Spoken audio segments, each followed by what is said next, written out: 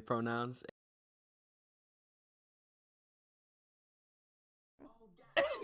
Okay, so here's the funny Yeah, thing is I just let's did go. chat. I just did an entire introduction, so now I'm gonna do it again because I forgot to unmute everything. So this is on a great starting note. All right, hey everybody, welcome to the first ever Cartoon Community Hub Best of 2022 animation bracket.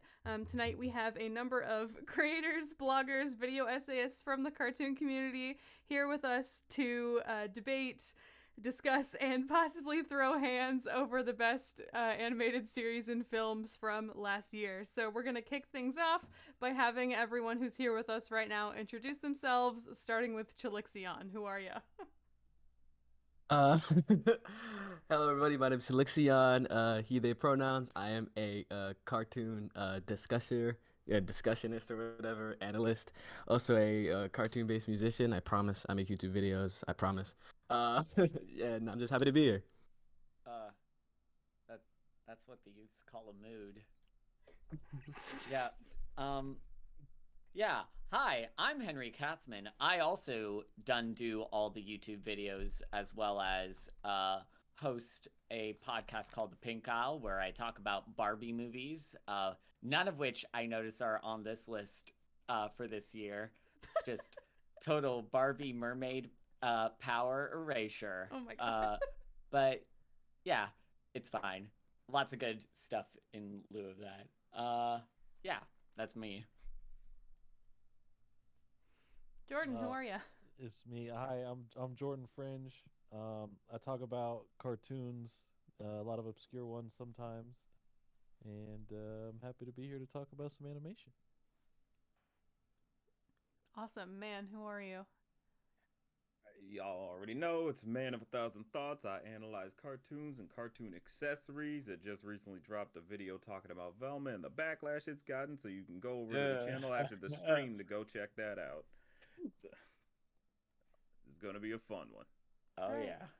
You, Rods and Rod's Variety. I am a YouTuber.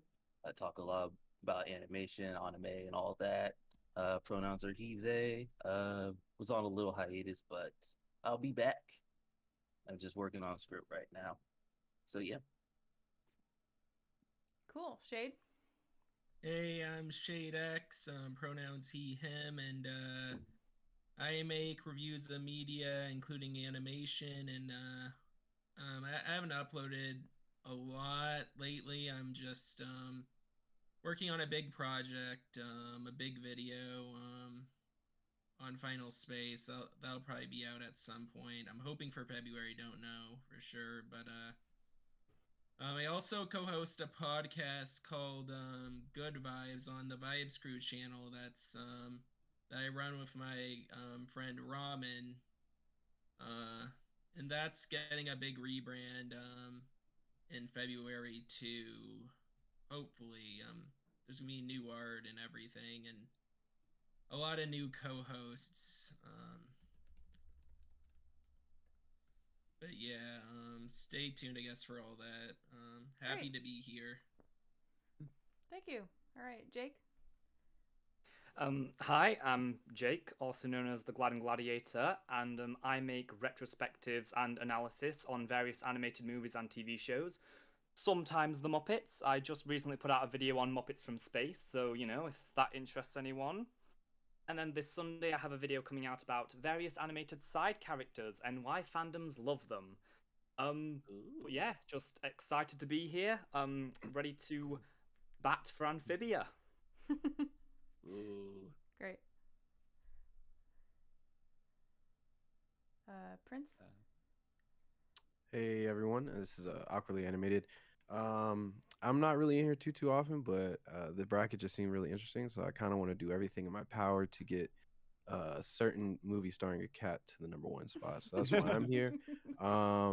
But yeah, if you guys like anime or Japanese cartoons or anything of that sort, I do videos on that. I have a comeback video coming out tomorrow on Nagatoro if you like that show. So that's something that if you're interested in, that'll be happening. Yeah. Awesome. Tune? This is Tune for Thought. He, him. I follow all all the different goings on with the animation industry.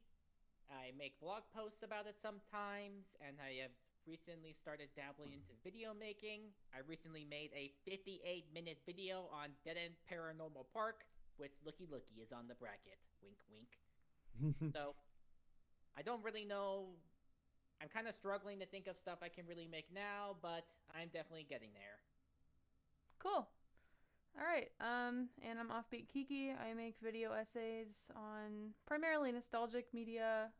Typically just trying to take off the nostalgic goggles and kind of reevaluate whatever it is that I'm talking about under a modern lens, see if it holds up, see what problems arise, and kind of look at it through an intersectional filter. So, fun stuff. Thank you, everybody, for being here. If we have anyone else join later, because I think we are expecting a few more people, we'll just have them introduce themselves between rounds. So the way that this is going to work is we'll have about 5 minutes of discussion for each bracket matchup, and we will bounce back and forth between the show and movie sides. And at the end of the 5 minutes, we will use the YouTube tools to run a poll. We'll have everyone cast their votes through there so that the audience can participate, and then we will move forward with the bracket. Sound good? Yeah. Okay, great. All right. So our first matchup is the Cuphead show versus Victor and Valentino, and I'm going to open the floor to 5 minutes of discussion starting now. Well, I think I have the perfect argument for this one, and it should be the most compelling, honestly. Don't want to do my own horn, but here we go. Come on. Just come on. Cuphead show, Victor and Valentino. Come on. I don't know what that means. Do we really need to discuss this? Explain. I mean, Okay, you know, okay, I okay. mean, you help Hold up. determine these pairs. Okay, so it's really between the Cuphead show and Victor and Valentino. At the end of the day, it's the Cuphead show. Come on. Yeah, I gotta agree. No one, be it as someone who's watched just about all the episodes of Victor and Valentino, I can still say Cuphead show all the way because it's just a lot more of a fun series.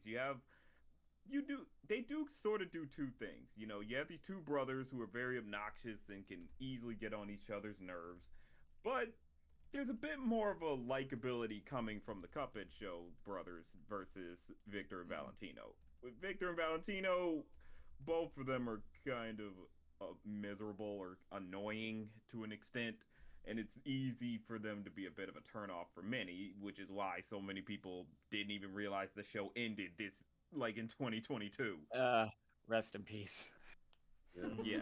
It was just one of those things where it's like it had a fun idea, but they clearly got held back possibly by, the studio or so, and they just didn't realize their full potential.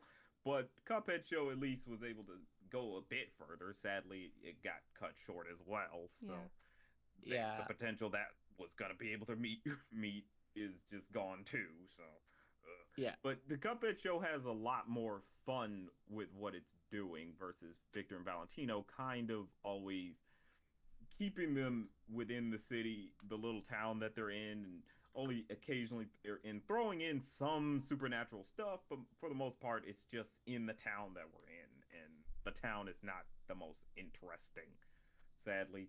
So it's just one of those things where you get more mileage out of the Cuphead show than you are going to get out of Victor and Valentino, plain and simple. Well, I thought Cuphead ended. Yeah, it did. That's what I'm saying. It got canceled. Cuphead did finish this order, but there were some episodes somewhere in the pipeline that couldn't get past the storyboards because of budget issues or something. Yeah.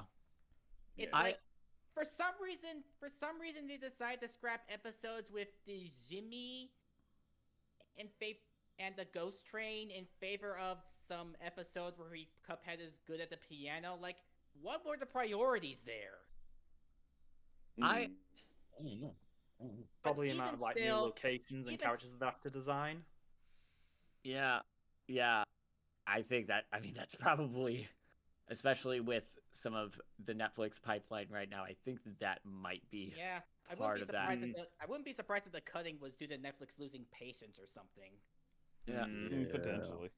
They had plans to add more video game like bosses to the roster of characters, but sadly, it's just they couldn't get to them, and budget probably was hidden. And it's an expensive looking show, honestly. Like they do a lot of stuff that's like Look, that's above and beyond. visual They go marvel. above and beyond here. Some of those backdrops look incredible. The rotoscope backgrounds. They look straight out of Popeye meets Sinbad, if you know what I mean. Yeah, I mean, if I may interject, now I'm in agreement with you guys of, yeah, Cuphead.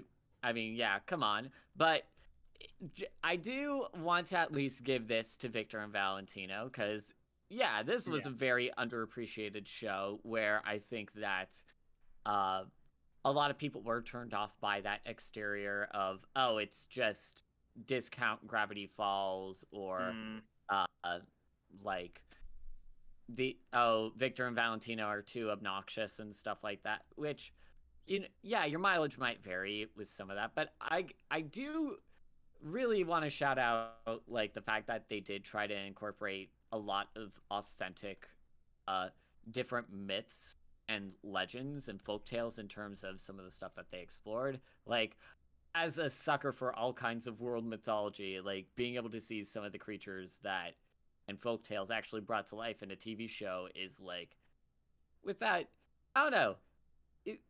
I thought it was pretty neat. And yeah, the setting maybe not as well developed as it could have been, but I think I don't know. I think more people should watch. I don't know. This is just my call to action for the chat of like, yeah, Cuphead's probably going to win this, but go watch Victor and Valentino.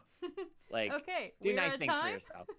We're at time for the first round. I have opened the poll. Everyone, please cast your votes. We'll leave the poll open for a 2-minute timer, and you guys can continue to discuss for those 2 minutes if you would like. Victor and Valentino was one of those shows that just was always kind of there for me. It's like I tried being excited for it when it came out. The intro looked really cool. But then every time I think it has an exciting idea, it always kind of feels squandered. And maybe I hear it got better about that over time, but still not great. I don't know. I feel like I wasn't missing. That's the thing. It's like you do have the nice call to Hispanic cultures and folklores and such, but sadly, you have to go on this journey with these two characters who can get very annoying. Yeah, That's what hurts it the most. There's not enough pathos to them. Also, the design, I don't like the design.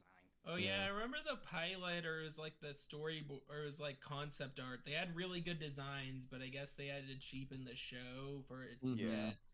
Yeah. I mean, that just kind of figures. Pilots probably have more money. Yeah, I don't even know if it got to. Maybe it got to pilot. I don't know. I don't think it did. When I said I'm sorry. But yeah, the pilot. Wait, what was there a pilot? Yeah, there was a pilot. Yeah, it was on. It was on their YouTube around the same time as Infinity Train. Oh. When I said, I'm sorry, Shade. Again. Yeah. When I said Cuphead was like, I thought Cuphead was like finished. I thought like the show was like done, like not canceled, had a finale. I didn't know they had plans. Yes, they went through all the story episodes. It's just somewhere in the middle of production, some scripts got scrapped. Okay. All that's the kind of like what story happened with Rise of the remained TMNT. intact. All the story remained intact. That was always supposed to end with Miss Chalice versus the Devil. Okay. Oh, okay. I didn't know that. Yeah. So it's kind of a Rise of the TMNT situation. Yeah. Oh. My wife is texting me right now to say Victor and Valentino is good. Yeah. You heard it here first, ladies and gentlemen. Lesbian couple in it. Woo. All right, I and think that's Victor and time Valentino... for our first round, guys. So, I think it seems pretty obvious from our discussions and from the actual poll that Victor and Valentino loses this round, and Cuphead is the winner this time. I was So going to contest this one. so Cuphead will move on to the next round. And now we're gonna bounce over to the bad guys versus Lightyear. So I'll Here we open the go. floor. Oh, We now start here's our the real timer tough one. for The 5 tough minutes, and Tough. I can hear how and when Is there's it that tough? when there's 2 I don't minutes think it's left, tough. No, It's not tough it's at all. not. Yeah. Let Geek Eh, start. not the easiest one, but I'm not gonna call it hard either. let me finish Yeah, before let Keeks we finish. start discussing. When there's 2 minutes left in the 5-minute slot, I'm gonna post the poll so that we can keep things moving and try to keep it tight because we have 32 things to discuss. So I'm yeah. gonna go ahead and start the Alright. timer now. Begin discussion. All right, I'm gonna keep it 100. Bad guys wins automatically. It's bad, Like, guys. Like It's bad. Lightyear was a disappointment. Like from what I hear, it's not a terrible movie, but like It's not the middest mid that Pixar has ever mid. yeah. Mm. I I'm going to be charitable to Lightyear for a minute here. I'm Just still minute. not going to vote for it. I'm going to give it credit where credit is due. I like a lot of the themes. I like the general ideas. I like a lot of the character arcs, and I also really like most of the visual splendor. But it just needed to be written better. It's like there are so many points where I'm like, why are you putting so much money into making this look really good when you don't have a better script? But The real thing. Oh, sorry. Nothing happened. but also, I mean, everyone talked about the Zerg twist, which everyone hated, and yeah, I'm gonna be honest. I'm like, it's one of those moments where I can't help but think, you really couldn't come up with anything better, really.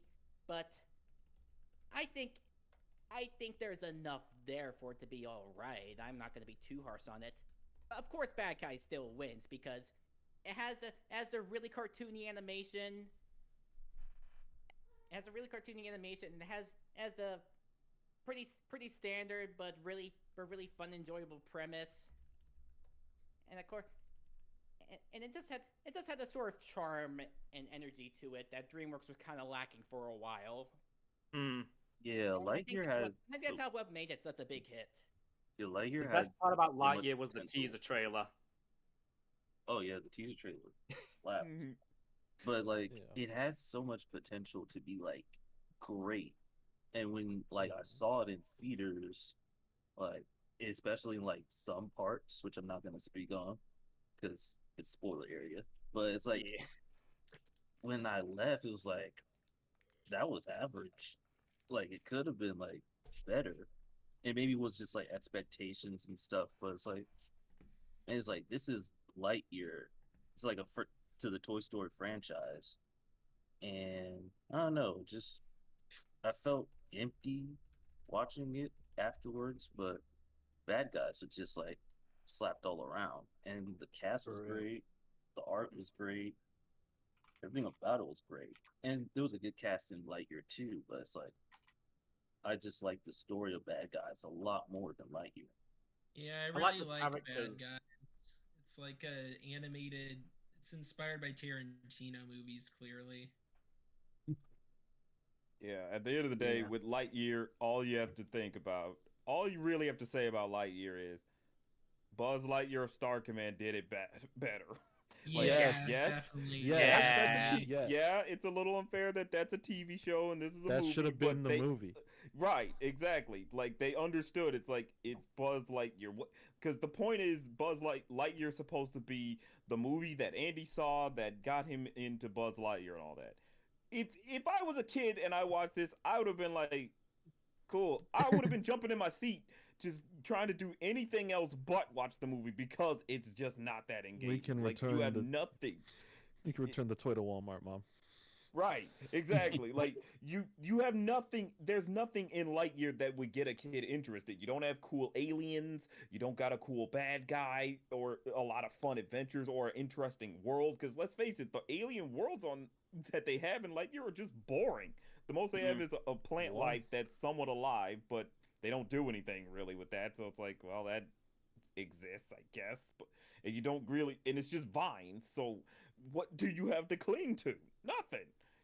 I Like, think they just did that for virtue, marketing like- points. I think they just did that for marketing points. They thought that alone was enough to get people in. It's Yeah. not. It's Uh, like you need more of a hook. It like you're in space. You are limitless. Yeah. You can make Yeah, so Yeah. many Fox Up didn't do creatures, too well, unique so yeah. things. Like you had I feel Emperor like we've been Zurg. focusing a lot on the animation aspect of the bad guys, but I feel like we need to talk about the character writing in it, especially how it's just such a well-told redemption story for the wolf. It's like it's the best villain redemption that's happened since Megamind, in my opinion. mhm. It's like the way the relationships are portrayed and the way the banter between them. It's just so much fun, and that's really what sets it apart. It's just a fun movie with some really just enjoyable characters you get invested in, which is something we haven't really gotten a lot of from DreamWorks. Like these big ensemble movies, we haven't gotten one of those in a while.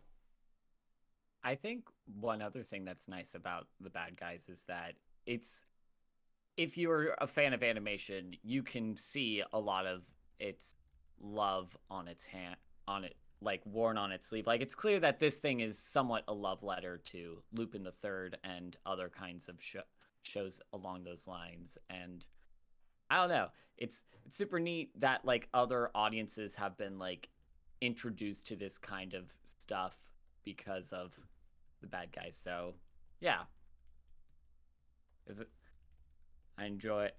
Also, that opening scene of the bad guys, where it's like Yeah, all one. everyone loves Yeah. everyone Yeah, loves that the opening second shot scene. was That is sick. just that is That awesome. the song is just a vibe. Mhm.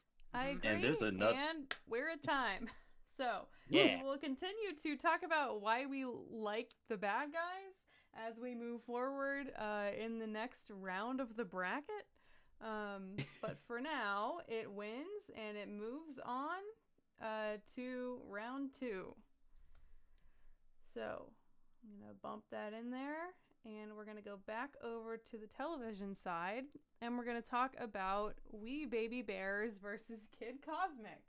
Oh. So based on I the love cadence of both the first two, it seems like it might be best if we spend a little bit more time talking about the one that we don't think is going to win.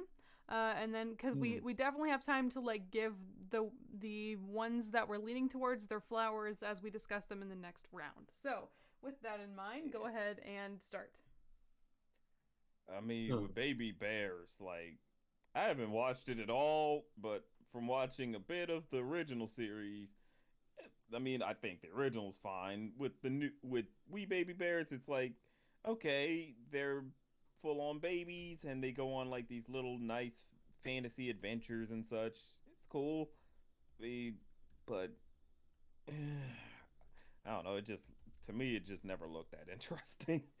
Yeah, it's like a comfy show to watch, and but it story wise, no, there's nothing really there. It's just random fantasy adventures as the bears try to find their home. They get at the end of that they have in the show, so it's like a prequel. Yeah. Right. Not even really a prequel because you have the Baby Bears episodes in the original series. Yeah, That's what so I thought it's this was going to be. It's More of like those an episodes. it's like an alternate timeline or something. yeah, it's got to be alternate timeline now that I think of it. Yeah. The only notable thing I can think of it as a recent is it crossed over with Summer Camp Island. That was pretty cool. Yeah, I mean, We Baby Bears does have its charm to it. It does. Yeah. It But does. Yeah, it's super cute. I really like how they went more all out with the anime aesthetic. We could always use more stuff like Yeah, that. the anime aesthetic's good. The color Yeah, palette is but incredible. It's For just real. I've only seen a couple episodes of it, but they were always just kind of it to me. It's Doesn't very seem to much go with- it's on and it's not bad, so I'm not gonna change the channel. But I know if something else was on that was better, I'd easily turn the channel. Now, That's Kid what Cosmic. I'd subscribe it as. Now, Kid Yeah, Cosmic. and like Kid Cosmic. That's a show I would actively turn on the watch. It Oh, is. Mhm. Yeah, Yeah. definitely. I I'd still argue it's need one of to. Craig- I would argue it's Craig McCracken's most interesting series to date. I'm not sure if Yeah. I consider it his best, but it's the most unique for how it goes for a total serialized direction, the comic book aesthetic, and just the many different directions they take the plot. How it almost seems to deconstruct itself, only to reconstruct itself. It really knows how genre savvy to be and how much of it to play straight. And all the characters are just a blast to watch, and I love how all of them seem to get just the right amount of focus, and how they sometimes shift focus between seasons, like how Joe took a lot of season 2 and Papa G took season 3, but it was still always focused on Kid on some level. And Yeah. The thing that I love about Kid Cosmic, sorry, and the way it ended without spoiling it, the third season, it's like there's a lot of action at the beginning, and then like the final episodes, they give you a lot of time to just say goodbye to the characters, and it just feels like this satisfying literally the last resolution to episode. everything. The last episode is actually kind of meta if you think about it. And it does give like a good ode to like older comics, older Marvel DC comics. But also, as someone who also loves We Baby Bears, I'd still give it to Kid Cosmic. Yeah.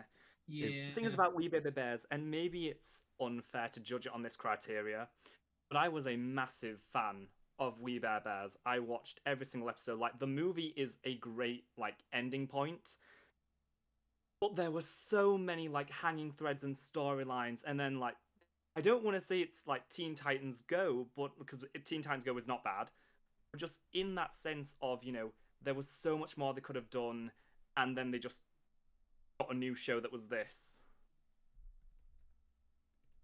Okay, anyone else want to share their thoughts? Who hasn't spoken yet? I think we want to say. Um. Oh, never mind. There I is one saw more like thing what? Yeah. Yeah. No, go, Wait, Shane. hold up. So I haven't seen We Baby Bears, but from what I've seen from Kid Cosmic, it's like super chill. It's like a real nice vibe. I would put it on like in the background when I'm like making food or something. So it's like really chill. But We Baby Bears hasn't like gotten my attention enough to like go out and watch it yet. So I feel like on that regard, I'd give it to Kid Cosmic just for that alone. But that's me though. If anything, We Baby Bears is a great comfort show. Recommend it like that.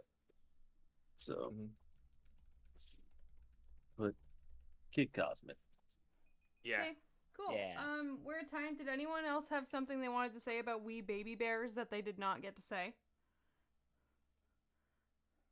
The Looks like theme Kid song Cosmic slaps. wins this one.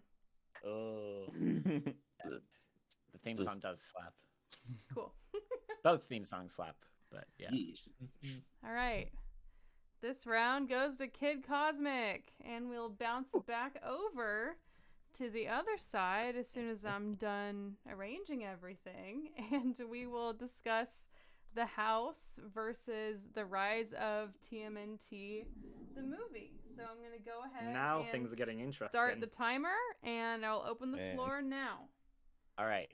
If I may start, listen here. I know where most of y'all sit.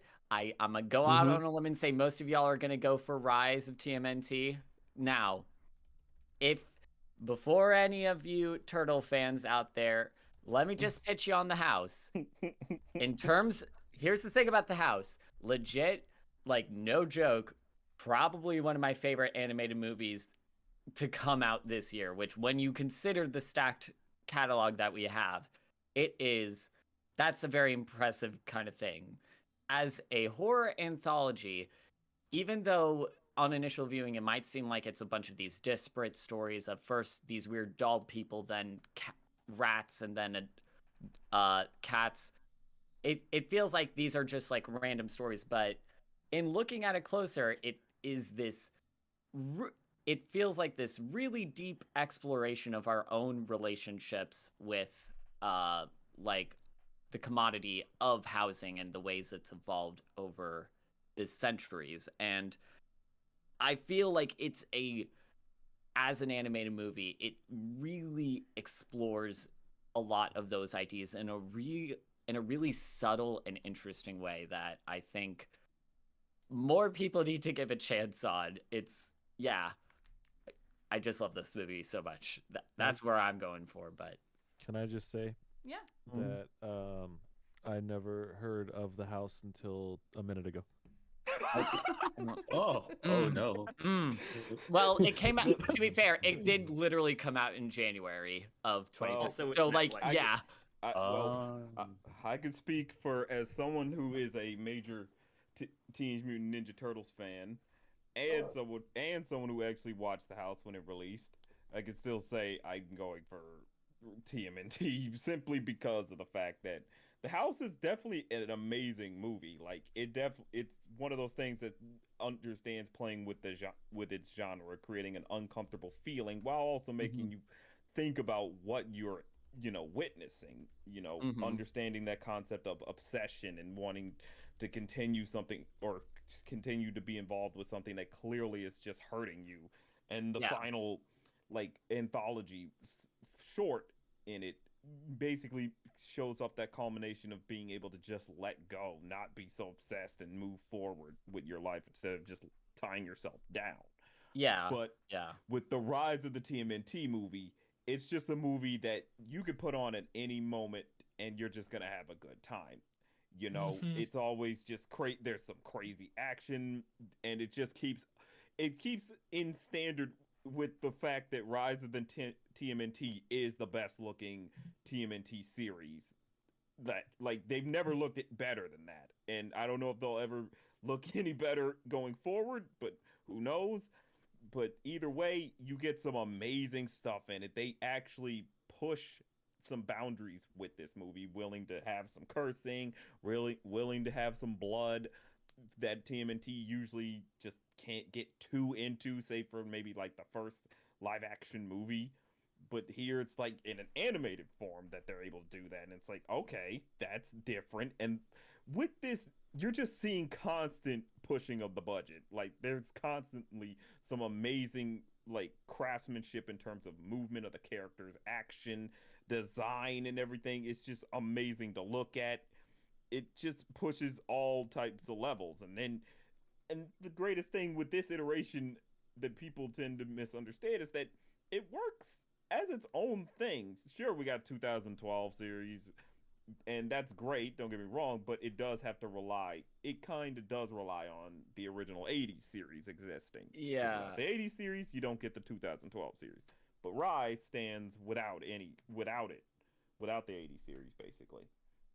So, but that's why with the movie, it all feels like the proper epilogue to such a great short-lived series that they were able to get out as much as they possibly could, even though they had plans for a lot more, obviously.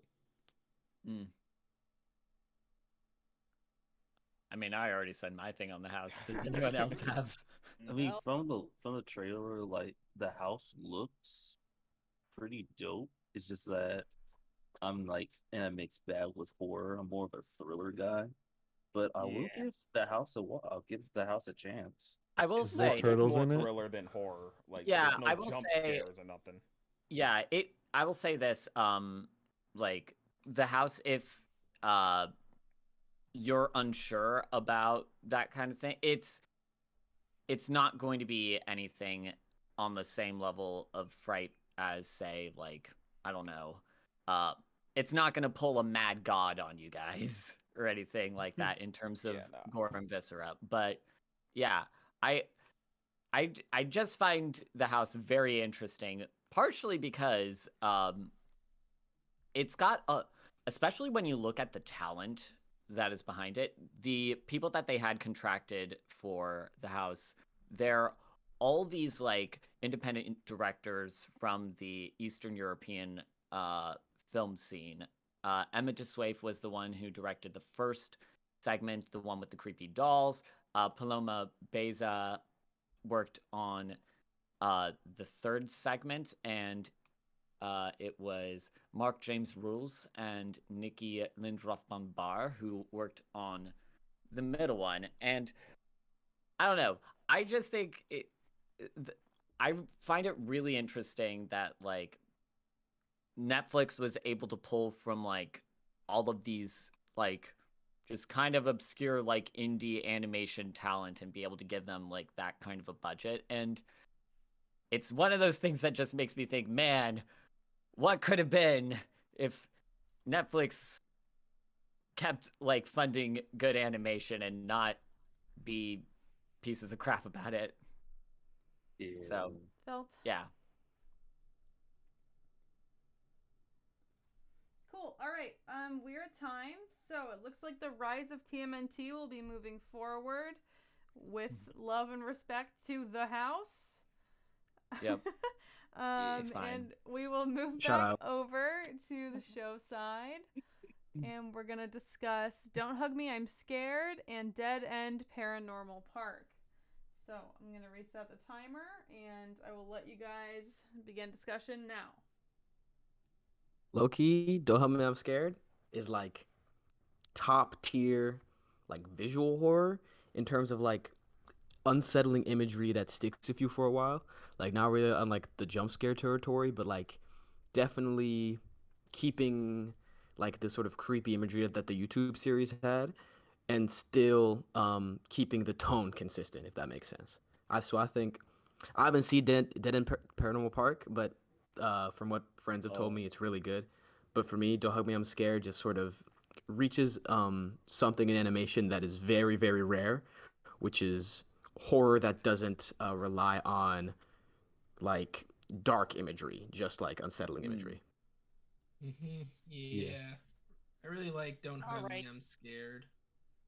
Alright, so I haven't seen Don't Hug Me myself. I'm waiting for it to get a North American release, even though I know it's very accessible through other means, but nevertheless, well, I've already talked about Dead End for about 55 minutes. What's a couple more? So Dead End really Yeah. spoke Dead End really spoke to me as an autistic person in a way no other show has. Norma is queen. She is the best autistic representation possibly ever, or at least is the most explicit. And the whole story going on with the park and the phantoms and the demons. It's like it may not be the most consistently paced in season 1, but it really becomes intriguing, and you really get to enjoy the characters and what they go through. It all proves really creative. It all has a nice little authenticity to its style. Yeah. It's really cool to see fresh talent get their foot in the door. It means a lot to me. Yeah. Yeah. Mhm. I agree. I mean, I won't talk too much. I've already talked a whole bunch, but like I gotta appreciate the fact that like this show started off as like one of the cartoon Hangover pilots that was like airing back in like 2010, and the fact that Hamish Steele and like his crew has been trying to like get this thing out there, and even though it's been like unceremoniously cut short, like I really do gotta appreciate like when like you get to see a story that they try to get out there actually finally reach some semblance of like a final version. And yeah, would have been nice to see more. I'm glad the creator at least has the comic rights, so he can like continue it. I mean, it was a comic originally, so that's one of the benefits of like making a book before a show. You can still continue it. Oh, that's dope. Oh yeah. Mm-hmm. Yeah. The graphic novels definitely- are really good. So I'll definitely get the graphic novels, I guess, after I watch the show, because I haven't seen a lot of new Netflix or HBO Max shows. Yeah. We do. I will say this about Dead End. It's one of those shows that pushed the mold in a way that I don't think many people considered that could be pushed. By, for one thing, having the first trans lead in a kid series. Like, that's unheard of. No one's ever no one can claim that. And they make the character Barney very sympathetic. You easily can grasp what his struggles are.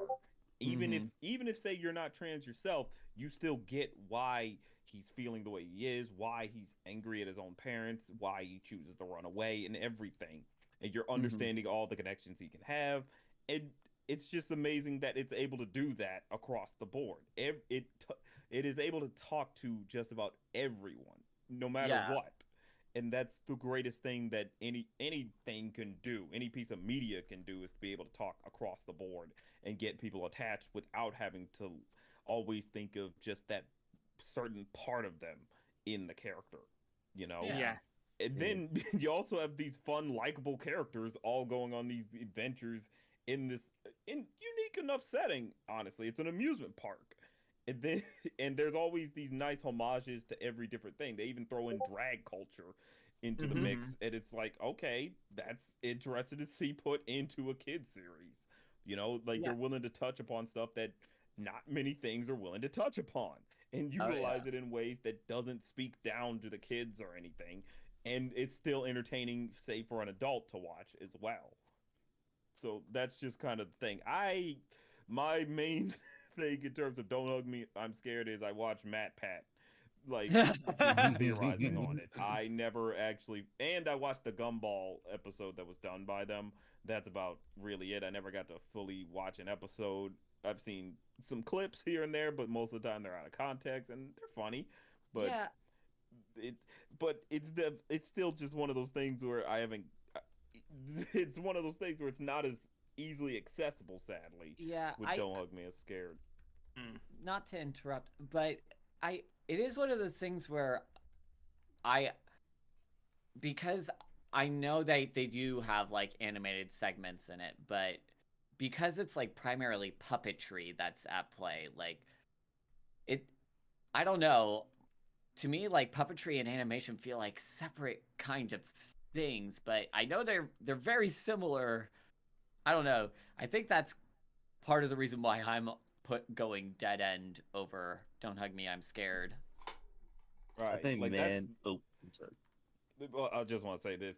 That's kind of the big reason why I'm also against Don't Hug Me, I'm Scared. Puppetry is not animation. It will never be animation. We just need to accept that fact. Yeah, they're both great. Right. They're great just mediums, but that's the thing. They're different mediums. Yeah. I think we just For felt like there me- was nowhere else where we could acknowledge this like strange mixed media series, so we wanted Yeah. to Come on. extend it and Fair invite enough. to the conversation. Yeah, but for me, like one of the reasons why I always put like Dead End Paranormal Park was there was like a specific clip that was circling around, and I watched it like during the time I was watching Dead End, and that like really stuck to me, and it made me love Barney a lot more. And also, there's a musical episode, and one of the members is from one of my favorites, Beetlejuice. I'm not gonna say the name. I'm not gonna say the name. But, like, he plays a dog, and like I was like, oh, that's Beetlejuice. So I was like, yeah, I was hooked on it. And Also, it sucks Patrick. that- Sorry. oh, I'm sorry. No. Also, it just sucks that the show wasn't able to get more seasons or get more runs. But like I said earlier, there's a comic, and I hope to get it. Yeah. Linking on to what Toon and Man have said about Dead End and its representation, talking specifically about someone who is like in the LGBTQI plus community, I have never seen a show that is so honestly and authentically represents like aspects of the gay experience. So like the Tunnel of Love episode where it's like, you know, Barney gets help from like the gay elders who like try and help him like talk to logs. It's like something so wholesome and sweet that we've never seen, and it just perhaps even more than shows like Steven Universe and She-Ra, it feels like a show made specifically for that community. Yeah, Right. I agree with Jay. Like, as someone who watched She-Ra and Kibo, like it hits Dead End Paranormal hits as much for the community. In terms of the music, I want to bounce off of that thing you said about the music earlier. The fact that that musical episode had songs written by Patrick Stump of all Mhm. That's people, crazy. like I I got to find out what he did. You can actually hear some of Stump's demos on YouTube. Patrick Yeah, they're Yeah. great. Stump. yeah, Them Mr. Yeah. Oh wait, I forgot. Mr. He was in Fallout Boy. Fallout Boy. Yeah, Yes, yeah, Mr. sir. Fallout Boy is Yes, sir.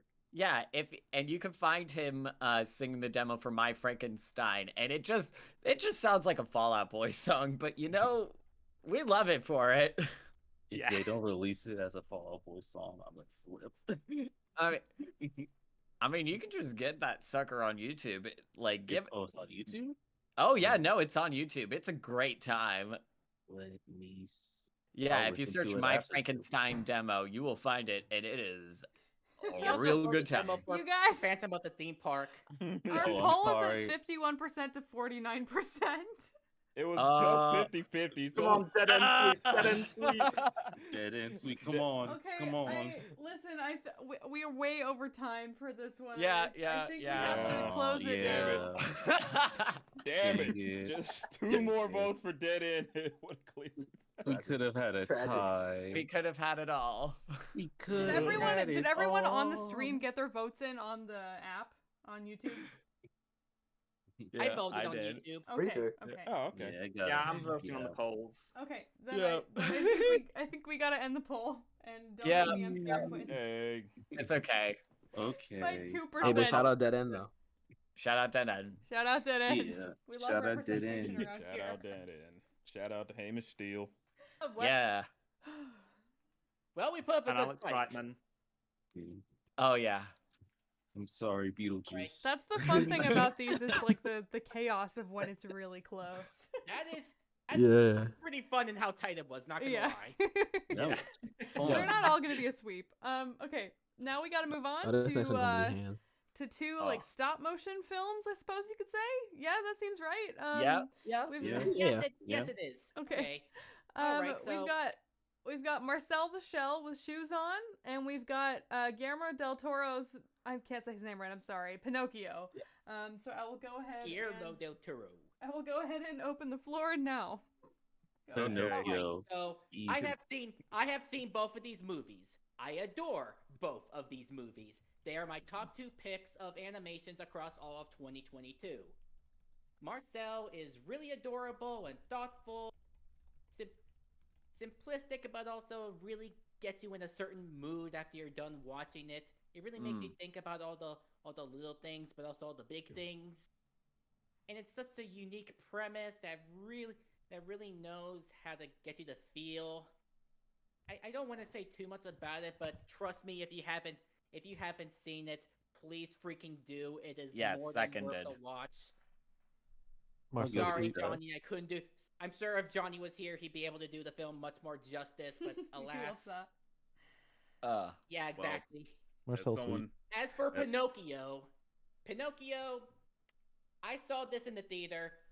Well, I saw both films in the theater, but when I saw Del Toro Pinocchio in the theater, it was one of the few times when I thought, yes, this is cinema.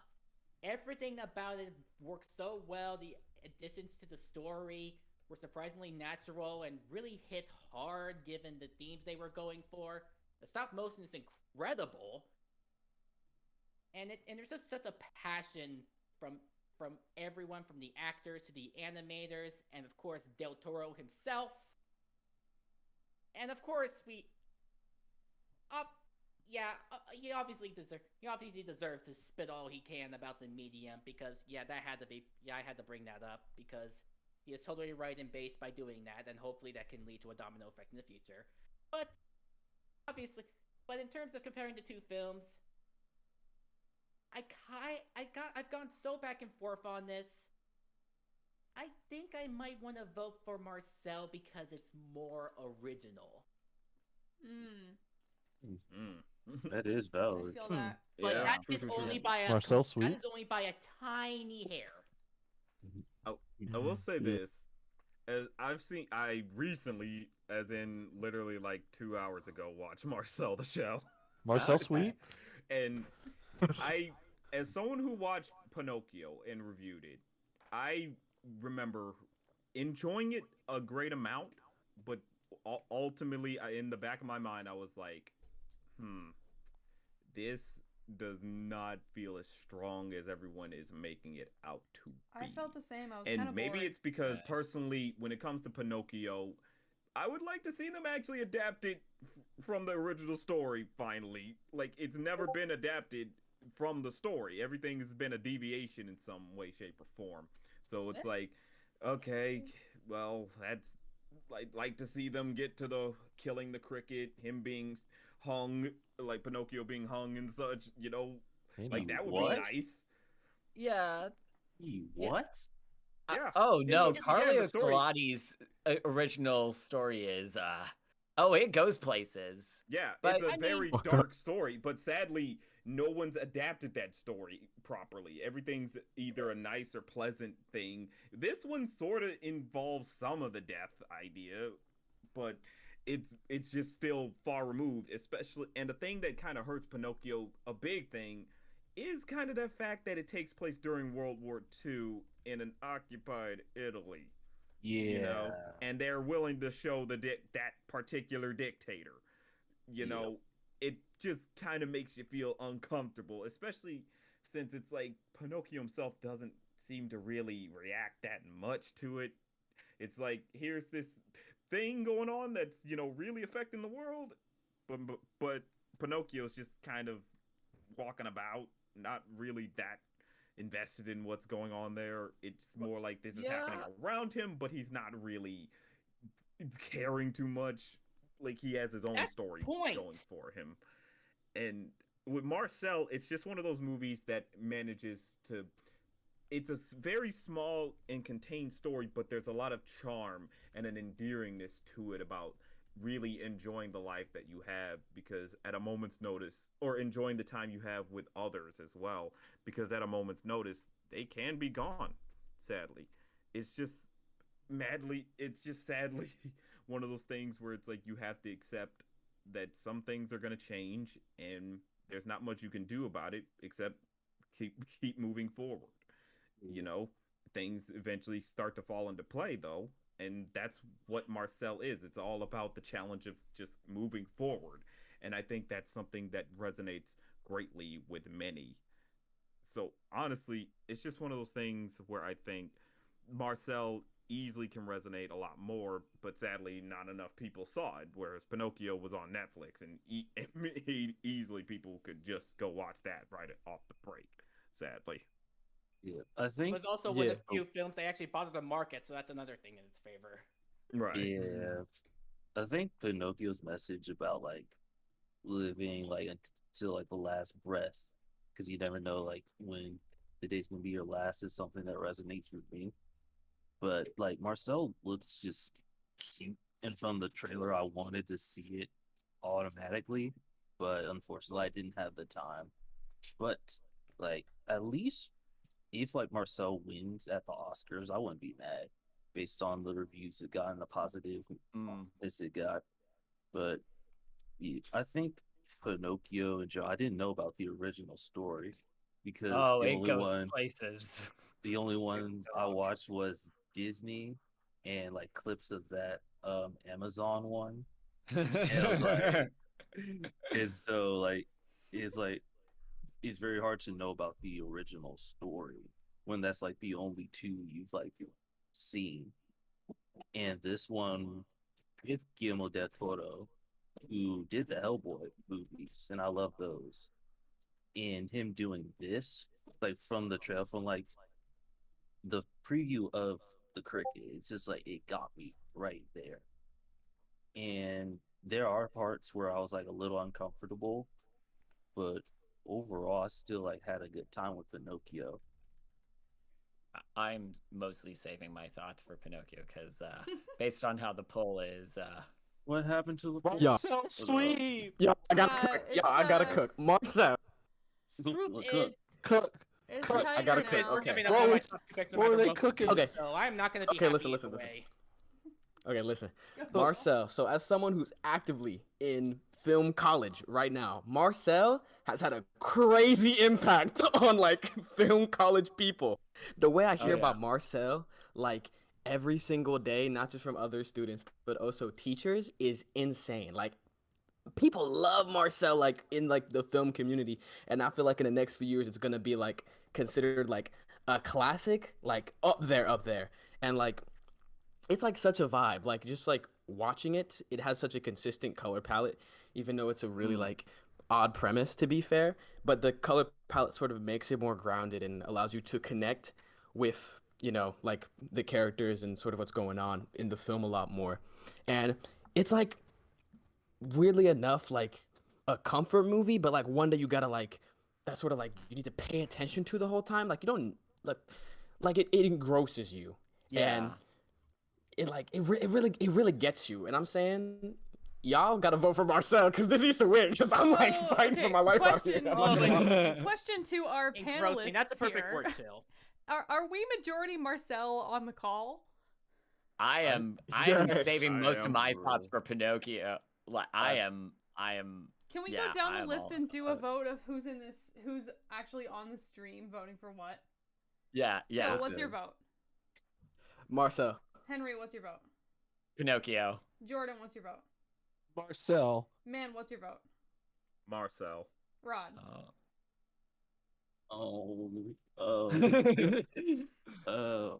Love Pinocchio, but I'm voting for Marcel. Shade. I voted Pinocchio, but I haven't seen either, so it's Oh my god. not really- You Nice. nice things for yourself, man. Like I don't know. I like the work put into Pinocchio, like from what I've seen. That's why I voted for it. glad. Okay, Jake, what's your vote? I also haven't seen either. I'm gonna Okay. eventually, but in terms of which one of the trailers intrigued me more, I probably want to watch Marcel first, Okay. if that means anything. Awkwardly Let's animated. go. We're cooking. I'm going with Marcel. He's convinced me. I Okay, gotta watch that Tune? movie apparently. Oh yeah. Tune. Well, as I said, it was really down to the wire, but I'm giving Marcel the edge. Let's go. Okay, so- Marcel We Sweet. did. Here's the thing. Marcel's You cool. guys came to the stream to participate, and I think we can have like one save where we decide to let the call decide versus the polls. Do you guys want to use the save on Marcel? Yes, and for one reason. Somehow, Pinocchio has won both votes in chat, but no one in the chat has been rocking with Pinocchio. Seriously, So I don't know they're where just these quietly votes are voting coming for from. it. Right, They're- like, who, they're quiet who's votes. botting the votes? Someone's Yeah. botting this vote somehow, because I I mean, mean, This I mean, to be fair, like you said, more people saw Pinocchio, and it also has Del Toro spitting about the medium, so that kind of gives it points by default. All Yeah. right, we're Listen, using all I'm our hearing we're, is Marcel we're using Sweet. our one phone a friend save here, and Phone we're taking Marcel Phone a into the next friend. round. Let's go. hope that's the Ooh, only one. okay. Hope that's the Well, only time it'll count. Shoot, Uh, I Worth was it. I was Worth it. low key saving my thoughts on Pinocchio because I was expecting it to be such a surefire thing. Wow. wow. I do just want to point out a very valid argument that the Dan Mann show raised for Marcel. Pinocchio doesn't have shoes, Marcel does. Wow. Yes. Wow. I mean, Dang, and Marcel ain't got no strings. Biblically accurate. ooh. Period. I mean, well, I mean, yeah, I won't talk too much more on Pinocchio then, since we got to move on. But I will Yeah. say this: the thought that it takes place in World War II, and that's weird.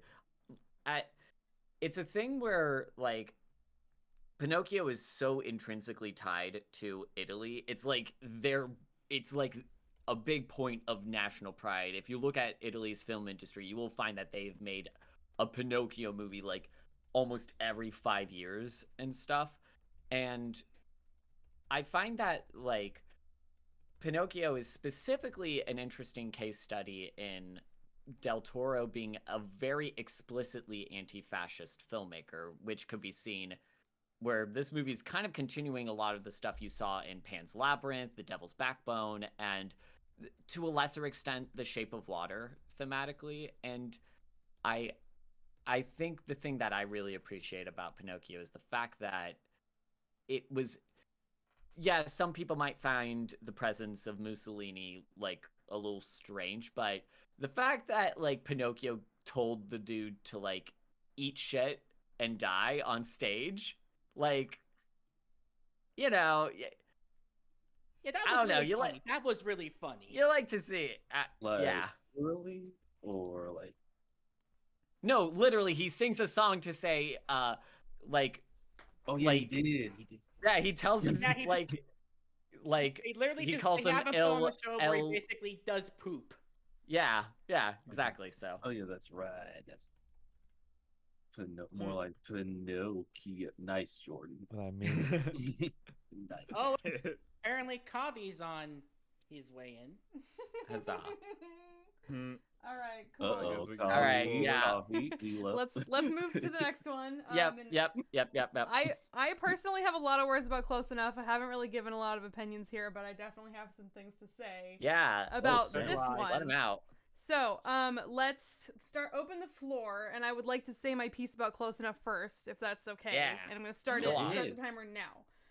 So Close Enough. I am a late 20s person in a long-term relationship, and there's not a whole lot of media that caters to that demographic, and at least animation-focused media that caters to that demographic and attempts to communicate what it is like to be at the age where everyone thinks you're supposed to have your shit together, but you seriously fucking don't.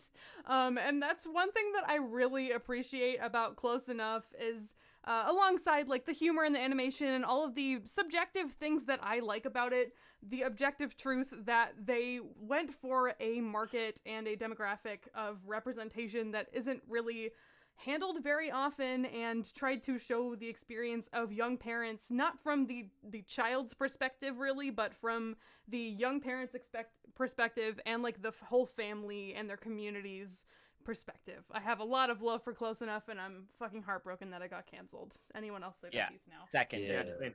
I second that.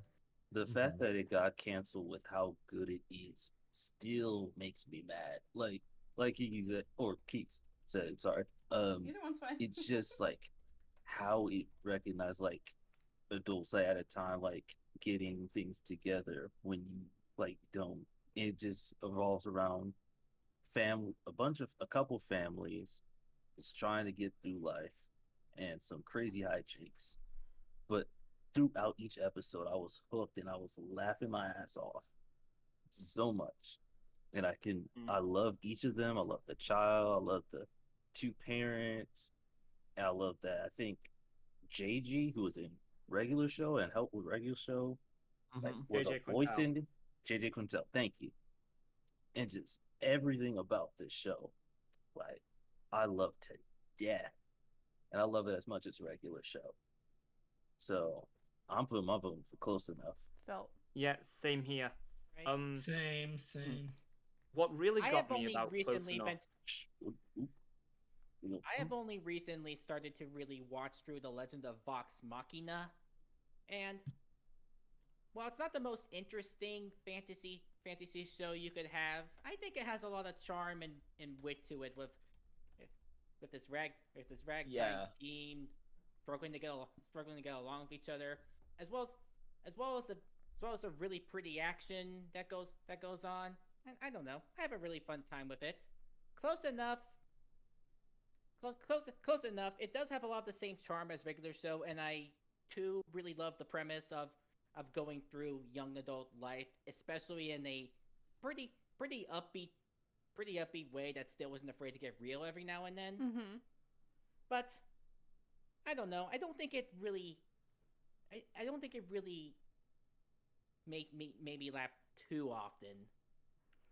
I think Not season enough one to was a really bit warrant stronger picking it than over Vox. season two. To me, it felt like I was a kid or a teenager watching the regular show, and then I grew up and I became an adult, and like JG just made another thing for me to watch and relate to and enjoy at my bigger age, and like that was like really special to me to like grow up with two of his cartoons like that. Yeah. Someone said in the chat, Close Enough just feels real. It And does, it's like, yeah. That's what makes me love Close Enough. It's close enough. It's just as real as like regular show. It's like two dudes just like together doing a job. Of course, like the craziness throughout regular show is just mind blowing. My favorite Close Enough episode was the oil one, where the message was basically adopted parentage versus real parentage. Like there's some good messages in the show. Oh, I haven't seen that one. I really should watch it. Yeah, it's a really crazy episode. They were The able to one tell that like made- authentic there's stories gas, while being there's- wacky too. It was like Yeah. Yeah. Like I The love one the I- toxic friendship one a lot. Mm-hmm. The Well, thing that I will try to be the one resident Vox Machina Yeah. defender since nobody apparently watched it or cared about it Well, like that. I was about to. And I I gotta- was Whoa! going to say the Still, I piece. just said I it. was gonna say something. Yeah. Because, well, here's the thing with Vox Machina, as someone who really wasn't into D&D at all, it easily can. It makes sense that a lot of people aren't that invested into it. But the thing that's unique about this is multiple things. It works on many levels. One is how it was created. It literally was started from a podcast of a bunch of voice actors just playing D&D. That's it. And they Yeah. somehow made that campaign that they were going on in that game into an actual series, but they managed to also make sure there's actual heart to it. You know, you actually genuinely connect with all the characters. They're all very fun and likable. They do get on each other's nerves, but it's that familial getting on each other's nerves that's like, oh yeah, this feels like a group. This feels like a family. These feel like people who it's like we've been to get through so much with each other, but at the end of the day, I would die for any one of these people. And you're just watching that camaraderie come through, and that's just what's so endearing about it. And then you tack on the fact that it's animated amazingly. Like Oh, there's yeah. some stuff that's like, how are you doing this? Even in season 2, they just started season 2, released 3 Yep. episodes. Yep. That it's a question of how did you get this budget? How did you get this type of budget to I be mean- doing this broken stuff right here? Because it is phenomenal. It It- looks it- amazing. Yeah. If I can interject, Amazon I is really agree. kicking ass in action right now. Well, I mean, Mhm. that's the thing. Because Critical Role is no joke, it is Twitch's #1 like biggest revenue stream. And you know, Twitch is owned by Amazon. If you're that's kind of the answer to that question, but I agree as a big critter in here, granted, I'm more interested in the second campaign than Vox Machina, but I do agree that a lot of the fun stuff, especially with the voice cast being able to do a lot of the interesting stuff with their different characters. It's if you haven't seen it, I do highly recommend it. And they just revealed today that Amazon's going to be greenlighting another Critical Role series based off of their second Oh, campaign. shit. Yeah, Oh. the Mighty Nine's coming to animation, and y'all, Okay, you that's more are exciting not to me. ready for me to become just the most obnoxious Jester Lavore stan. Like, y'all have no idea. Yeah. Yeah, if I could interject for a bit, just like for a little bit. Yeah. Yeah. As someone who like plays a lot of D&D, is like a huge like D&D and TTRPG fan, sort of an alternative perspective. I don't really care for Vox Machina, or Critical Role in general. I mean, I appreciate what they Yeah. do, but it's just never grabbed me. So Also valid. I guess if anyone's perspective was, oh, this is only for D&D fans, it's not inherently true. I mean, it's if you like the setting or if you like the characters, you know, it's still a valid animated show. But me personally, it just wasn't vibing with the sort of concepts of it. But that's just me though. That's fair. That's fair.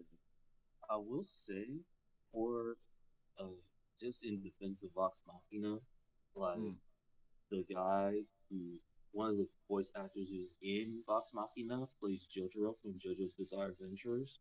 Oh yeah. As a JoJo fan, like I could take that. So like, if anything, one of the guys is voicing one of my favorite animes. Yeah. I mean, he also Matt Mercer also does voice McCree for any of you Overwatch stans, so there is that. And AOT. Yeah. That's and I didn't even know he did like Critical Role. So I saw like on videos on TikTok. So him doing that is just amazing. Oh. Yeah. All right. Oh yeah, Matthew Mercer's also the voice of Kanji and like more recent persona for They all Yes. media. voice so many people. Love him. All right. We Yeah. gotta keep moving. So Yep. close enough won the poll by a landslide. Yep. But love to Vox Machina, love to D&D, and we will move back over to the other side, discuss some movies. Okay, This time it's Mm-hmm. Beavis and Butthead Do the Universe versus Chip and Dale Rescue Chip and Rangers. Dale Suite. So floor opens now. Go ahead. Okay, this one is gonna be tricky. I've seen both of these, and as someone who definitely enjoyed the Beavis and Butthead movie, the Chip and Dale movie just had kind of a bit more going for it, honestly. And yes, that sounds a little crazy. Maybe it sounds blasphemous for all my Rescue Rangers fans out there. Again, I'm a major Rescue Rangers fan myself. I've read of Mice and Mayhem. Okay, no one else gets that, but to all my R&R fans, y'all get me. Either way, but this movie, yes, it doesn't follow Rescue Rangers, but it did something a bit more unique with the idea. You know, it said, hey, let's actually try to play around with this a bit. Let's do something that you wouldn't expect.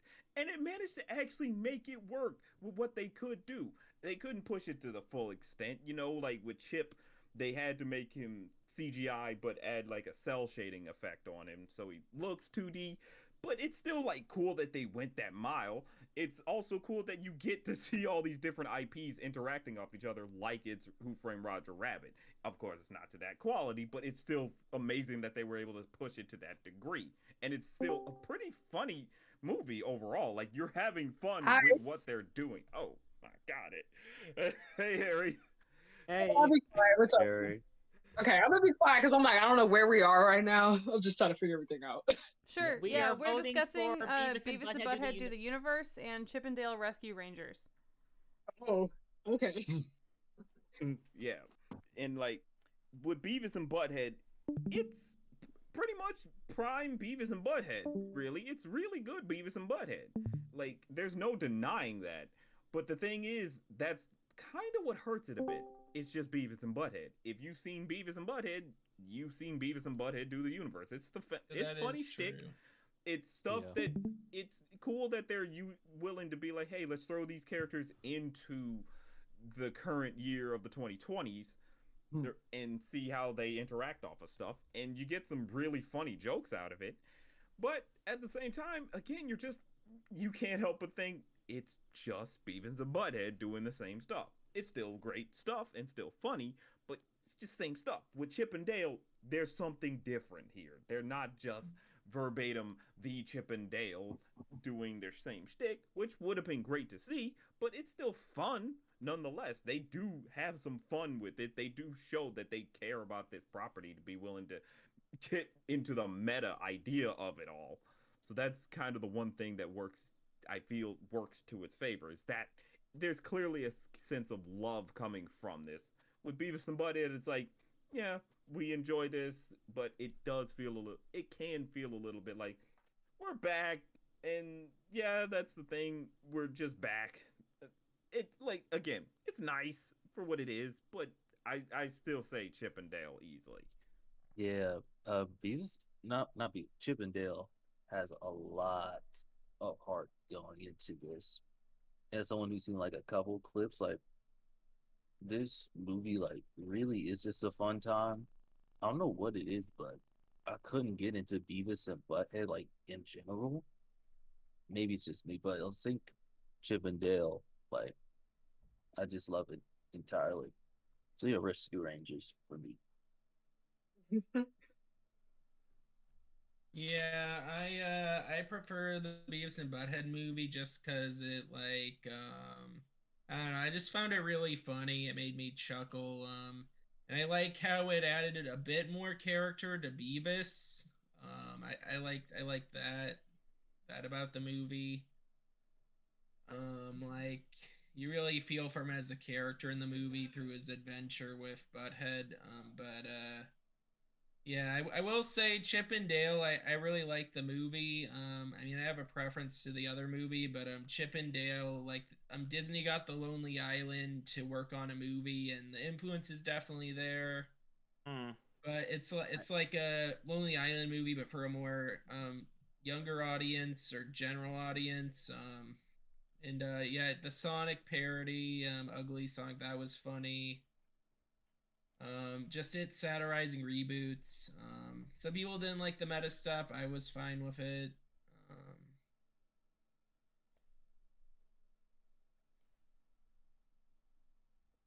Yeah, so Well, whose side is it? You don't want to say that.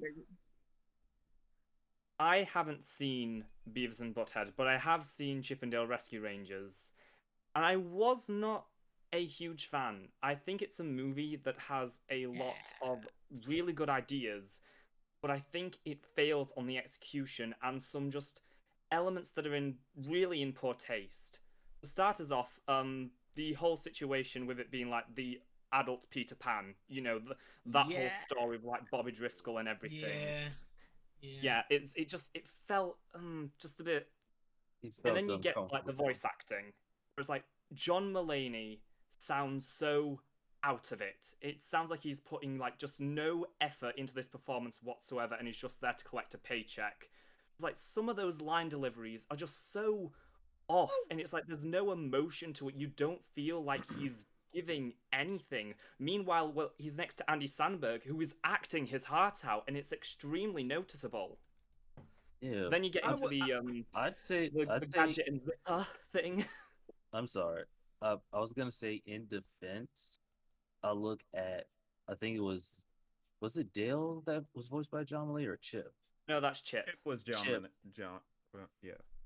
John Mulaney voiced Chip. Okay, so I see Chip as like the guy who's just like done with life, just done with the mystery stuff, and you see he just wants to be just regular life, and he's just out of it. Meanwhile, Dale is like living and just wanting more action. He wants more, and when the two come together, I think in the third act, like I think both Andy and John suit well later on. And I could admit, like, I had to get used to John's, like, delivery, like, the beginning and stuff. But I think for, like, the rest of the movie, like, with the two, of course, Andy, like, acted his heart out. But it's just, I think the chemistry got better throughout the movie with them. So I don't disagree with EJ. I actually do agree, but I want to just like give like a devil's advocate, if that makes sense. Yeah, I get that. Yeah. The only other thing really about the movie is it's difficult because you can tell there is a lot of love for animation there and everything, but at the same time, it's like there's love for the show, but also at times it just makes things up. So it'll just make up episodes of the old show that just don't exist to like, to carry on the plot. Yeah. I'm not really sure about that. Well, at one point they say there's an show. episode called like Mission Chip Possible or something. I mean, I haven't watched the original series in so long, so I can't really fact check Yeah, whether or not it's that the one existed. Disney Afternoon series that I have watched, and I am like a very big fan of it. So I was being very critical going into this, and whenever they would like say something that was just like, "Oh, that's not right," it did immediately stick out to me. There's a full. It was an episode number above the episode count it got. Yeah, they say the show got like 4 seasons or something. It's like ignoring the 65 episode rule because they have to do like this forced drama with like that separates Chip and Dale. Also, the rapping scene, just like saying it's cringe whenever cartoon characters start rapping doesn't make it any less bad when they do it. Yeah, yeah, you're right. Oh my gosh, don't remind me. There's a voice in the movie that got me off guard and I cracked up, and I'm not going to give it away. But like when you hear it, you're just gonna say, "What in the world?" You're just gonna. Yeah. All right, I'm ending the poll. We went over time. Yeah. Hey, Chip and Dale takes the I'm round. gonna say about Rescue Rangers. I didn't even vote. The movie lost me It's the fine. second I heard the line last year when Peppa Pig went missing. Wait, what? I'm sorry, that's funny. That's what? That's funny. Yep. Yeah. Okay. All right. Here All right, we go. and to the newcomers to the stream, namely Haryana, we're using the polls in the chat of the live stream to vote instead of having everyone say their vote out loud this time. Okay. Cool. All right. So Okay, I did place my vote on that. okay, So I did that cool. right. We're gonna go back to the show side now. And I think let's make it spicy and let's start at the bottom and then we'll go up. Ooh. So Okay. now we're gonna talk about Oh, Arthur yeah, and boy. Amphibia. And boy. I think we're gonna need a 10-minute timer for this one, so I'm just gonna call that now. Okay, and I'm I'm going gonna first, open though. the floor. Go ahead. I gotta go Go first because I haven't said nothing yet. Sure. Oh. Okay, we got Arthur, and then we got the Frog Show. So 2 shows about animals. Here we go. Let's say, okay, I'll be real.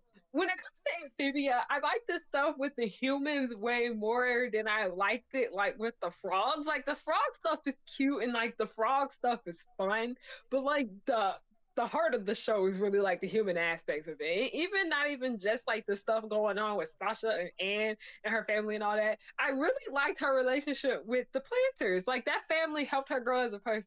But then also Arthur, that's my childhood, so I'm not trying to like let the nostalgia affect my opinion. But I'm not gonna lie, I kind of enjoy watching Arthur a lot more than I do watching Amphibia because Arthur, it's like that cute little slice of life coming of age story that isn't Amphibia, but Amphibia, that shit was stressful. And it was just, I wanted to fight all 3 of them bitches at one point while watching this show. I just, Marcy deserves better. I think I'm just gonna have to go with Arthur because of the stress factor that came along with Amphibia. I love Amphibia. I love all 3 of the girls. It's a beautiful story, but I am somebody that has enough stress in my real life, so Right. I kind of don't want it in my entertainment. Here- Arthur, here, it is. you know- here, For you know, anyone wondering why Arthur is on here, by the way, this is all shows that either ended or began in 2022, so that's why Arthur was included, is because the series finally came to a close. Yep. It's funny because Yeah. the final episode was produced in 2019. It's very weird that It's they a- waited that long to air it. Arthur yeah. to me Real is like TV. super nostalgic and like a very prized memory in my childhood. I didn't have cable, so PBS shows were like my bread and PBS butter. gang. And Arthur was definitely like one of my favorite shows to watch. I think there's still a lot of moments in that show that are pretty funny. A few summers ago, a bunch of the homies came over and we threw Arthur on and watched it for a few hours. It was really great. And that's probably the direction that I would lean just because of like how legendary it is as a series and like how crazy it was to like see it finally come to a close. Okay. Well, because I was gonna ask earlier, like, if we were judging this on like a whole series basis Yeah. versus just then I'm sorry, any Frog fans. I also got to go for Arthur, just because, also as someone who was also a PBS baby, and I think something that Arthur had as an advantage compared to a number of other kids shows is that so much of it was like predicated on like a lot of like drama between kids and like, because there was always going to be something happening with freaking Muffy or of course. Francine Cousins. Yeah, like, but like I think the thing that made that drama like so much more enjoyable is that, especially as the show continued on, like the writing with the characters was able to stay so consistent. And it honestly, this is going to be a weird comparison, it honestly kind of gave it a vibe of like The Simpsons. Yes. In that when the show, except, I mean, I'll say this, like, I don't know if any of y'all have seen like the real recent seasons of Arthur after it shifted to Flash, but like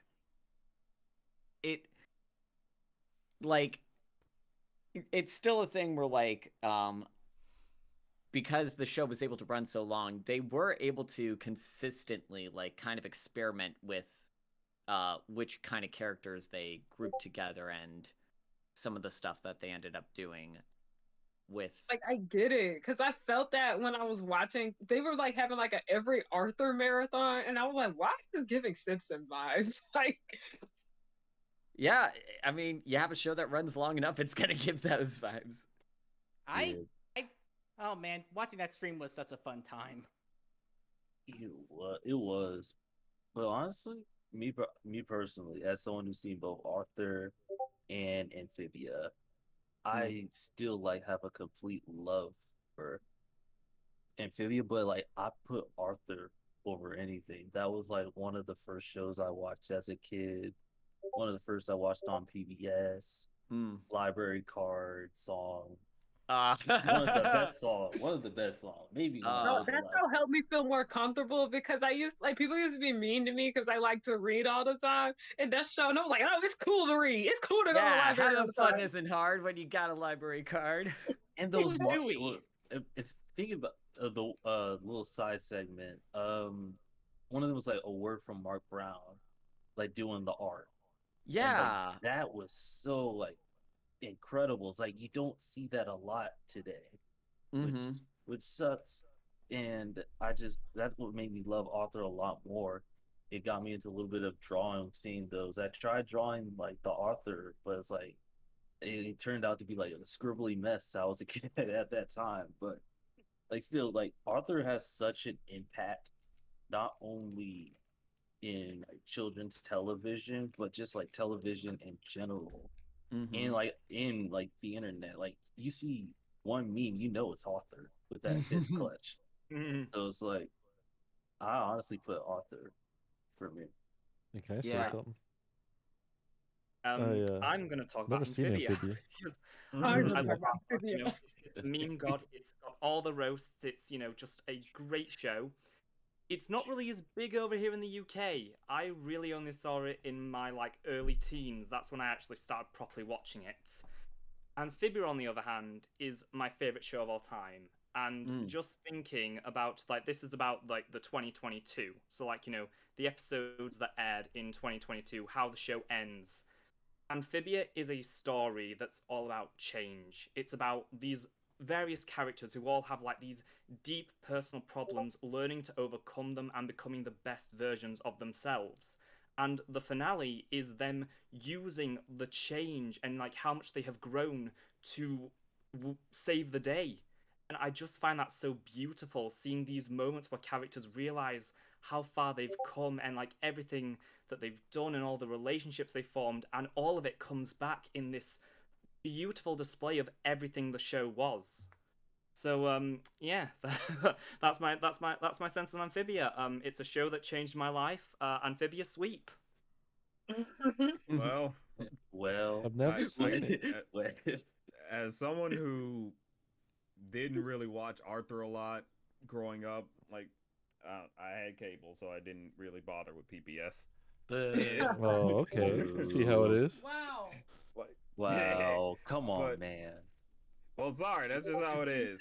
But but at the end of the day, Amphibia is just one of those things that's like, I think a lot of people easily can get into because of the fact that it's like it is a bit of power fantasy, but it has a bit of realism with the idea of Anne, who is someone who gets trapped in this fantastical world, but she doesn't want to be there. Her whole thing is, I want to go home, and that's kind of a unique thing for it. Usually it's just the character is trapped in the fantasy world and they want to stay there. But here it's like they actually changed something up and did something different that you wouldn't expect Disney of all people to try to do differently.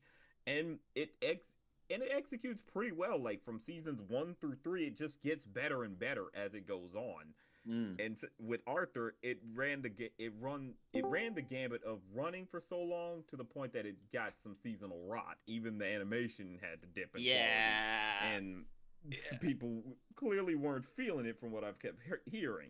So it's just one of those things where you can get something where it's like, yeah, it runs long, it ran long from when I was a child into adulthood, but as that run was going, it started losing steam, and it's noticeably lost the steam. Yeah. Whereas Amphibia's like, oh, it just keeps improving with each season. It's just getting better and better and upping the ante, doing really cool stuff with its animation and everything. You're really invested in the characters and all the situations that are going on. It has lore, but it doesn't get too heavy-handed to the point that you're like, what is happening anymore? It's just, it's all good. Like, you're just in for a really fun, nice ride. It's a short ride, but it's just a very sweet ride, plain and Yeah, simple. not everything need to be long. Like, not everything needs to be long. Yeah. Yeah, and what going off of what man said, like each season, like while I voted for author, like each season of Amphibia got me hooked. That's the thing about that. That's why I love Amphibia as much as I love Author, because each season gets me hooked. You get introduced to the villain. You see so many things happen from season one all the way to the final season, and it's just when I watched that final episode, I was like, "Dang, it's over," because I wanted so much more, and for us to and for the show to leave with the third final season, you wanting more. That's how good a show can be. Whereas Author, like, there's so much more. There's so many seasons, but like I still love it despite all that. All right, we're Yeah. at time. Amphibia won the round with about That was a wash. 70% of the Amphibia. votes. We still love you, Amphibia. Arthur. I love you, Author. It's just so funny. Everyone was saying how much they loved Arthur, making great arguments and all that, but Amphibia washed. Yep. I mean, We still hold love up. you, Arthur. We love you. Reason- Kiki, hold up. talking about Wait, we need a two save. words. Can we get another save? Nope. No. You Nah. used it. Nah. You used your one save already. Nah. You know why? You know why Amphibia won? Recency bias. Yeah, that's Yeah. probably Exactly. it. And that's okay. Reason- That's well, fair. also That's fair. there is something to be said. Those later seasons, I mean, plenty of praise for it, but also, yeah, the Mr. Ratburn's wedding was sweet and all that, but y'all, there's this one character, this one girl that they introduced near the tail end. She just has the thickest, like, country kind of accent. It feels Oh, I think I know what you're talking. I know Yeah, what yeah. you're talking about. oh yeah, Arthur fans know what I'm talking about. Yeah. If you know, you know. Wraparound cameos. There, I said it. You said you But I was like, wait, this is the newest season. Like, who is that? like I heard thickest for some. I was like, I beg your pardon. I was gonna your say, pardon. maybe we need to cut his mic anyway. Yeah. Anyway. Yeah. Yep. Hey, okay. hey guys, I is, should is watch this a safe Amphibia. space? Yeah. Yes. Well, Hey, you know, Coffee. we gotta have, Also, we hey, have everyone. rules about certain things. Yes, No, yes, I just wanna say a little thing about Arthur really quick since we're Sure. gonna move away from it. I have a very special relationship with PBS. I watched it like nonstop as a kid.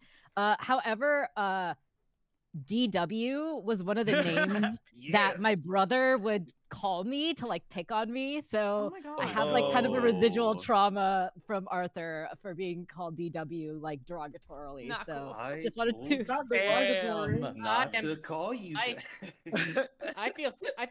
I feel so sorry for you, Kavi. I'm So I just sorry. wanted to share Damn. my trauma. Thank you for letting me. All right, letting me thank you share for that. opening up to us Valid. about that.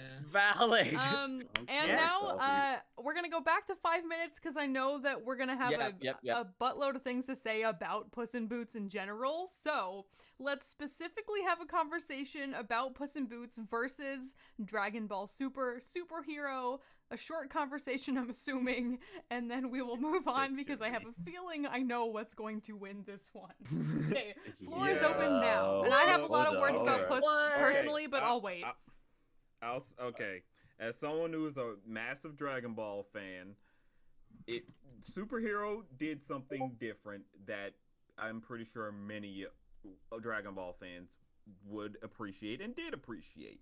It actually stepped away from Goku, stepped away from Vegeta, stepped away from all the gods and super power ups. Well, okay, mainly just the god stuff, and managed to actually allow for the side characters to actually stand on their own and do something and be heroes properly. Because for the longest time, they've just been sidelined, and it's always just been, we gotta hold off until Goku can get here and finally kick everybody's ass. And it's like, okay, cool, he does the thing, nice, fun, cool, whatever. But at the end of the day, you got Puss in Boots: The Last Frickin' Wish. Like, this actively pushed the medium of animation. It really it's did. A movie that people easily thought could have gone wrong when you just hear the idea of a Puss in Boots sequel. Because the first one, not bad. And in 2022 of all time. Yeah. Right. The last month of 2022. Right, and but with the first one, like it's not bad, but it's like, okay, that was nice little spinoff from Shrek, cool. I don't think I need more after that. But then they're like, no, let's do another one, and let's make it like one of our best movies we've made in years. Like DreamWorks decided to really put their foot in this. They see something like Spider-Verse and like, hey, we can actually do unique stuff with 3D animation now. And that's what they did with Bad Guys, and then they take it full on home with Puss in Boots, and they're doing all this crazy stuff. They're doing, like, just the opening of the movie is amazing. You got this whole entire fight sequence with a giant, and then you come to find out there's some musicality mixed in with it, so everything's on rhythm as it's happening, so it's just pumping you up and everything. But it even goes beyond just that. Even when it finally takes it low, or takes things a bit slower, and lets the hype die down, they still compel you with a really gripping and great story. You have an amazing villain with the wolf, and all these other side villains like James Horner, who's just despicable in all the right ways. He's what's been missing in a lot of animated movies for so long. Just an He's evil someone guy. who's just plain unadulterated evil. And you're not supposed to like him, but you're just enjoying all the time you're with him because of how evil he is. You just love to see that. And we haven't had that for so long. It's always been a twist villain. This movie went with 3 villains. 3! Wait, and none of them Three. and none of them feel like it's bloat. That's the amazing thing. 3 villains in one movie, no bloat. Absolutely. All of it feels like it connects just right. It manages to place everything and all these different dots somehow connect to create such a cohesive, proper picture. And it's just amazing that they're able to go to such lengths to be able to do that. Like, you wouldn't think of all movies to do that with. Puss in Boots, they did that with. And now somehow we're hyped up for the next Shrek movie when most of us were shrugging and thinking, okay, Shrek 5, whatever. But now it's like, okay, if they're pulling out this type of stuff for it, let's see where this goes. That's just an amazing thing about Puss in Boots. Yeah, dude, I honestly walked out of that theater feeling like it was like Spider-Verse tier. Like I had no expectations walking into Puss, just heard it was good, and then it really like swept me away and stole my heart in a way I didn't expect at all. I have a lot more specific thoughts that I'll save for another round. Yeah. I've heard really great things about Puss in Boots.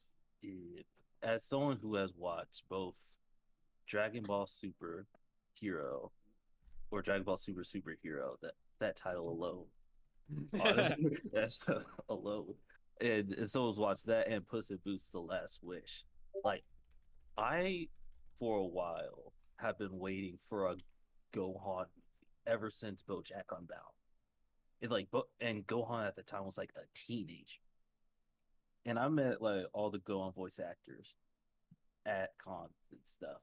I think Kyle signed one of my manga, which was dope. And we were both excited to see what Gohan was gonna do.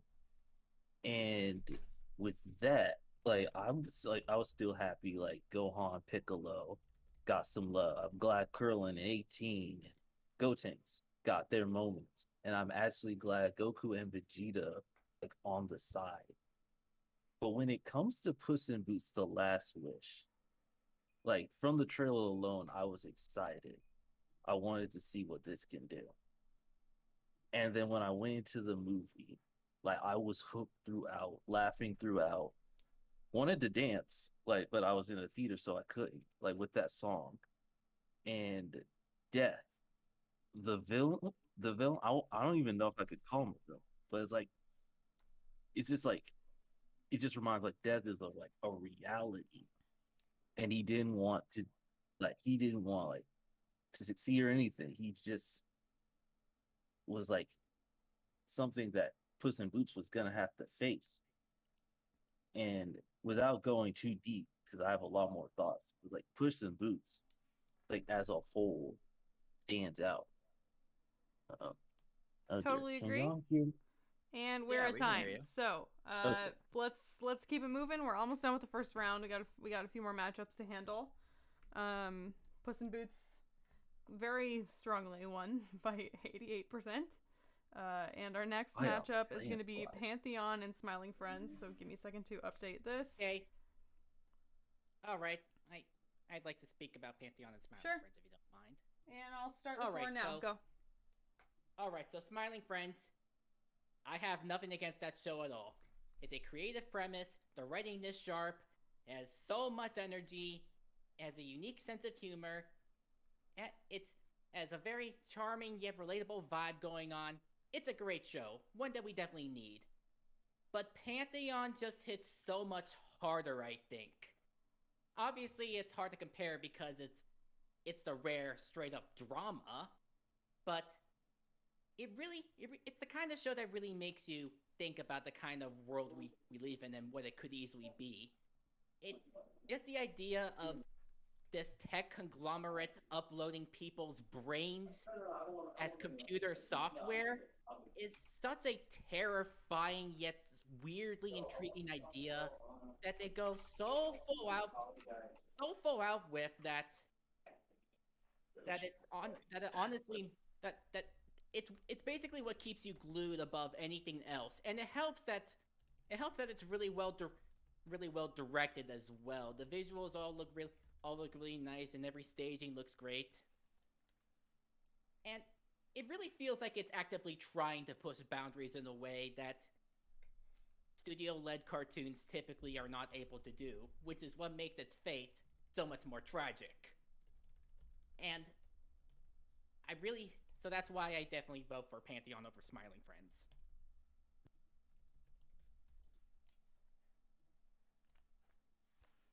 Who else wants to speak?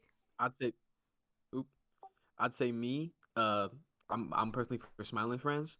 Um, just in my opinion, I think that, of course, made by Zach Hato and Michael Cusack, I think.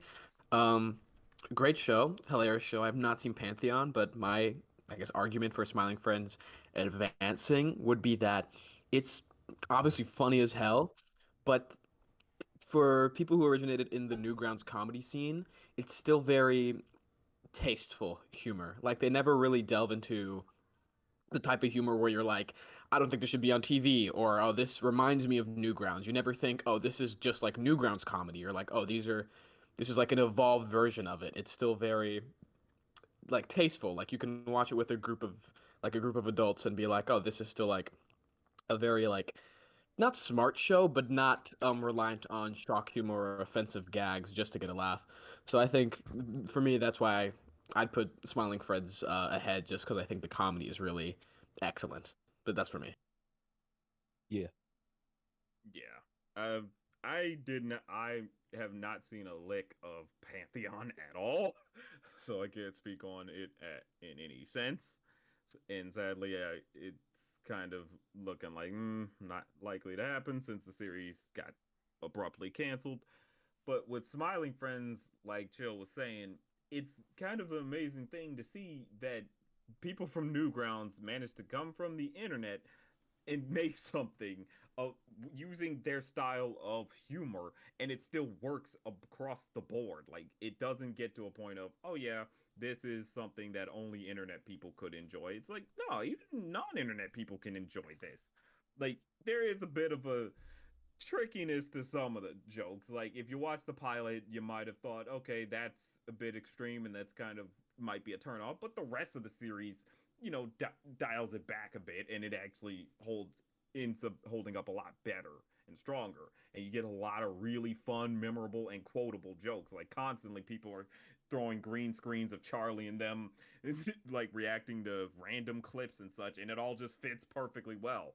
It's a show that understood its writing capabilities and understood its humor and knew, hey, let's not just go for easy blue comedy where we're just throwing around constant like bad taste takes or anything like that, or anything overly raunchy. Like, yes, there's a little bit of raunch, but nothing too much where you're just like, okay, I get it, your one gimmick is that you're throwing in genitals and such.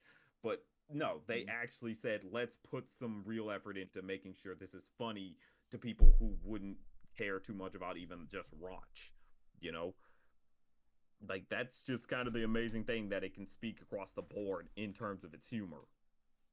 Even having such extreme laughs, while also having some more low-key laughs with jokes that are a bit more like, okay, that's them just saying something, but it's said in such a funny way in how they do it. Like, that's just masterful to me.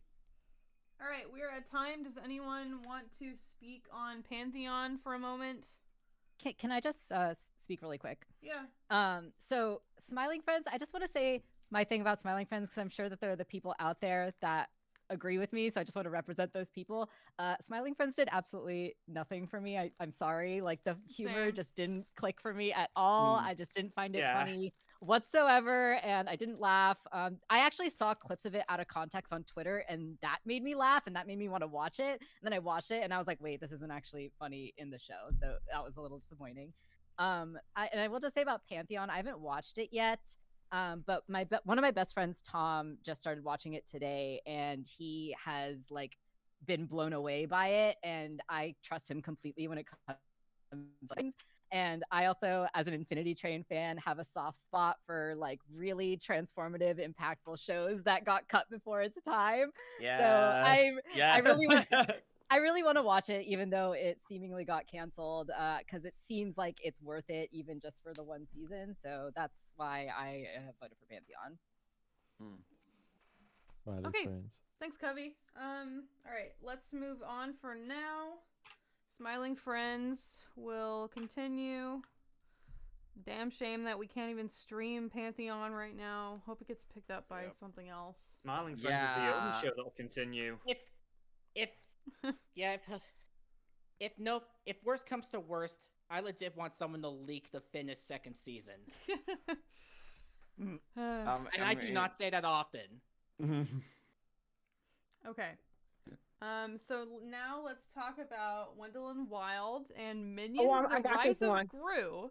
I'm pretty surprised that Minions got into the bracket, but this was a community vote to inform what went in here. So like clearly some people liked it. I mean, I like Despicable Me. I think it's a pretty fun movie, but you know, I was surprised about this. Anyway, let's go ahead and open the floor. Coming back in full form. Okay. What did I miss? I have my opinion about Wendell and Wild, but it's up against Minions, so I think we're good. Wow, it was amazing. Like me, black girl that likes animation, it was nice to finally see a black girl in stop motion animation. It was beautiful. The music was amazing. The characters were good, but the story did need a lot of work, and the story just kind of needed more time, I'd say. It kind of felt like it wasn't in the final draft yet. But Minions are just listen. The Minions, I liked the first Minions movie, but even after I watched the first film, I was just like, yeah, y'all are just better as sidekick characters, and y'all don't really work on your own. Like, it was giving Sam and Cat, how, like, Sam and Cat were both side characters in their shows, and then when they were both main characters in their own show, it didn't work. That's how I feel with Minions, even though I did enjoy it for, like, what it was. It was just silly, fun kid entertainment. It's obvious that Minions was like more of like a cash grab and was meant to like make money, while there was like a lot more heart and soul that went into Wendell and Wild. So yeah, my money's on Wendell and Wild. I do have my opinions about the film, but overall I do think it is like very progressive, I'd say. in the terms of like representation when it comes to animation because we had a trans boy, a black alternative girl, and we rarely ever see that in like animation. Period. Lots of people of color. We did have a biracial character. We had I'm pretty sure there was a South Asian girl in it too. Yeah. Like I there think was so. a Yeah. Native American character in it that wasn't like heavily stereotyped. And then also rich people are evil. I'm very big on that storytelling right now. Yeah, no, the Rod fact knows that why. they Rod knows made a whole why. movie talking about abolishing the prison industrial complex. Yeah. Yeah, Like, Wendell, wow, it was great, very progressive. It just needed more time. yeah. If honest, like Harry said, it needed a little bit more time. I love the story. Like Harry said, the rich evil attack, eat the rich stuff. But when it comes to, if I say this about Minion, and I know Chill knows, like the song by Yeet Rich Minion slaps, and I love and like I don't know what it is about. Like he's one of my favorite rappers, and like there's like a verse like that went like from another song that went hard and jet. So it's always Yeet supremacy here, but it's like when it comes to Wendell and Wild, like everything mentioned, like black lead, trans representation, biracial representation, Native American representation, good story, great director who did A Nightmare Before Christmas. Key and Peele's in this. Two of my favorites. And just everything about that movie. Like I love it. Just needs a little bit more time. Yeah. More time to cook in the kitchen. But like what it is, like I'd still give it 9 out of 10. Just needs a little bit more time. Exactly, because I'm like, y'all can sit here and praise all these mediocre white people movies all the time. And I was like, if I want to praise Wendell and Wild for everything but the story, I could do that too. Yeah. I mean, I've seen people go to bat for way worse movies in the story department over the Wendell and Wild. Like I also can I just say like this year has been, I mean, with all the news about animation and stuff, like it's been, I don't know about y'all, I've had a lot of mixed emotions about the state of animation, but at the same time, the fact that we've had 3 banger stop motion movies come out this year with The House, Wendell and Wild, and Del Toro's Pinocchio, like that feels insane to me. Just like some of the It's It nice was an to see that amazing year people for still animation. care about this specific medium because sometimes it feels as if like stop motion animation was dying for a little bit, and I'm like, no, people still care about it. Oh yeah. Not to mention, 2 of those 3 stop motion films went through development hell, I believe. Yeah. Yeah. Like Yeah, Wendell and that's- Wild and Del Toro Pinocchio both took forever to make. Oh, exactly. That's you know that scene from iCarly when Spencer was doing stop motion animation? No, that takes effort to get done. I can see why they don't make that music. No, I'm not even. No, I'm not even. I don't even mean in that sense. I mean the fact that it took a while for anyone to invest in them. It was like Oh, yeah. stuck in development hell. Like Yeah. that's the thing about Wendell and Wild is it's a great return to form to someone who's been kind of stuck trying to get projects off the ground. Like he was if I'm right, he was stuck at Pixar for a while, and sadly John Lasseter was screwing him over, and that just never went anywhere. And but now he came out from that and made Wendell and Wild, and yeah, it's rough. Like it definitely, in terms of the story, like it could have, if anything, it could have been a mini series, and they would have worked perfectly because all the ideas they have are not bad ideas. They could work. It's just they needed to be longer so they could actually flesh them all out.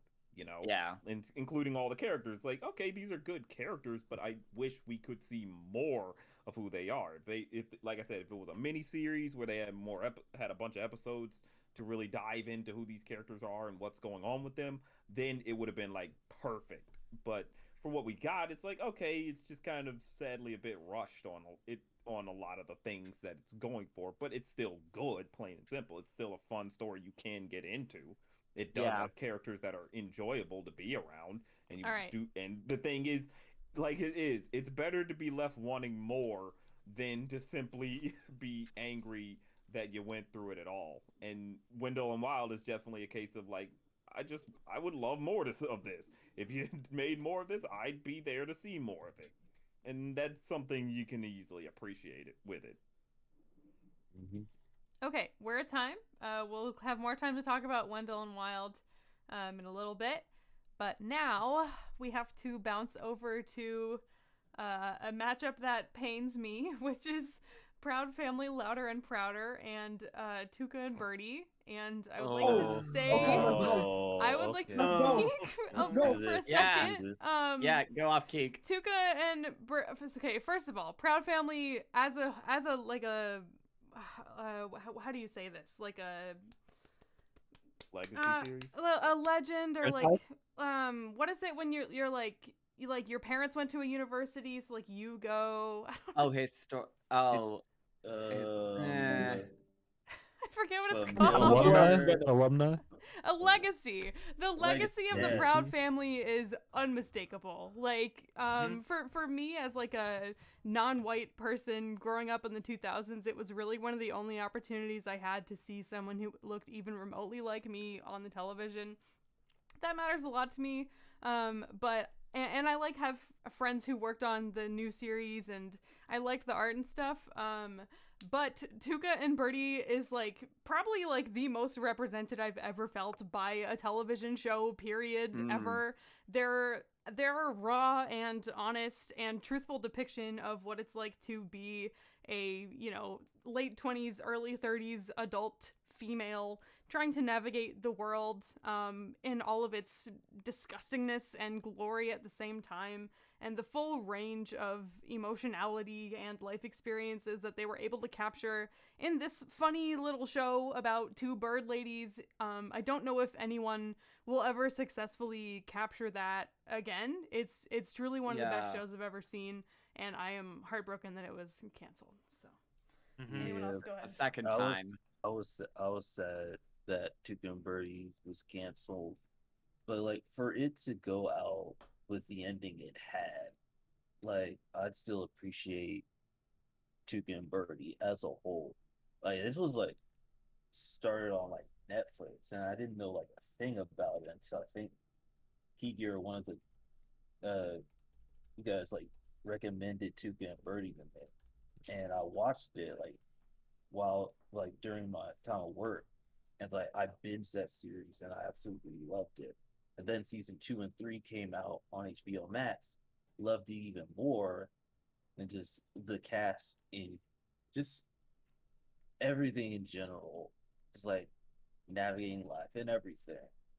And it's just so hard because I also love Proud Family, and Proud Family has such a unique hold on my life. Growing up watching Disney show, like Proud Family was like one of the first like shows with like a black lead, black representation.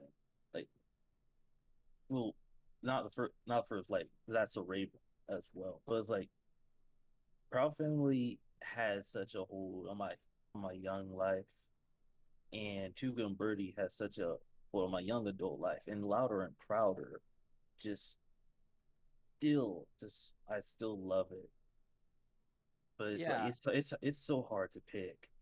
And can we just give it a tie, honestly? Well, I mean that. If only that's how that worked. But I mean, if I might say something, my vote's going to be going towards Tuca and Bertie, and the main reason why is because for me, I'm someone who, like, I think all of y'all can sympathize with sometimes lamenting the state of adult-centric animation and how oftentimes it can feel like so much of it is just using the idea of adulthood in a very adolescent idea of adulthood rather than like actually exploring like those struggles of what it means to be a new adult. Because for me, like, the thing that makes Tuca and Bertie like so special is the fact that they try to like it's a show that to me utilized like topics surrounding like sexual assault and like maturity and like dealing with long-term relationships, and it was it was dealing with conversations surrounding that I, even in non-animated media, I can't really think of any sort of like pieces of media that I've seen or read that kind of explore those kind of struggles in the same way. Like the sort of dilemma some survivors feel when it comes to like putting themselves out there after experiencing that trauma. I will be right And back, guys. yeah. And like likewise trying to move forward with that. It's yeah, I don't know. I love all of these characters like Speckle. Shout out to Speckle. Like you're one of the real ones. Like We like stand Speckle in this household. we stand Speckle. Like man, this You wish is you had this is who Speckle as a you gotta. boyfriend. This is who you gotta look towards. Be like Speckle. Be the Speckle you want to see in the world. Speaking of Speckle, Steven Yen is in his bag. Oh, Like I talk about Jonathan Majors like with friends, like how he's in a bag with Creed 3, Ant-Man, Quantumanium, The Harder They Fall, Lovecraft. But Steven Yen is like, not only is he a great actor, of course, was like Nope, but Steven Yen is yeah. a great voice actor with Speckle. Like his range with Speckle is so crazy. Yeah. It made me fall in love with him. Like that's all I could say. Sorry.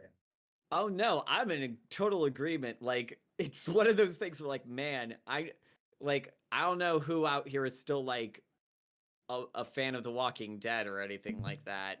Oh my gosh. But man, like Glenn getting off was the best thing to happen to like not just anime, like it like I'm sorry, Walking Dead fans, but like your sacrifice has been noted and appreciated, so the rest of us can eat just this lovely Steven Yeun bounty. In the words of Farquaad, some of you will die, but it's a sacrifice I'm willing to make. That was. Oh, sorry. Go ahead, Colleen. Oh, thanks. So yeah, I actually voted for Tuca and Bertie, even though I haven't seen the show yet. But it like really appeals to me. I've seen a lot of the characters, and it just like looks like something I would enjoy. So I really want to watch it. And again, I have a soft spot for really boundary pushing shows that get cut before it's time. So I do really want to watch it. And I feel like Tuca and Bertie is gonna win. So I do just want to say one thing about the Proud family, like, and I hope that I like don't sound like I'm a hater when I say this, but I really loved the show as a kid. Like when I watched it growing up, like exactly what Keeks was saying, like it was really representative for me and like really important and impactful for me. It was just like one of those shows that I really enjoyed growing up, right? And like we talk about the state of animation and how like things are getting cut and like getting canceled and everything, but like I don't know, I've noticed a pattern that like things that tend to be like quote unquote safe are the things that tend to get renewed, right? And that also like includes reboots and things like that. And I don't know about y'all, but I'm really burnt out on reboots, and I'm just like I'm ready for more original stuff. I'm ready for original ideas, and everything that's coming out now is a reboot or like a sequel or like a retelling or something, right? And so I don't know. I'm just biased these days towards original stuff because I just feel like the stuff is just oversaturated with reboots right now, and so that is valid. So like feel that. I watched yeah, I was gonna say I watched Louder and Prouder. I didn't hate it, but I feel like they're just banking on the nostalgia, and that's why I gotta give it to Tuca and Bertie. Yeah. I'm gonna. I'm sorry, Glad. Just quickly, I've got some things to say on Louder and Prouder because I agree that Tuca and Bertie is ultimately the better and more original show. Yeah, I think there's merit to Louder and Prouder's existence, at least more so than other reboots, because I mean, not only because of the whole black leads, but also the fact that they clearly went into this with a bunch of ideas on how the modern world is. Yeah. So the thing about Proud Family for me is I did not grow up with the show. I saw it in 2021 when I made a video on it, and I fell in love with the show. I loved its characters, I loved its writing, loved its humor, loved its art style. I was very excited for Louder and Prouder. And when it came out, I felt a bit let down by it. It feels like it has all these awkward limitations placed on it. Like, it wants to be this revival set, like a sequel to the show, because it calls back to so many episodes, but at the same time, the characters are still 14. They've got like these new designs, and they want to tell these like more mature stories, but they're still being held back. And I just feel like the show has so many limitations and so many things that hold it back from being like this genuine, authentic, like, continuation of the original series. And a lot of its social commentary, like, it's on the right side, like, it's doing what is needed to be done. But especially like the episode about homophobia, it felt so heavy-handed and hard to take seriously. I agree with that. Yeah, but Tuca and Bertie, it's it's a show that we've never had anything like this before, that is just talking about the experience of being a woman, but also they're allowed to be funny. Like, they're allowed to go through like these big like dramatic arcs and all that, but they're still this very comedic show where like everything's bouncing and all this stuff. It's this perfect marriage of like the zaniness and just the rawness of like real life. And I just feel like it was, honestly, it's probably the show that is like the most tragic that we lost this year, which is saying a lot, because there are like so many shows we lost this year. But Tuca and Bertie specifically, it feels like a loss for like just the industry, because it was giving a voice to this demographic that had never been represented before in this way. I feel the same. I really did love the way that, like, tragic things were happening in their lives, but they still like never really lost their spark and their like, weirdness and their energy amongst everything, which is like, I don't know, that's just like how I feel. Like, even if my life sucks sometimes, I still, I'm gonna be a little crazy, because that's just like how I am. So I don't know, I felt acutely represented in Tuca and Bertie, and I will always cherish that show, for real. It will always be cherished. And one last thing, like, going off of what Kavi said about like the reboot of Proud Louder and Proud, I still love Louder and Prouder to death. And I thought enjoy like it. I thought Louder and Proud was like a sequel series, but when I found out like it was like the same, they were like 14, it was like, I kind of wish Penny and the gang were a little grown up. That would be cool. But it's like, but I still like Louder and Proud. That's like a nitpick I have with the show. Is that I wish it was like more of a sequel series. Because the movie ends when Penny is 16, and then this show picks up and she's 14 again. So they've essentially retconned half of the show, but then they still like do sequels to those episodes. It's like an in between series. I don't know. It's like, it's very hard when you got the show from the early 2000s and then the movie, and then Louder and Prouder is like, is it in the middle? Is it after? It's like, it's very hard to explain. And it's like the one nitpick I have. But it's like, it's still a good show. But Tuca and Bertie like has a hold on me on my young adult life. Yeah, that's it. Louder and Prouder is a great show, but less said about the puberty sparks, the better. The what? That's literally how the show opens up. Like, all the that. I'm about to say. It's mainly they did that mainly as a means to say, hey, their window and like transform them into like these older designs. But yeah, they mainly did that as a means to showcase that they are different from the original series, because this is more supposed to be a sequel to the original series. Just forget the movie ever happened, basically. So that's kind of, yeah. Okay. It's basically, it's like the movie is officially non-canon. This series is the true continuation of the original series. Okay. The movie's so good sense. And it ends the story so perfectly. I mean, the series is. I mean, the movie's still there, but like the fact it's not like canon, like it's kind of sad, because I do like the movie, guilty pleasures and all, but it's like, yeah, I was a little confused with Louder and Prouder, in the movie. But like again, thank you, man, for the explanation Yeah. with how it was to be. Okay, we gotta move on. Tuca and Bertie won the poll with 61% of the votes. So we're going to move over to the movie side again and discuss the Bob's Burgers movie and Strange World. I think personally the why'd you do Bob's this to Burgers me? movie is like Simpsons movie tier in terms of adapting a show into a movie. I think it didn't get the love and attention it deserved, and the writing, the animation, everything was just so on point, and the depiction of the family in particular and like their bond was just so wholesome and beautiful. Made me cry. Loved it. Everybody go ahead and talk. Yeah. Oh, Yeah. okay. Wait, me? Everybody. Okay. I was about to say because I heard Jay. I wanted him to speak, but like, just in general, this is not just for Tyreek, because I know Tyreek said like earlier, like get Bob's Burgers, but it's like for me personally, as someone who's seen like a few episodes of Bob's Burgers, I still like this show. Like I wish I watched a little bit more, and like seeing the trailer, I was like very interested in what the movie was going to be about. And so I watched it, and like unfortunately the theater I was in, like there's like a few people, it's like me, a couple parents, and they brought a kid in. And it's like when I watched it, like the musical elements like were still there from the show. Like the songs were great.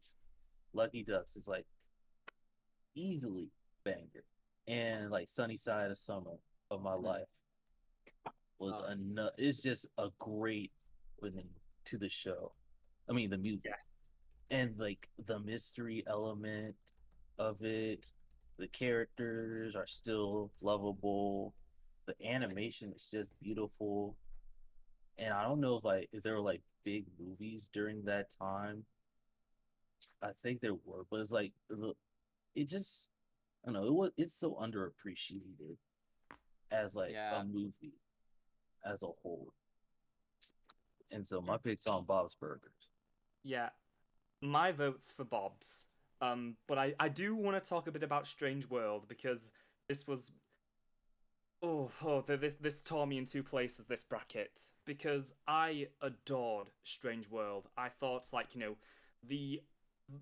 I don't know how to describe it without spoiling it, because like the movie, the twist at the end is just incredible, and just like the way they go about explaining everything that's happened before, and it all makes perfect sense, and you think back to like all these individual moments. I guess what I loved most about Strange World is how it just took me right back to seeing Treasure Planet of Atlantis. It was this big adventure movie with these these very personal stories between all the characters, and I loved how they talked about like the multi-generational aspect of like kind of the cycle, really, like breaking that cycle of abuse and trauma. And it's difficult to talk about, but it's the way like all these different characters interact. So you've got the son, his dad, and the grandfather, and especially when it's like talking about how the son and the grandfather really connect, but the dad doesn't want the son to be like the grandfather. And outside of that, it's just how surprising it was. There are several things this movie does where you think it's going to go one way, then it completely goes the other, and you're so happy. So like the mother character, Meriden, you think that they're just gonna leave her behind while they go on like the big adventure at the start of the movie. Then she just pops up, and now she's just like one of the main characters, and she is so much fun. I'm really gushing at this point because I haven't really had a chance to just compile my thoughts properly, but I adored this movie. I adored its representation, I adored its characters, I adored its music, I adored its design. But I love Bob's Burgers too much. It's it's a show that means a lot to me. I'm very emotionally invested in these characters, and the fact that the movie didn't go bigger. It was entirely about exploring the family relationships and just exploring those wholesome dynamics that we've all grown to love. Like that one scene like towards the end where it's like they're just talking about their emotions together and just sharing how much they love each other. it's so wholesome, and that's what Bob's Mhm. Burgers does the best. Agree. So just like Rod, well, a little different than Rod. I'm gonna say this. This is just for Tariq. I'm gonna be real. Uh, I clicked. I clicked on Bob's Burgers to watch it on a plane, and I fell asleep. So I don't actually know what happens in that Oh my movie. god. But my reason is I want y'all to go out into the streets, just find someone random and be like, you know, Bob's Burgers. If they you go, yeah. Then I want you to do that with Strange World, and see their reaction. Oh, I just want you to. dang. That's my point. Yeah. Dang. Shout out to Reap though, because if Bob Burgers wins this one, I'm not defending it after this. So. My brother in Christ, you did not have to do that. Well, okay. I will speak as the major resident Bob associate, since I'm pretty much am a massive fan of the series. I've been watching since it premiered, and it is hard to say how to do this, because it's like on Strange World's part, it's a great movie for if you've never, as just a movie, you know, if you never see, it doesn't have any older or original material to have to watch and then to be able to understand the connections of the characters. You could just kind of go right in. But as we've seen with the few people who have seen it, they weren't getting that, because it's a bit more of a low key type of movie. It does allow for more just talking and actually solving problems through actual talking, which is something that many people want to see. But sadly, from what people have shown, they clearly don't. In Bob's Burgers case, it always was about trying to solve some of its problems through talking. Sure, extreme situations did happen. It's a sitcom, but it would understand it's like we do want to let the characters just talk for the most part, rather than just only having action going to drive the story and everything. And with this movie, it was able to do that in a really good way. Like Bob's Burgers is something that's always been something about having these extreme characters tackling more mundane situations, but they are very entertaining in how they do it. That's why you keep coming back and watching it, obviously. So that's kind of the big thing, where it's like, in a sense, it is quintessential Bob. You will get a feeling of this is what the show is like, turned up obviously with how they do this story and how they do their animation and, you know, their musical sequences. But at the end of the day, it's still very fun and entertaining. Whereas Strange World, great, ends up tackling generational trauma in a really strong and unique and honestly mature way. But a lot of people sadly were turned off by how the characters were interacting, or more or less just by the fact that it just was more toned down and not focusing too much on its unique world. So ultimately, I do give it to Bob, plain and simple. Yeah. The last thing, I know with where Bob's Burgers is, but like if I wanted to talk about Strange World, like I could say that I appreciate Strange World for what it did with representation, and again how it handled like the trauma, the father, his son, and his younger son. Like that's what I appreciate about Strange World. If it had a little bit more time in the movie and a little bit more marketing, I feel like it would have resonated a little bit better with audiences. But like still, like I still appreciate Strange World. My views are like it's an okay film. Just needed a little bit more time. Yeah. But I more much appreciate it. But I'm glad it like hit #1 on Disney Plus. So Yeah. that's a win. So that's a win. Just quickly, I just want to quickly talk about its representation, because I love how it's treated as no big deal that Ethan is gay. It's there. They discuss it. Like even when they tell the grandfather, who's has been out of their lives, and he says just like, oh, his name is, and then his grandfather is not phased by it. He just goes, oh, let me tell you how you can win over this lad, and it was so nice to see that. Yeah.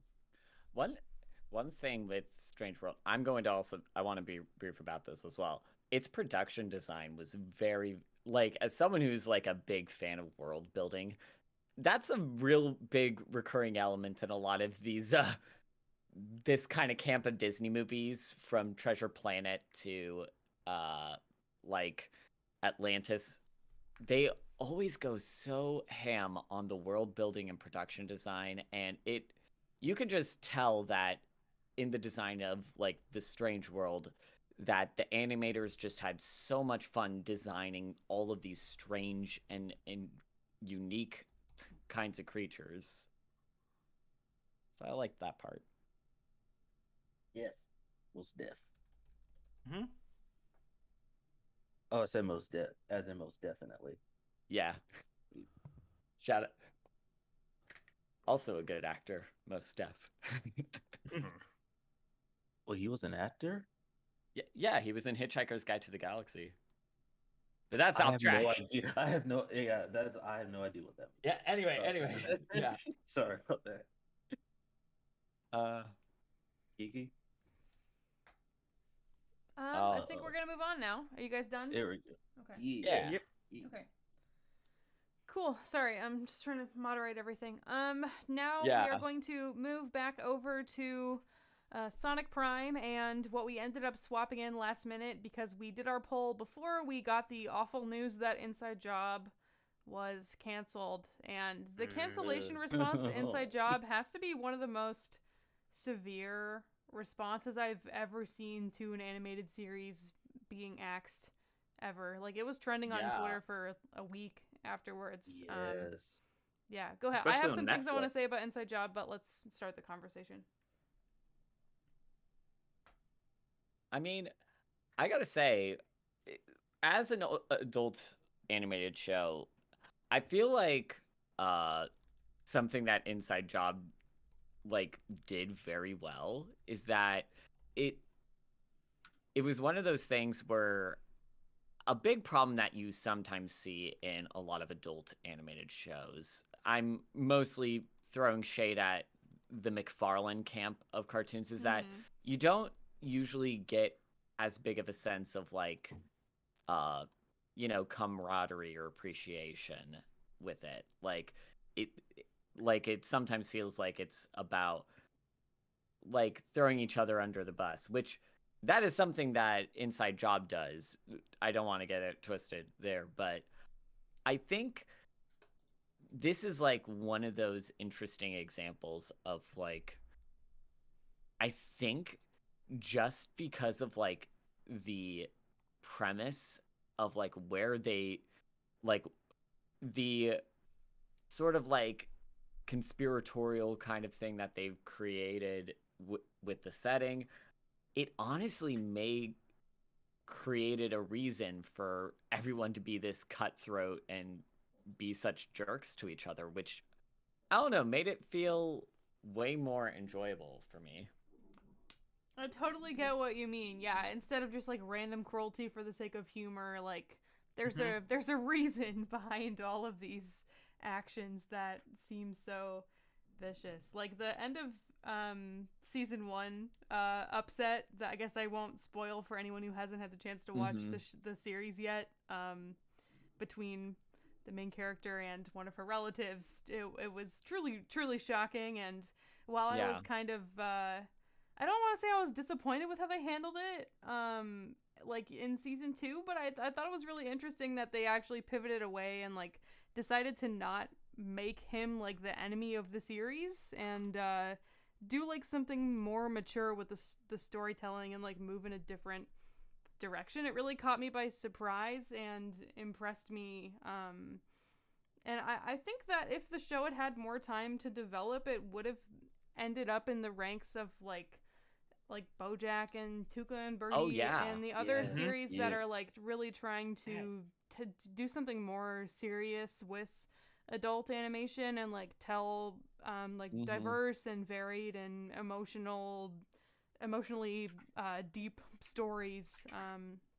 So I was definitely really sad to see it canceled before its time. It makes no sense at all. Yeah. I think this really proves just how much Netflix changed between the mid 2010s and now. Oh yeah. BoJack would not have stood a goddamn chance back then. or Brad, it Or wouldn't did matter. it? Yeah. Yeah. The inside job, like the cancellation of that. When I heard, well, first when I heard there was a season 2, I was like, all right, let's go another season. Like it was where it was going, where it was leading, and then you hear about the cancellation, and like my heart broke to 1,000 pieces hearing that. Like out of like a lot of adult animated series, the ones I cling on to a lot is or Inside Job and BoJack Horseman, both Netflix shows on Netflix. And I'm not even gonna rank because I love them each to death equally. It's the fact that like Inside Job was canceled where it was at with potential to keep growing. And it was like one of the best rated shows on Netflix. Mm-hmm. And it's just like you had a money back right there, Netflix. Why would you fumble this bag? It was like getting so good, and the relationship, like he said, I'm really glad like the guy wasn't like the villain of the show. The relationship was so cute, like how it was handled. Like I was hoping like it was like gonna get like better, and like how it was gonna go. Like they might have been friends, but we might never even know. So it's like Yeah. the cancellation of Inside Job was like one of the most heartbreaking things I've saw. Okay. Freaking because it came completely out of nowhere, where it was actually promised and it seemed to be doing really well. That's Yeah. what made it hit so hard. It's like, why the hell are you doing this? Honestly, the response should. Honestly, Xion should protest this with how bad the response was. And as the one resident Sonic fan here. Wait a minute. Here's the thing. Prime, and I've stated this before, it honestly does currently right now stand as like the best Sonic series. Like we've had many over the years, but this one was able to encompass like many different angles of just about every Sonic series. Surprisingly, you have a lot of the comedy that you could a bit of a silliness to it that you'd see in the Adventures of Sonic series. You have a more serious overarching narrative that you would get in Sonic Sat AM. You have that really great sense of action, or a better sense of action, that Sonic X would be able to tap into every now and then, but this one's upped the ante on it and managed to be honestly the best looking Sonic series as well. And you're getting a lot out of it, and you're seeing these characters who many are familiar with in different like situations, even seeing sort of a breakdown of their characters since they're so iconic and have been through so much over the years, like so many different revampings and all that. And this show was able to actually tap into that to an angle, to a certain angle, and give us alternate versions that are, like I said, that sort of breakdown of who these characters are. Now, the show only gave us 8 episodes, and we're supposed to get some more later on down the line, but with the 8 they gave us, it was a pretty strong like start. It makes a pretty good impression. But sadly, Inside Job is more of a unique premise in how they go about everything. You know, you have the government conspiracy aspect to it. You have a series that honestly, it is the actual only woke series because it takes things back from them dumbass right wingers and explains what woke actually is supposed to be. Government conspiracies and corporate conspiracies. That's the real wokeness. Fuck them, fuck them right wingers. Okay, they're wrong. They can't keep changing words. Woke means government conspiracies, nothing freaking more. So really, that's the great thing about Inside Job, is that it taps into something that a lot of shows didn't tap into, or they just make every offhanded joke. Here, let's have a story on that. Let's actually really explore some of this and that. Let's go into what the Illuminati is. Let's go in even deeper than that. and actually make some fun stories The and fucking put Bohemian some Grove compelling episode. Dear God. Exactly. Like you get all these compelling characters and these very clever like usage of conspiracies that do exist and actually doing proper satire and parody of it all. And it's all pretty freaking funny. Like it's just one of the great things about this series, so that's why it honestly is one that should win this round. Well, it did in fact win. And our Yeah. time is up. Yep. Oh, I'm And sorry. the Inside Job X Tuca and Bertie matchup is going to ruin Oh me. jeez. I'm gonna die. Jesus. That's gonna hurt. No, this is gonna hurt. Yeah, that's I two of my can't- favorite shows of all time. All right. Our last matchup of round 1 is Turning Red and Sonic 2, and there are a few people on this call who haven't really had the chance to talk as much. So like Jordan and Covey and Awkwardly Animated, if you guys, have things you want to say about Turning Red or Sonic 2, feel free to go first. Red. You want to go? Or you want me to go? That's all I gotta say. Turning Red. I like it. Oh, okay. So, I haven't seen Strange World, but I know people mention how that movie tackles generational trauma and all that stuff right there. I think Turning Red is by far the best movie out of what's on this tier list that does handle those things. Yeah. Overall, beautiful soundtrack, amazing.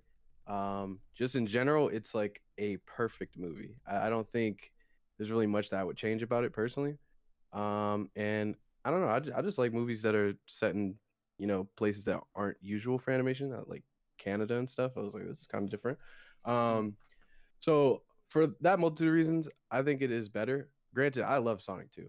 I'm not a fan of like Sonic the character like that. I played a few games, in my time. I've loved Sonic Heroes. I grew up on that game, but like since then I kind of fell off. I haven't really been playing Sonic games like that. But I do like this movie. I thought the movie was good, but just for that wedding scene, Turning Red takes it for me. I'm sorry.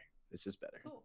Yeah, I feel bad if I gave my true opinions on Sonic in general, the Sonic movies. But yeah, I like Turning Red. That's a good movie. I'll go for that. Oh, I'm sorry, man. You go ahead. Yeah, as another resident Sonic fan here again. Y'all just put me through the ringer. Make me see my boy get punished. Like he lost the freaking Game Awards choice fan thing, and y'all just gotta make me suffer this. You monsters! Oh no, that was painful. I'm with you on that one. Oy. But speaking on this, Sonic 2 is definitely one of the things that's like it proved something that people obviously in their minds were thinking couldn't work for a while.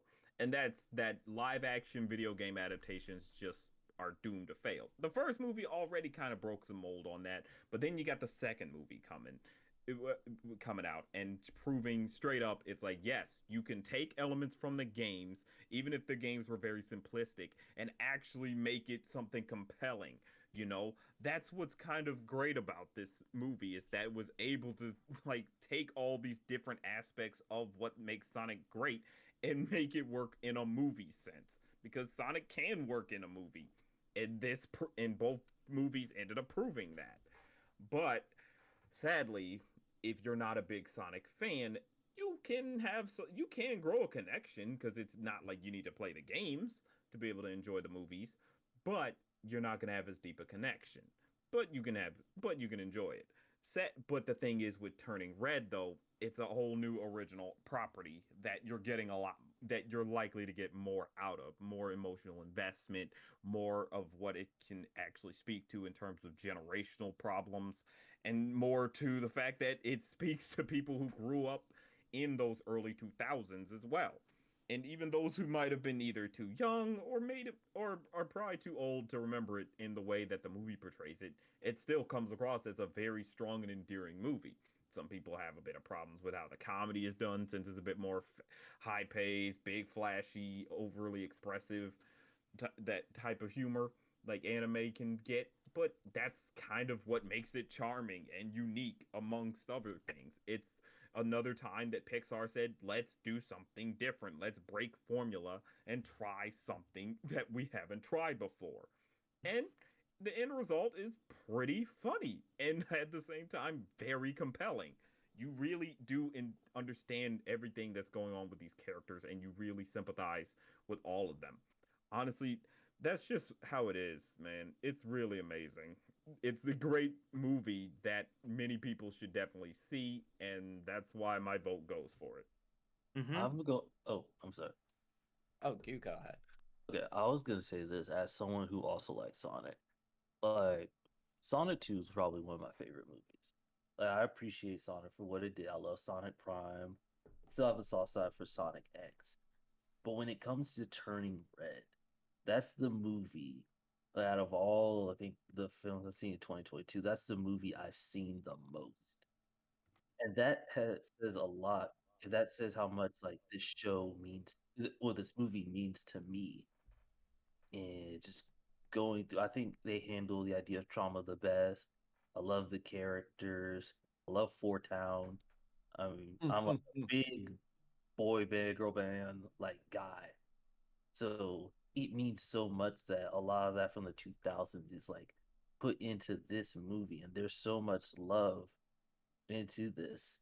And I think I remember doing like a video on like I was gonna do a video on like Turning Red and Concho and Soul like all together, but instead like I got more with Kendrick Lamar and Mei Lee because I saw so many connections with those two. And me just listening to like Kendrick Lamar recently, like going through the discography, it just means so much. And like I had connections with that discography and Mei Lee, and it just means so much that like Turning Red means so much to me and probably many other people. So that's what makes me like give Turning Red the vote. Yeah. All right. So, should I speak first or should you, Jake? We're at time, so let's make it quick. But that's fine. All right. Well, Right, just well- very, very quickly. I loved both these movies. Like Sonic, I love how it's all about found family. It's incredible. But Turning Red was just a movie that spoke to me on such a deep level, and this is especially quite nice because of the backlash that followed that movie around. But Oh the my main thing I love God. about Turning Red is just its message and how it portrays this idea of growing up and how your relationships with your parents change and how important your friendships can be. Because I have never seen a piece of media that says, like, oh, your friendships can be just important as your relationships with your blood family members. But yeah, that's basically it. It's a movie that means a lot to me. It's the most relatable movie I have ever seen. So it's basically it's just even today I still see people calling it cringe, and it annoys me. No, life's too short, guys. Exactly. Enjoy. Also, Like it's a what you movie like, set in like y'all. the 2000s, which is nice because it's. I grew up during then, so it's nice to finally get some nostalgia for me. Mm-hmm. Yeah, Sonic 2 did so much right. It took what worked about the first live-action Sonic movie and just amplified it all to the next level in a way that, while not perfect, felt naturally weaved and still felt like Sonic at its core, while still doing some creative stuff like with the Wachowski subplot. But Turning Red is just a much stronger, more heartfelt, more influential film at the end of the day. Okay, well, Turning Red won the round, so we'll have more time to discuss it. Do we need to take a break for a minute, or is everybody ready to go into round two? I'm ready for round two. Okay. I'm ready. Depends on everyone else. Woo! Okay, let's go back to the beginning. Yeah. This is where it Do gets you need to difficult. take a break, Geeks? No, I'm fine. Are you You okay? sure? You Yeah. sure? Yeah, I'm good. All right. I might step away for a minute while y'all talk about this one. Just to go get a breather. So I think let's do 7 minutes for round two discussion. So we'll stop this at like 9:49 or 9:50. We're gonna talk about Cuphead versus Kid Cosmic, and I'll open the floor. All right. Well, As someone who has played the games and watched the show for Cuphead series, I have to give this to Kid Cosmic. Yeah. Don't get me wrong. The Cuphead show is amazing. It's fun and inventive with what it does. It really does utilize the medium of animation and all that. But it does harken back to the ideas of, oh, we have overly excitable and silly characters getting into wacky adventures, and that's kinda it for the most part. Like, they're still fun characters, obviously. You could still have a good time with it, but it's understandable if at some point you're like, boy, I'm kind of tired of watching these guys. Because I'll admit, I watched the last season, or air quotes, season of the Cuphead Yeah. show, and I couldn't help but have that feeling of like, okay, I'm kind of just watching this and just going through the motions now. I'm like watching this to end it because I was so in by this point. But they were still good episodes, but I did have a bit of fatigue going in because it's so episodic and you're mainly just getting a lot of silly one-off stories. And they're good stories. It's just a lot to get in to take in for one setting. It's one of those gotta space it out. But Kid Cosmic is very short and sweet, and it grips you in every episode. They're all fun and compelling stories as well as compelling characters, and they're also very likable, and you want to be around them for a minute, you know. So you're willing to actually binge through it because it's like, oh, I want to see what happens next. You know, it has enough stingers that happen at the end of every episode to say, hey, maybe stick around to see what happens next. You know, there's just a great sense of pacing going along throughout the whole watch, honestly. And you get a lot more out of Kid Cosmic than I think you would from the Cuphead series, which is still great, but it's just not hitting as many highs as Kid Cosmic. Yeah, I Yeah. definitely agree. I haven't seen I Cuphead wholeheartedly show. agree. Yeah, I haven't seen Cuphead show. I think it seems like cute and I enjoy the rubber hose style. I think that's really cool. But I feel like based off of what folks have said about it, it probably isn't for me. But I do want to talk about Kid Cosmic 'cause I absolutely love Kid Cosmic. I totally want to echo what everyone said about it during round one. Like, I think it's one of Craig McCracken's best things. It pains me. It physically hurt me when he said that he had pitched like something like 15 shows to Netflix and they only took like 2 or 3 of them or something like that. That was like really painful for me to read because K Cosmic, like being an original thing from like a veteran cartoonist is just so cool to see. And something that I didn't hear people talk about in the first round that I want to gush a little bit about with Kid Cosmic is the art style, because it has such a unique art style with like the kind of comic book feel, the kind of like textured line work, and I'm a really big fan of like dot eyes. I don't know, that's just kind of like a thing with me. I'm a sucker for it. So just the way the characters are drawn is really appealing to me. So I love Kid Cosmic. I totally agree that the story was phenomenal.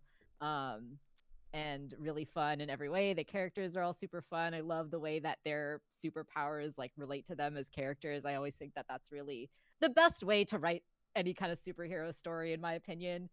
So yeah, I absolutely love Kid Cosmic and appreciate this opportunity to gush about it. Yeah, linking on to the art style thing, also talking about the frame rate and how it literally looks like an in motion comic book. Absolutely, it's so cool. And like to go off like, oh yeah. Oh, you go ahead too. Yeah, the motion is just so good. Like I said, it's the most unique looking of all of Craig McCracken's works. All of his shows are unique on some of, but this one seems to go most all out with a distinct style. And it's also and I also admire that his creative vision was able to go completely uncompromised with the limited series format and how the seasons were structured and shots. It just, wow, Netflix didn't screw this up.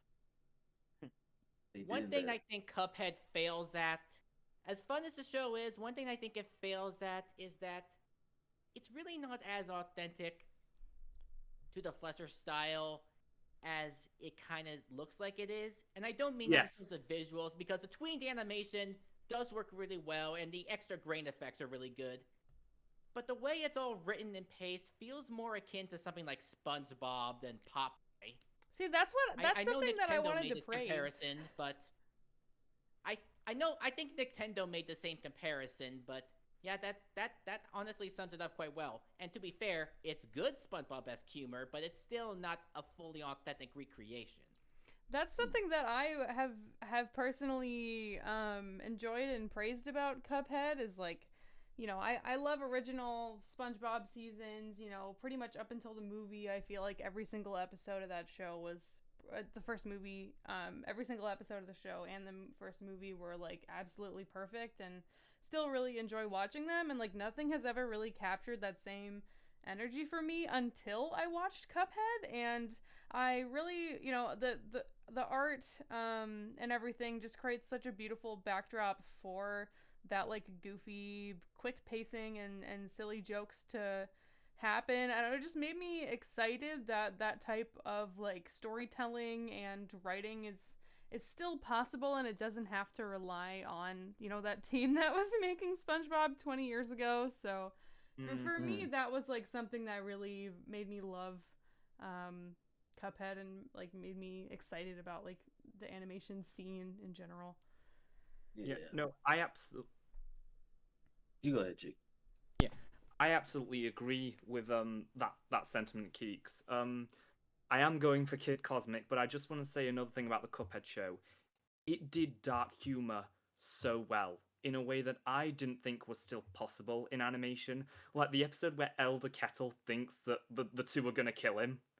Honestly, that is just like comedic gold. Also, just the fact that they have the devil, like just Yeah. no allegory, just straight up the devil as a villain. Not even Cow and Chicken could do that past the pilot. I love And that. how he actually kills people. That's wild. But I was just gonna say, like, I think LBM talked about it in his recent Kid Cosmic video. But the villain, I think, like, it's like a Thanos spoof. I love him to death. Yes, I It- thought that was so clever. That was hilarious. But like, it's no hate to Cuphead. I love Cuphead to death as well. Like the Devil's one of my favorite like villains, and just like the cast and like the acting, the songs throughout, it really is like so good. As someone who has not played the games, but I'm gonna give this one to Kid Cosmic. I just love the idea of like superheroes and giving a nod to like older comics. And yeah, Kid Cosmic is something I like. All right. I didn't get my vote in. There we go.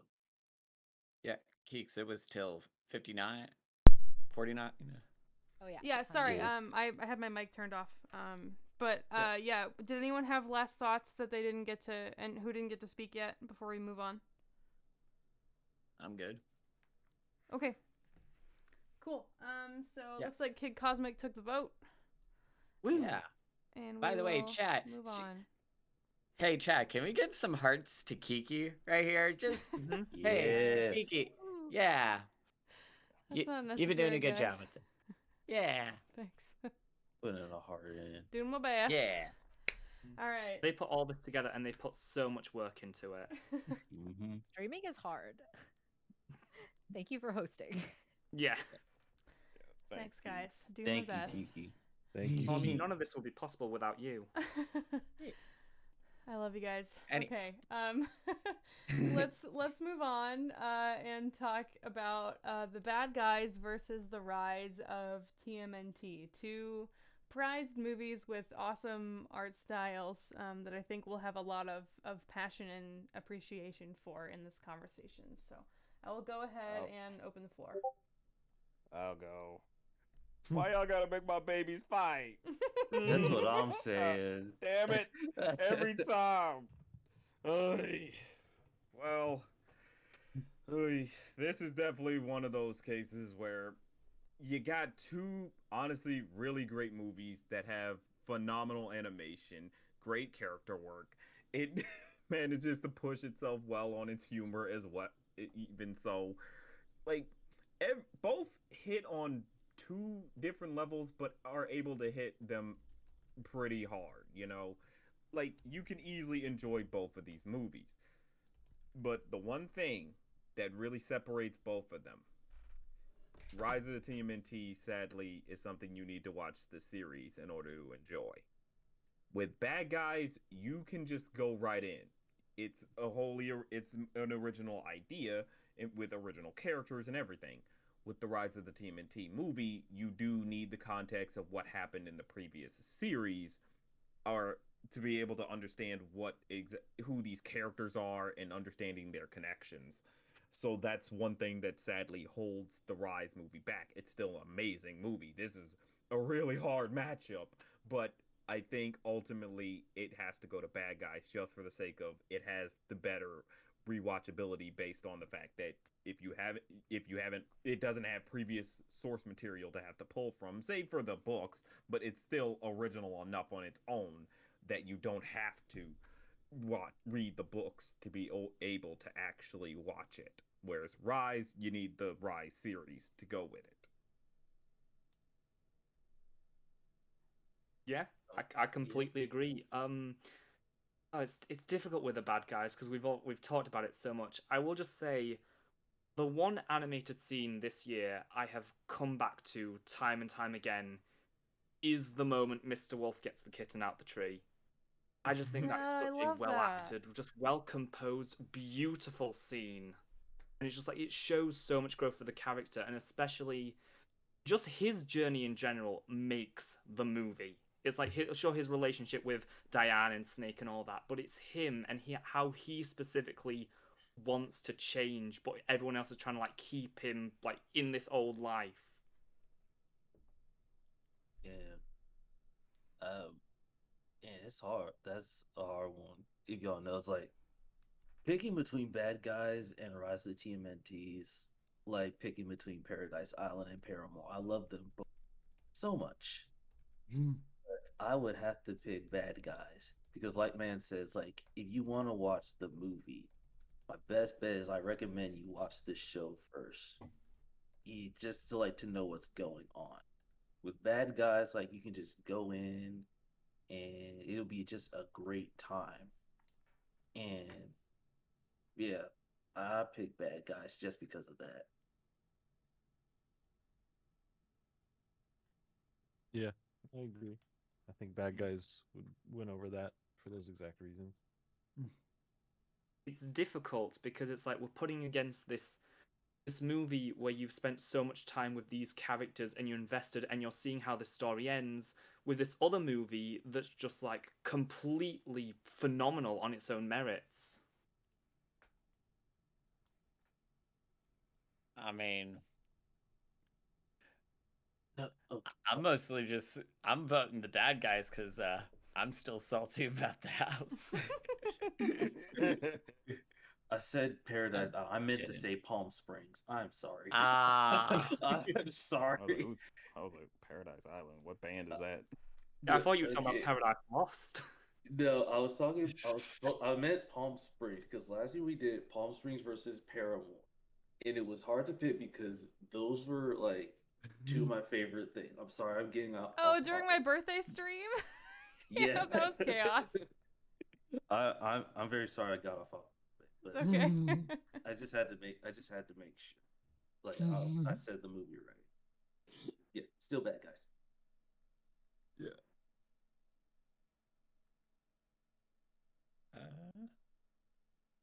I think that's kind of it. I don't think anyone else has much Okay. else to say. Bad Guys wins. Yeah. Let's move on. That's fine. Oh. Furries With win how again. many conversations have been too long, that's fine if we come to our conclusion quickly. Yeah. All right. We'll bounce back over and we'll talk about "Don't Hug Me, I'm Scared" versus "Close Enough." Let's begin. Okay, I have something to say about Close Enough I didn't get to say last time. Specifically talking about season 3. What particularly made the show's cancellation heartbreaking to me is I felt season 3 is where the show was really finding its footing, where it finally like got out of the shadow of just being, regular show again, but for 20-year-olds. I feel like it was starting to delve a lot more into the character relationships, really getting just deep into like the episode where Emily feels like she's, you know, like not having a great relationship with Candace, and then through the magical shenanigans turns herself into a child. It's like those kind of storylines are so great, and it's heartbreaking that we're not going to get to see the show reach its full potential. Yeah. Mm-hmm.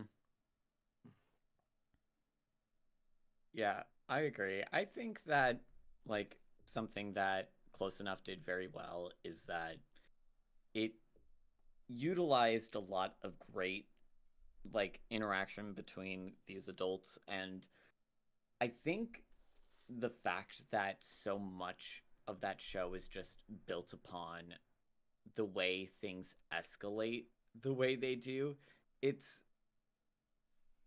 I don't know, it's honestly such a great time to see some of the ways that this show just goes in such wild directions. I also got to shout out probably the best Weird Al cameo Oh my god. in cartoons.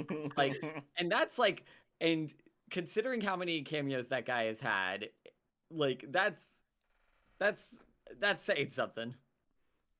I also have never really seen anyone speak about the intro for Close Enough, but it makes me actually kind of emotional, even though it's supposed to just be like cute and silly. The way that Josh and Emily just like run towards each other and their lives collide and like weave together, and then they like have a child, and like all of the different pieces of their lives just start blooming out of their collision. Like it's like so beautiful and like so representative of what it's like to actually like elect to like partner yourself to someone and like see the way that your life changes and morphs and grows because of it. And I really like love the pairing of Josh and Emily, and like their imperfection and realism of like their relationship, and like their imperfect parenting, and the way that they just like work to find solutions despite like not having everything together. I just like don't really know if I've ever seen a couple depicted in this way in an animated series before, and it's like honestly really lovely to see like a young adult couple who's like just starting to parent, like not, you know, like have like a lot of like drama or anything, and mostly just like be focused on like building their family and like nurturing their relationships with each other while inside of a comedy. Like that's a really unique experience to watch. I agree. Especially there's obviously there's drama, but there's nothing forced between them. You can tell how much they deeply love each other, even when they have like squabbles. And I had some qualms with like the writing in season 2 and 3 at times, but I do think season 1 really nailed it, and like was a pretty awesome season of television. Yeah. I do want to talk about Don't Hug Me, I'm Scared, because I feel like Close Enough is gonna win this round.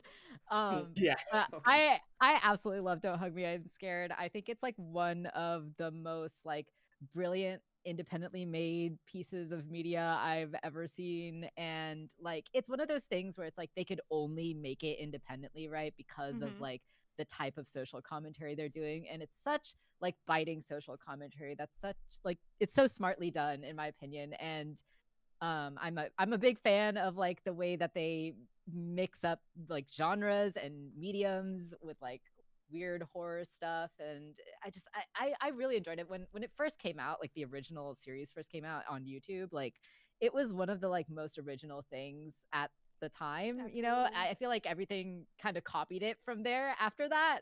So I feel like it was really influential in a lot of ways too. So yeah, I really feel like Don't Hug Me, I'm Scared is underrated in a lot of ways. And even though it definitely had its time back in the day, but yeah, I really love that show. So I feel like Close Enough is going to win. So I needed to say my piece. No, I agree with you though. It's like so iconic and in its own lane. And like there's really nothing else like Don't Hug Me, I'm Scared. And I'm kind of surprised that I haven't seen too many people talk about the actual series, but I think it's because it hasn't really had like an official American release. Yeah, so you basically gotta like find it on like YouTube or something to be able to watch it over here. But it ever since like the shorts, it has always been like one of my favorite pieces of media, period. It's so strange and off-putting and wonderful and creative in so many different ways. Absolutely. It's They like did say they were planning to distribute it. I'm just waiting for them. Oh, great. Okay, cool. It's like when it comes to like "Don't Hug Me, I'm Scared," it's like I know it by name. Like that's how much of an impact like that show has. And it's like you gotta look it up on YouTube. Like some people are going to know it like by just saying it out loud. It's like I've heard of this before. Yeah, like And I everyone felt knows where green is not a creative color comes from. green. Wait, that's where it comes from? Yes. Yeah. The first episode. Oh wow. Oh wow. Okay. So I'm like way behind with that. I was one. like in high school when that came out. That's crazy to think about. My God. Yeah, the only "Don't Hug Me, I'm Scared" thing I've ever seen is the "Let's Get Creative" thing. I've only seen like the trailer for like the show, but as for like Close Enough, like that still hits, man. And I've said a lot of what I wanted to say like in last round, so I'm just gonna Yeah. leave it at that. Close Enough is one of the most rewatchable shows for me because it's like if I'm ever just bored and I go on Netflix and it's there. Oh yeah, it's on Netflix in the UK. I'll just put it on. I'll just watch the whole thing because it's just so easy to just get back into it. For sure. My favorite episode is still Bridget and her phone. I just love how just crazy that one gets. Yeah, I don't know if anything will compare to like I mean, I love them all, but like the toxic friend one for Emily. Oh yeah, I love that episode. I love Pearl's episodes so real. as well. I love Skater Dad. That episode, I just laughed at that the most. All right, our time's up. Close Enough won the poll, so it will be moving on. It's getting harder and harder. Okay, this yeah. this next one, just like for man with bad guys in Lightyear or bad guys in Turtles. This is my nightmare right here. The next one. These are my two top choices. I already know what I'm All right. gonna pick. Yep, Marcel and Chippendale. Let's go. I mean, it's still Marcel Sweet, but like it's hard Yeah. to say that. Marcel Sweet. Yeah. I feel like I've said my piece on Chippendale. Yeah. Go ahead. I mean, if I'm gonna be honest, I honestly really did not vibe with Chippendale. That's like I'm going Marcel mainly because like the comparisons to Who Framed Roger Rabbit, like yeah, that's like I know that's a big reason that some people like really enjoy this movie, but yeah, if I'm gonna be honest, like watching Chippendale and just seeing some of the stuff just made me just absolutely like really it kind of just made me want to rewatch Who Framed Roger Rabbit. Yes. Like cuz which side note, Who Framed Roger Rabbit, it's free on like Tubi and like a bunch of other places right now, so like, you know, get on that. But I feel like there's something to be said about how like Marcel is such a sincere project. Like the fact that it started as this small weird thing that Jenny Slate and her now ex-husband like were working on YouTube before like Jenny Slate became like a big actress, and then it growing to like over a decade later to becoming this other thing. It's I don't know. I gotta give it to Marcel just for that. Yeah. I will say though, with it's kind of not even close. I mean, Marcel is such a sweet and innocent movie. Like the second you watch it, the second you hear Marcel say a word, you're just hooked. You're just gonna get immediately. You're gonna be like, I want to protect him. I don't care if he's not in danger. I just want him protected because he's just so sweet, and you easily just get wrapped up in everything going on with him. And it's a very low key movie that anyone just outside of all the Marcel stuff can just hop right into, even if you didn't know about the history and all that. It's a movie you could just pop right on and you easily understand and you easily can get connected with everything going on. With the Chip and Dale movie, It's the same problem as the Rise of the Ninja Turtles movie in that you do need to be a fan of Chippendales, and even those who were fans of Chippendales or Rescue Rangers in general didn't really vibe with it that well. But but it's because they didn't like how meta it was going. They wanted a true blue Rescue Rangers movie. That would have been nice, but what they went with, it was still a pretty damn good, funny movie, plain and simple. But like I said, you do need a bit of the history of Rescue Rangers. You know, you have to have at least grown up with that to really have a stronger connection. You can still watch it just fine because it does explain some things here and there, especially since it changes up a lot of stuff so much that it's like, okay, I could watch this without having seen Rescue Rangers. But you would probably grow a bit more of an appreciation for it because you have that connection. With Marcel, you're just right there for you're already along for the ride, just ready to go. Just from the second, like I said, when he starts talking. Yeah. All right, so I want to bring up one of your points, man. The one about how you can jump into Marcel without knowing about what came before. I was one of those people. I went into Marcel thinking it was a completely original thing. I had no idea it was a web thing before. I had no idea who Jenny Slate was.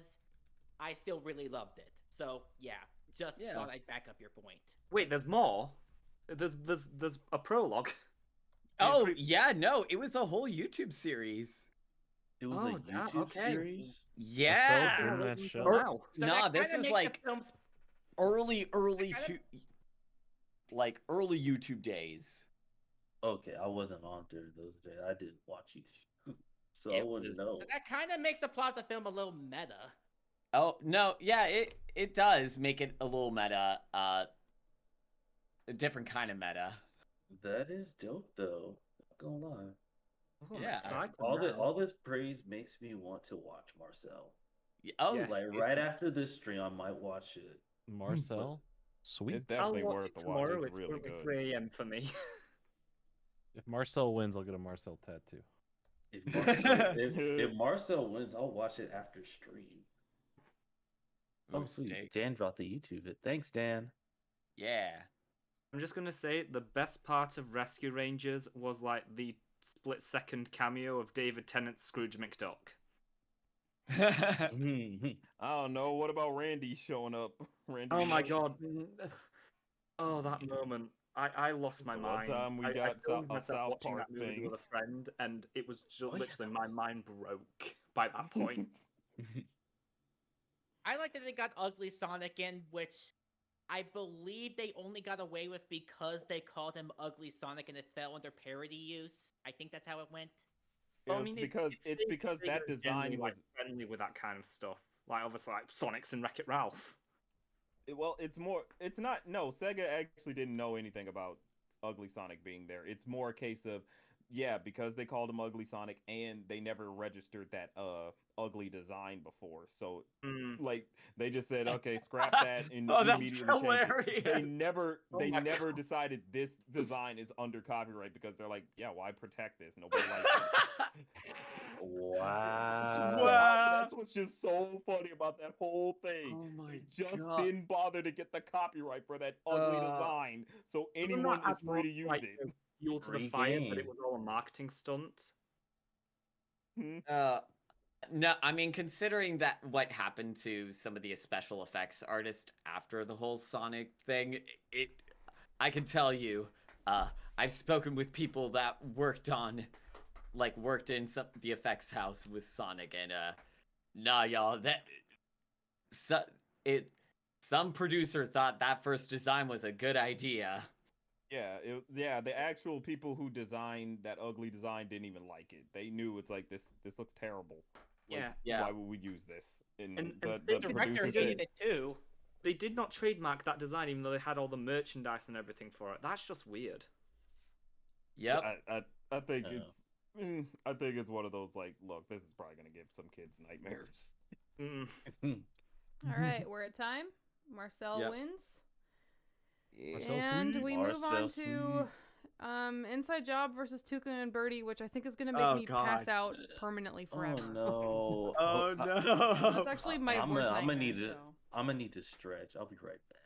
Okay. Ultimately, I think for me, I go Tuca and Bertie because of the lengths that they were able to go with their more like serious character arcs. And while I think that Inside Job was really going in that direction, especially with season 2 and the absolute gut-wrenching way that they ended season 2, it got cut off. So Tuca and Bertie ends up hitting harder for me. But seriously, those two series, I mean, it's just devastating that they both got canceled in the same year, and they're gonna stay in my like top 10 best cartoons of all time forever. Yeah. Pretty much. Yeah.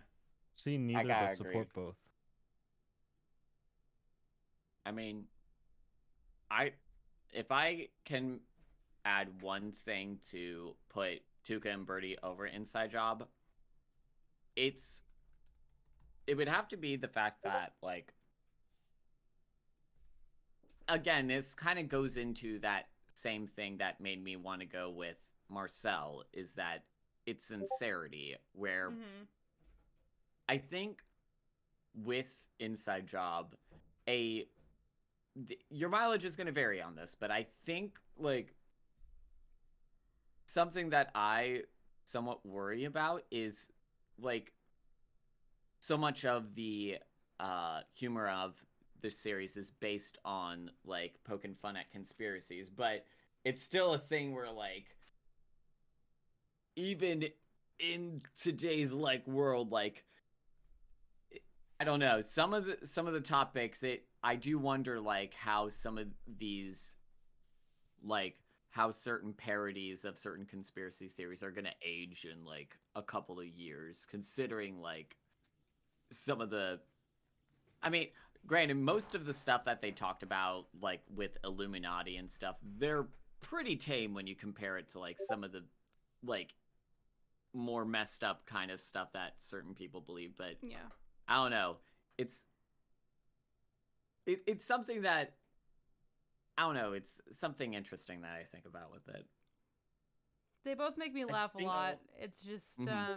I think Tuca and Bertie, like, really tried to tell stories that didn't exist previously, and, like, really went for, like, a more inclusive route, and, like, you know, just in general, like, covered some new ground. And while I think Inside Job also did that in terms of, like, pushing the boundaries of, like, what you're allowed to talk about on television and in animation, like, it just didn't go as far with, like, the character writing, even though I really think that they were going to. So yeah.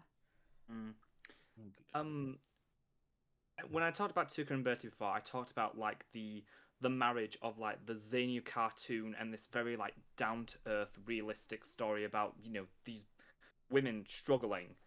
And I want to just expand a bit more on, like, the marriage between them and how Tuca and Bertie is an animation fan's dream. Just, like, the variety of mixed mediums and art styles and how everything is constantly moving and changing. It's just, more than, like, any other show in, like, ages, it is a visual spectacle where every single time you watch it, you'll notice something new.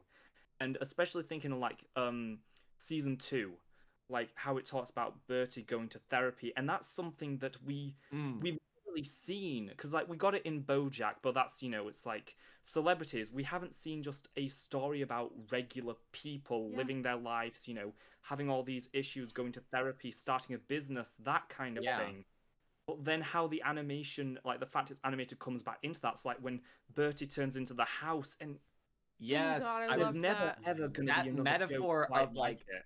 being a haunted house, like, that is, it's kind of a microcosm of the ways that something Tuca and Bertie did so well is that it put to words a number of, like, certain struggles that, as we mentioned already, are woefully under-discussed in a lot of animation, and not just animation, just a lot of modern media in general. And I think it's a testament to the talent on that the crew had in that show that, like, even after being like canceled on Netflix and then getting picked up by Adult Swim and then it's like, it really shows that there's so much like to this show, that there are clearly so many people that care about it and love what they're trying to do. And yeah, Yeah, I don't there's an know, maybe audience for it, which is why I think,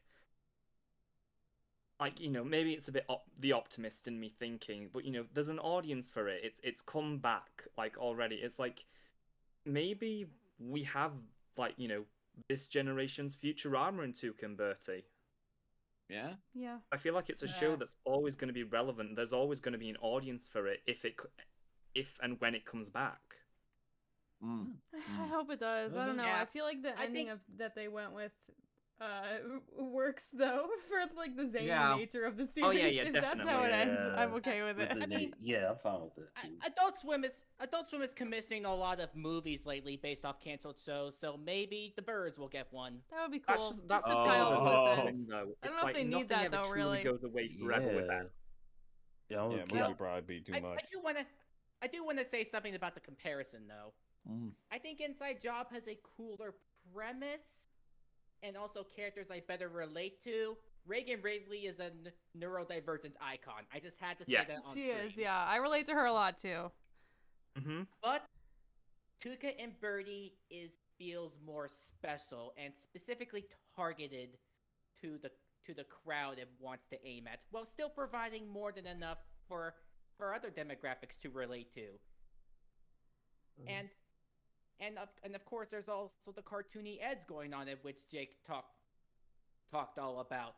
I think I saw someone tweet once that they said BoJack was made by a writer, but Tuca and Bertie was made by an artist, and I think that perfectly sums up the differences between both those shows and why they both stand out from each other. But there's still the same sort of charm between both of them, and yeah, I think that's why Tuca and Bertie just hits as hard as it does. That's a bar. That what you said too. That was a bar.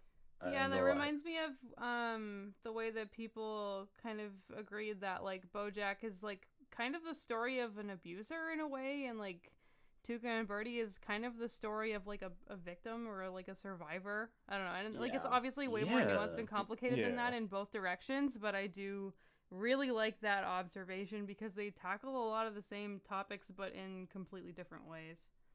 And I think like with Tuca and Bertie, even just Benji like talked about the therapy episode, and like that hits deep as like someone who just went to therapy.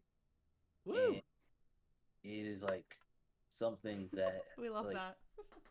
I think about that. It's like it just really helps, like seeing a regular person just like go to therapy, getting better as a person, and just man, I'm at a loss for words just because like that's what makes me love Tuca and Bertie a lot more.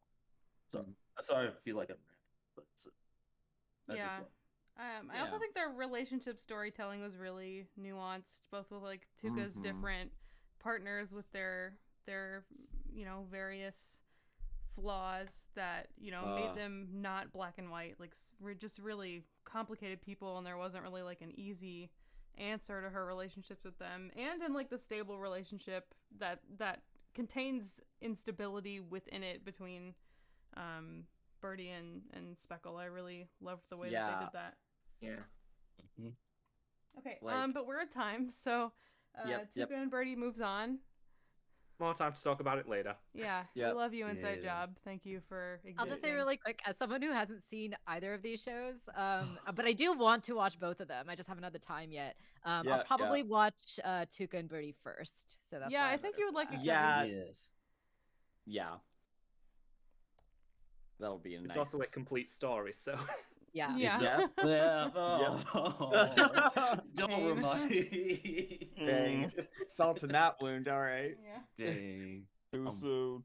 I'm bleeding. Ouch. Okay. Turning Red versus the Bob's Burgers movie. Two great Ooh. films for very Okay. different No. reasons. Oh, okay. All right, Let's all start right. the clock. I'll go first. Yeah, yep. I'll go first. Okay. Because I'm like, this is another hard one. Again, like Palm Springs and Parable. Okay, because I love both of these. Oh my gosh. I'll go with I was gonna say Palm Springs. I'm sorry. I was, Oh my God. I'll go. Damn. Get Andy Samberg off your mind. I was gonna say I'm going with Bob's Burgers. Because no, I do like this film. I love both of them. Art. But like, man, I'm for Tyrese, man. Bob's Burgers for me. Yeah. All right, so Yeah. what I have to say about Bob's Burgers, the movie, is that it does basically everything you'd want a Bob's Burgers movie to do. It has the constant, nonstop dialogue which did make me laugh a lot. While it still pushes the stakes enough that warrants its theatrical push, as well as the musical aspect, as was mentioned in the first round. It all comes together really well and much better than I think anyone thought. But the problem is it's a TV adaptation which has certain trappings to it. They aren't able to give all the characters ample screen time. Like Jean, I remember particularly getting kind of shafted.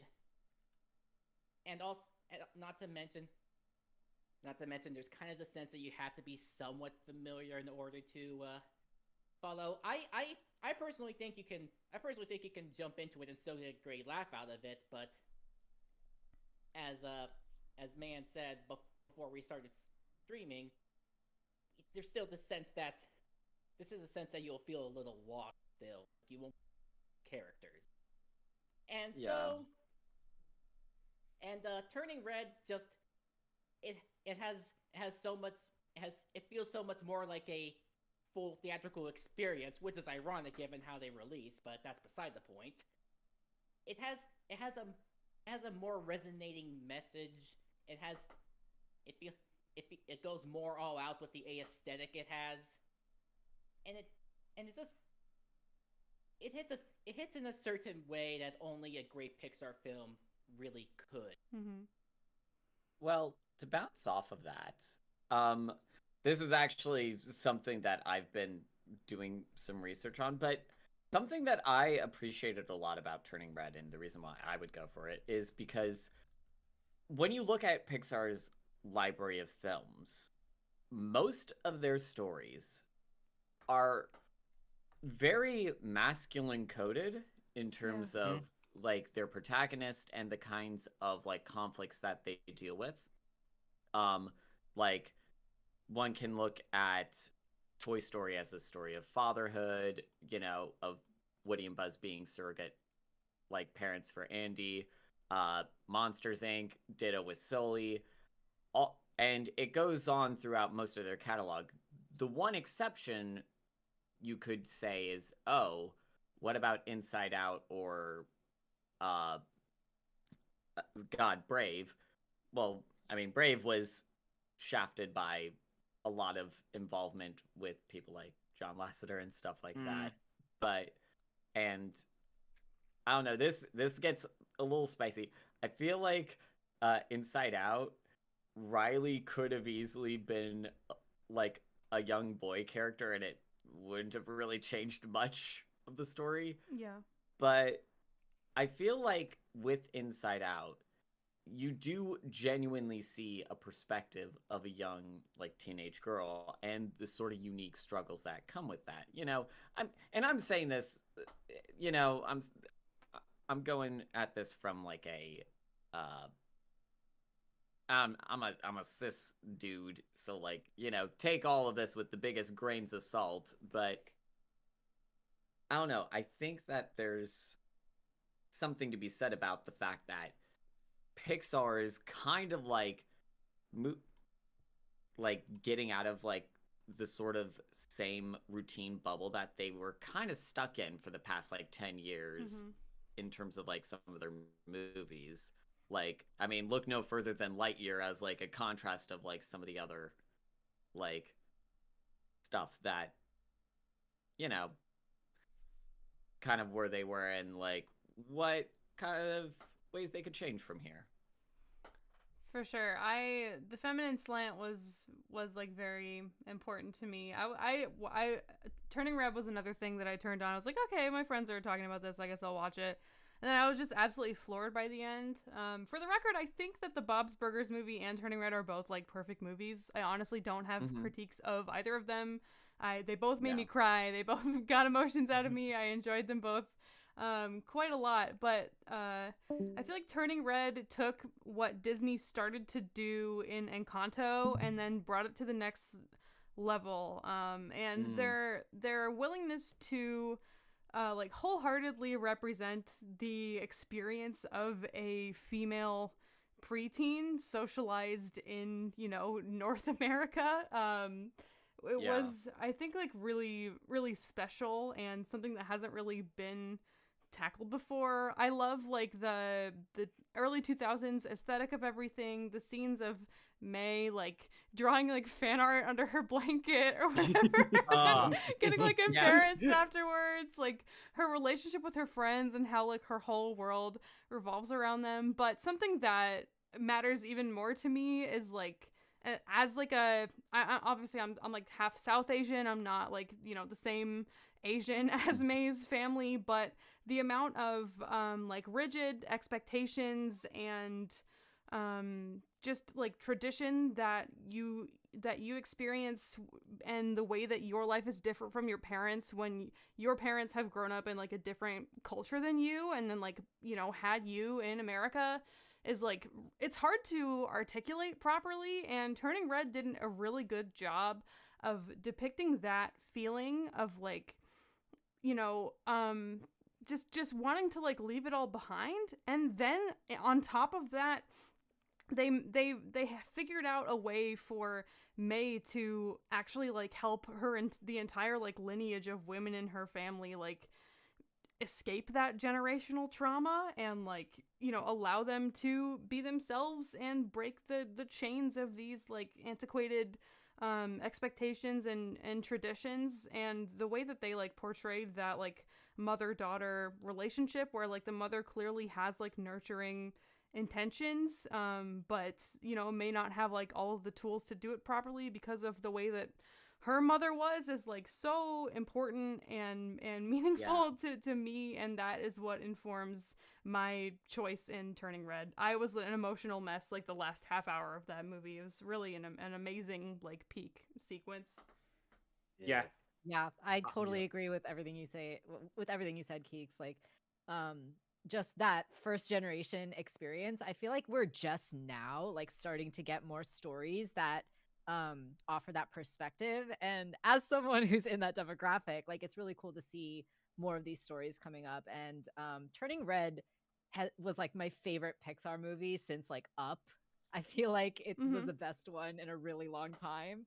Not to say that I think it was the perfect movie. I definitely have my nitpicks with it, but the type of story it was telling and the fact that like we're only just now starting to hear these voices and hear these kinds of stories, and exactly what you were saying, Keeks, like the types of stuff that it relates to is really powerful and really meaningful to me too.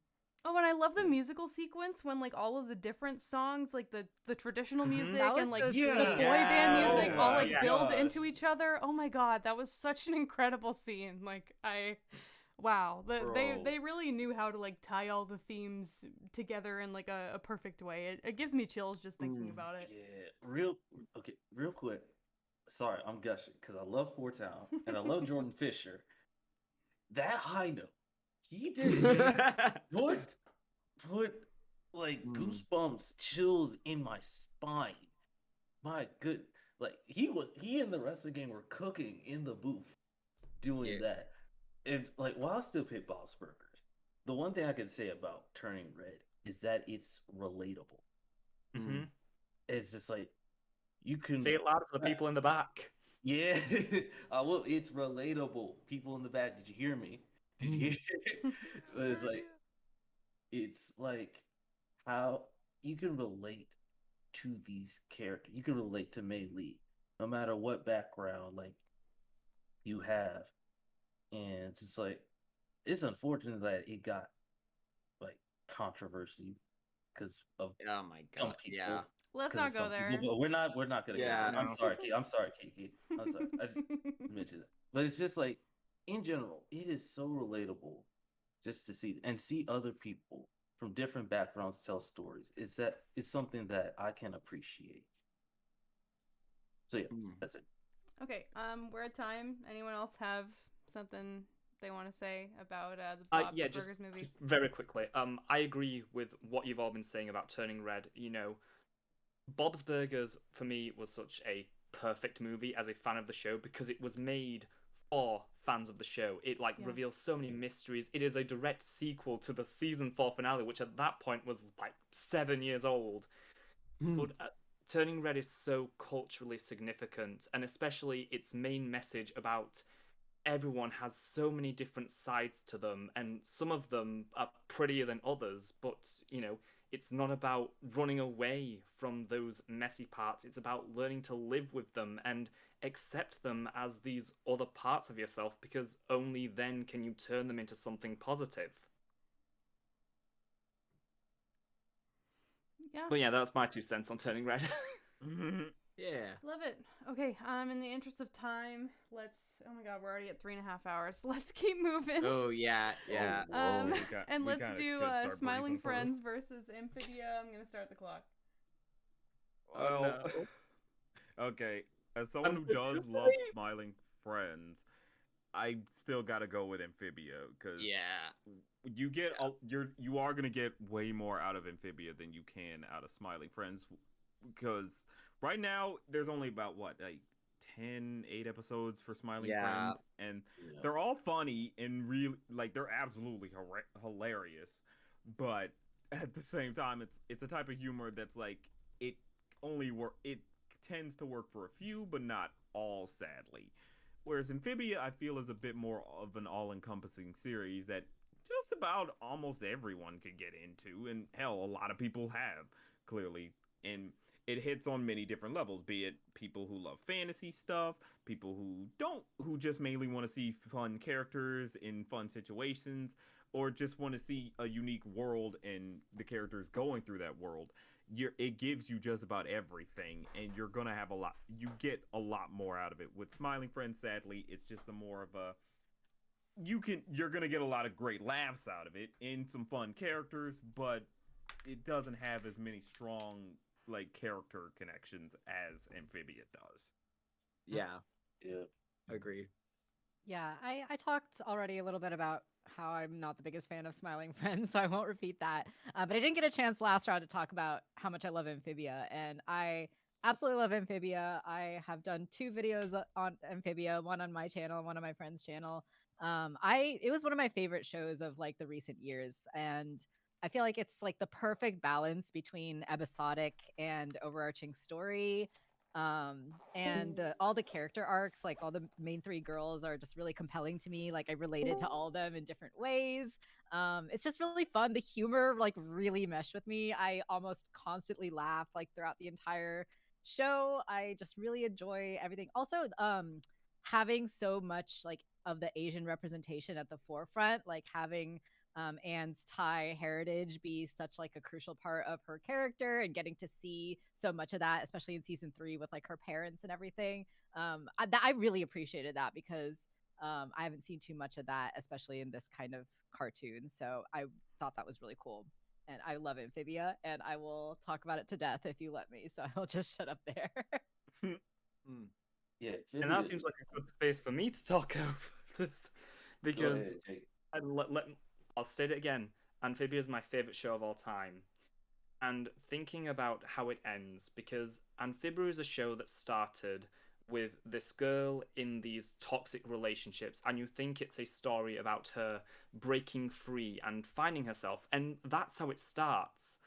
But, you know, as the show progresses, it becomes this story about these severely damaged people helping each other to heal, but only after they each individually realize that there is a problem and that they deserve to be better.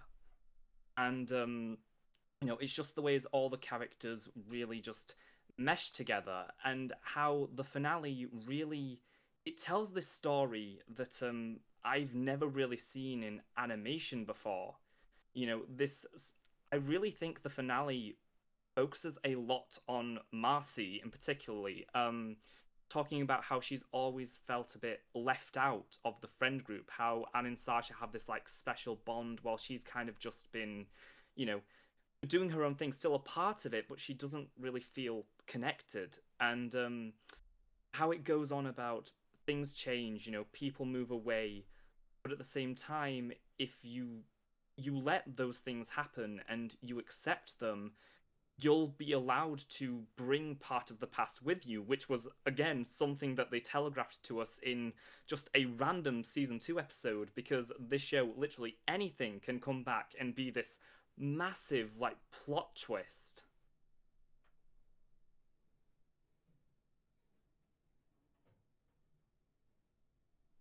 I guess. All right. Well, Amphibia Oh, wait, won, I but thought- we've I got a thought my few more mic minutes went to out. discuss if you want. I thought my mic went out. I'm I sorry.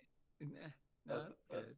So, yeah, I like said earlier with Smiling Friends, like it only has like a few episodes, so I'm gonna give it a little bit more time to like cook and get some more out. But with Amphibia, like the show like ended, and for it to end well, and for every storyline to like go through, and like the final episode was like so hard, had almost got me into tears.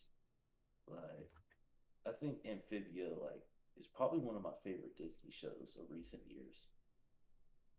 And yeah, I would be yeah, I'd say Amphibia. Yap. Amphibia wins out for me too. Also, Like the I said voice in round acting, one, Brenda nothing- Song, Bill Farmer, freaking Mhm. legends. Oh Oh no, I met Yeah, Bill I had- Farmer and he was like so excited to talk about Amphibia. He even like pulled out his phone and was like showing me all these cast That's photos. awesome. Bill Farmer's a sweetheart. He is. He is. But yeah, I have nothing against And then Smiling Justin Friends, and Felbringer, Amphibia Amanda just hits Layton, harder just on everyone on that basically cast. every front. Anna Kana, freaking YouTuber represent. Wait, who? Anaconda? Anna Kana plays Oh my Sasha. gosh, you saying who Oh, wow. about that stresses me out. I don't know. I haven't been on YouTube. She's a That's legend. like so. That's like old Mhm. school YouTube. She's like stuff right old there. school vlogger. Yeah, Yeah. she still Oh, yeah. makes videos. She does but- like therapy videos basically. Like she goes to therapy and then she makes little like 5-minute nugget videos about her lessons that she learns in therapy. They're great. Oh, I've got to I'll check give it a those out. watch. Thank you. Yeah, I love Thank you. her. I'll give it a watch. Okay, well our time's up. We landed on Amphibia. Amphibia sweep. Yeah. I have a feeling Um, Amphibia's not winning against Tuca and Bertie. We'll see. Oh, We'll see. Oh, It's gotta It's- be a they're- it's a Marcel. All 4 of these now are like really great series, so I'm happy Yeah. to see, how this is turning out. All right. Well, now it's Wendell and Wild and Puss in Boots, and I have a feeling I know what's gonna win. I feel like but I we- would like to take a moment to talk about why I love Puss in Boots, because I guess I don't feel like I've had a lot of chance to talk about this movie yet. Yeah. But I happened to walk into the theater to watch this movie on like one of the lowest days of my adult life. I just like wanted to distract myself from reality for a while. And the message about like your mortality and how precious that is, and the attitude that you have to have toward it, and the resolution to fight back basically, and like fight tooth and nail for the life that you figure out that you deserve. I kind of feel like it like saved my life that day. I don't know, like that maybe seems dramatic and I'm like writing a whole video about it, but I really didn't expect Puss in Boots to go in that direction, and now it's like one of my favorite movies of all time. It's just like got such a gravitational pull and like such a shockingly meaningful story alongside like all of these beautiful, compelling characters and like one of the most stunning art styles I've seen in years. It was an absolute treat to see in theaters, and regardless of, you know, what anyone else wants to tell me about this movie, I really think it's one of the best animated movies that's ever been made, which I really didn't expect to say about a Shrek spin-off in 2022. But hey, what are you gonna do? I can't wait to see it. February 3rd in the UK, day one I'm going. Yeah, it's phenomenal. Yeah. Yeah. Right, so, Puss in Boots 2. I feel weird talking about this film because even though I enjoyed it when I saw it in the theater and have found much more to really enjoy about it in the week since, I feel weird not being completely adoring it like everyone else. Like, I don't know, I felt like the writing could get a little repetitive sometimes, and I didn't think it was all that funny, but I still think, and I think Wendell and Wild I think Wendell and Wild's themes are, they're definitely multifaceted and strong all around, but they just aren't able to go as all out as Puss did. So yeah, even in this case, I'm still voting Puss. Really? Oh, I'm sorry. Oh, you go. You go. Okay, so I was gonna say that when it comes to Wendell and Wild, it's something that was said earlier. It's just like it needed more time, and it needed a little bit more time to cook. When it comes to The Last Wish, I really don't have any critiques about it. But it's like they're both like great movies, so it's actually I'll give it to Puss in Boots. So I haven't seen Puss in Boots yet, so I can't really speak to how good it is, but I really want to watch it based off of just like word of mouth, everyone talking about it. So as soon as I'm able to, I'm going to watch it. But I do want to like touch on two things with Wendell and Wild. I feel like Hariana earlier like said everything perfectly about like what was great about Wendell and Wild, and also like some things that needed maybe a little bit of improvement. But there are two things that I just want to quickly touch on with this movie. And first thing, the stop motion animation I felt was so unique in Wendell and Wild. Like I've never seen stop motion ever be that goopy before, and I absolutely loved it. Like it looked so cool, and it was just like I was watching it and I was like, how do they pull that off? Like it just looked really, really cool and very unique. So I wanted to shout that out. And one other thing with Wendell and Wild that I wanted to just touch on is that, you know, there was definitely a lot of critique when the movie came out. Some of it valid, some of it kind of, you know, uncalled for, unfounded, maybe in bad faith. And one of those critiques that I really just like, I really hate seeing for shows and movies in general, but I in particular hated seeing it for Wendell and Wild, was people talking about how the main character, I think her name is Kat. I apologize. It's been a while since I watched the movie. Kat as an unlikable main character. Oh my And God. I really don't like that as a critique because, like, for one thing, like, main characters don't always have to be like likable in order to tell a compelling story, right? And I feel like, especially when it comes to like characters of color, and you know, I can't speak to this personally, but for Black characters, is something I've noticed.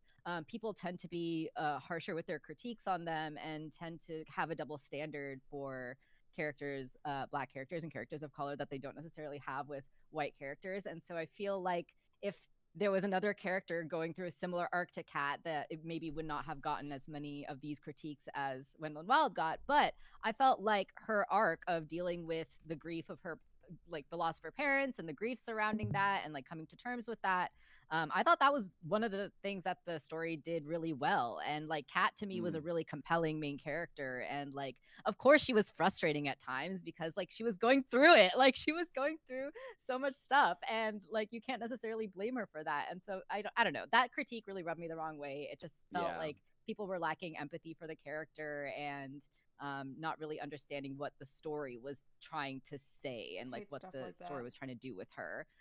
So yeah, just wanted to add that onto Wendell and Wild. I feel like it deserved more love than it got, even though, yeah, definitely the critiques, some of them are valid. But yeah, I love how the main character arc went, and I love how goopy it is. So shout out. Goop sweep. Goop sweep. It does look like a Puss sweep, yeah. Listen, I'm tired. It's okay. It's valid. It's all good. Valid. Yeah, I think we can move forward. Okay. Yep. Yeah. Yep. All right. Shout out to Wendell and Wild. Seriously, it is amazing to see, this approach being taken and the inclusivity and diversity going on in that movie. And in stop motion, which is, such a intensive medium, they deserve to be there. It's sad that it took this long, but it's pretty awesome that it exists. Definitely. Okay, let's go back up to Kid Cosmic versus Close Enough. And I think we're probably good with another 7-minute discussion since we've, talked about all of these shows so much already. Yeah. On the floor. I will say this is so tricky because on the one hand with Close Enough it is a matter of like, hey, we're finally getting a show that speaks to 20-something-year-olds and who are, getting the start to the rest of who are now in the start of the rest of their lives and having to deal with creating a family and maintaining and everything. Obviously, though, they do the added twist of adding supernatural situations happening. So that's kind of the one thing that's like, okay, that's over-exaggeration here and there, but it's still really funny, and you're getting good stories and compelling characters out of it. But on the one hand, you also have Kid Cosmic, which is just a great... It wears a lot of his influences on its sleeves, which Close Enough does as well, but a lot of it feels like with Close Enough, the homage is always a matter of like, let's acknowledge this thing exists and do a funny parody here and there. Kid Cosmic, a lot of it feels like, oh, this is inspiration from those things, from like the creators' like childhood, and actually implementing it and creating something completely new and different, like, yeah, you do have a certain character who's like, oh, this is basically like Darkseid and Thanos somehow mixed together, but he still feels like a genuinely different character overall, and he's a fun one. And that's kind of what's tricky to get off of. It's like, do you go for the one that it manages to wear its influences on its sleeves, but manages to disguise it more as an original idea, or use the one that more wears the influences but acknowledges that it has those influences and mainly just does parody or satire of it? And for me, I think personally I would have to go for Kid Cosmic because it does hit a lot more bells that I wanted to see out of that type of series. You get a lot of these great and fun and compelling characters, and you're seeing them really having to deal with this situation, and they actually take their time to let it sink in that this is a new situation that they're not used to. Yeah, they have to become heroes, but this is something they're not used to. They're from some random podunk desert small town area that really they're forced to fight aliens. Of course, it's like, what do we do here? And they really let that sink in, that these are people completely out of their element and having to grow to the occasion. With Close Enough, you're getting a lot of good stories, and obviously it's very funny, but a lot of it is it all ends in one episode. Most of it's very one-off. This happens in one episode, then we move on to the next, and that's kind of it for the most part. And I gotta say, like I said, it's... Sorry, man. I'm sorry. Go ahead. It's still very fun and compelling. Like, you do get involved in all the stories they do tell. You do very much feel for what's going on. But I would say, in terms of more of a stronger cohesive narrative or stronger cohesiveness, I feel like it does go to Kid Cosmic. I gotta say, I feel like J.G. Quintel kind of struggles to write people of color. Like, I definitely had criticisms of how some of the non-white characters were handled, and that was kind of like one of the biggest I don't know, like things that dragged it down for me. Like the cast is like pretty white, and then when you're looking at the not white characters, they tend to be a little flat. So I think that's something where Kid Cosmic would definitely win out. Oh yeah. Yeah. you definitely get more of a feel out of the like characters of color in Kid Cosmic than you do Close Enough. In Close Enough, it always felt like, okay, they have this black character and they don't do much with them. Like this one grandma character, Yeah, I grandma know. I looking didn't like the way character. they wrote a lot of her stuff, to be honest. Yeah, it's like Yeah. okay, it's all right, but it could have obviously been better. Yeah. Yeah, and I really love Joe in Kid Cosmic. Like, she's also kind of a little bit in that demographic of just like the about to become an adult kind of phase of her life, and I think that they did that story really well. And her family too is just like so awesome and it's fun to watch and wholesome. Yeah. I love the whole like neighborhood, and I was so glad like they had a bigger part in like season 3, and I love each of the arcs that the characters went through. And it's like if I could summarize like how I'd feel about each, like Close Enough brings out like the adulthood or young adulthood, while Kid Cosmic brings out your childhood. Yeah. It's like Yeah. it reminds me not only of comic but like Saturday mornings. It's like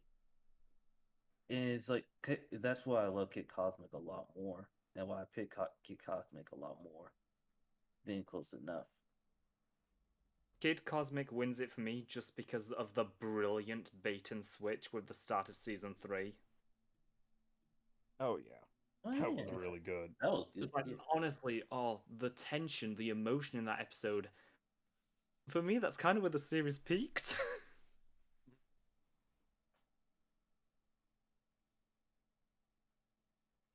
I think we could probably move our poll forward seems then. decided. Yeah.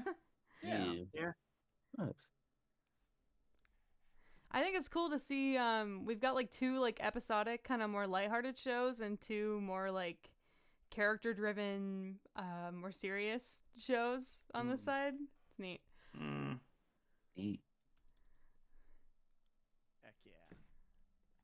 All right, so I think it's safe to say that next we're gonna let Johnny talk a lot. Yeah, about Johnny, why don't you Marcel. tell us your thoughts on the Yeah, bad of guys course, versus Johnny had to Marcel? You just Johnny had to come in for the shoe propaganda. That's Have you right. heard about our Lord and Savior Shell Marcel? propaganda, Yeah, I should say.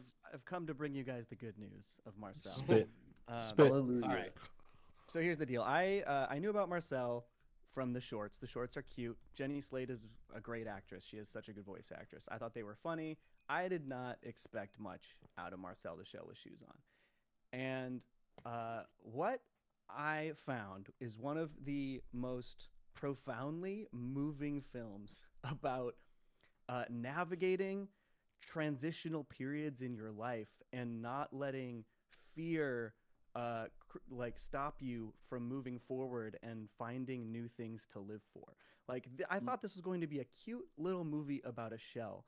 And it was made by Jenny Slate and Dean Fleischer Camp, who made this thing together, got married, got divorced right around the time that they started making this movie, and through that process built this incredible reflection of their own ability to transition and move on from an important period of their life. And I cannot express enough about how lovely this film is. I watched it for the first time a month ago, and I've watched it 4 times since then. I'm probably going to watch it again this week because I'm going to make a video about it. And also, Marcel is just one of the cutest, most lovely characters I've ever seen. Incredibly funny, incredibly cute, but also like deeply profound in the funniest way. Also, one of my favorite little fun facts about this movie is that the Chiodo brothers were the people who did all the stop motion animation. They directed Killer Clowns from Outer Space. Really weird connection. What? Damn, you had to drop that bombshell. That's I'm about to shoot this up now. That's right. And in conclusion, Marcel sweep. And Marcel did in fact sweep the chat as you made your plea. Yeah. Good job, Johnny. Thanks. I love the bad guys, but I don't think I can. Marcel Sweep, you've convinced me. Like the I bad guys mean- is kind of inconsequential in terms of like, you know, what they're trying to do. Like it's just like a kids movie through and through. I don't really I don't think there's, anyone like, could follow that up. Yeah. Yeah, Yeah. I'll say this about the bad guys, like, in terms of things that it's doing, like, if I'm gonna be 100% honest, like, the bad guys is great, but also, like, as someone who's watched a fair amount of Lupin the Third, I've kind of seen it. Like, it's very much furry Lupin the Third, which, you know, yeah, if you're into that, go for it. But yeah, nah, Marcel Sweep. It's so good at Marcel Johnny Sweep, but we said still so. stand the bad guys, and we can't wait for the holiday special. Johnny Ooh. stand that so well he could practically go to court over it. I will go to court over it. Marcel sweeping. Yeah, Marcel Sweep. We'll have our battle It's gonna be soon, tough. Johnny. It's gonna be tough. It's Oh gonna be no, tough these up next against two are Puss. gonna kill me. Yeah, there's Oh. gonna be some heavy words about the next matchup. The rest I of these came in for this honestly one, through too. and through. Okay, Tuca and Bertie versus Amphibia. Let's go. All right. Ugh. All right. Listen. I know we got some strong feelings about the way, like, both of these shows end, but I'm just saying, Tuca and Bertie, it's done a lot. Like, Amphibia's great. Love the world building and all that kind of stuff.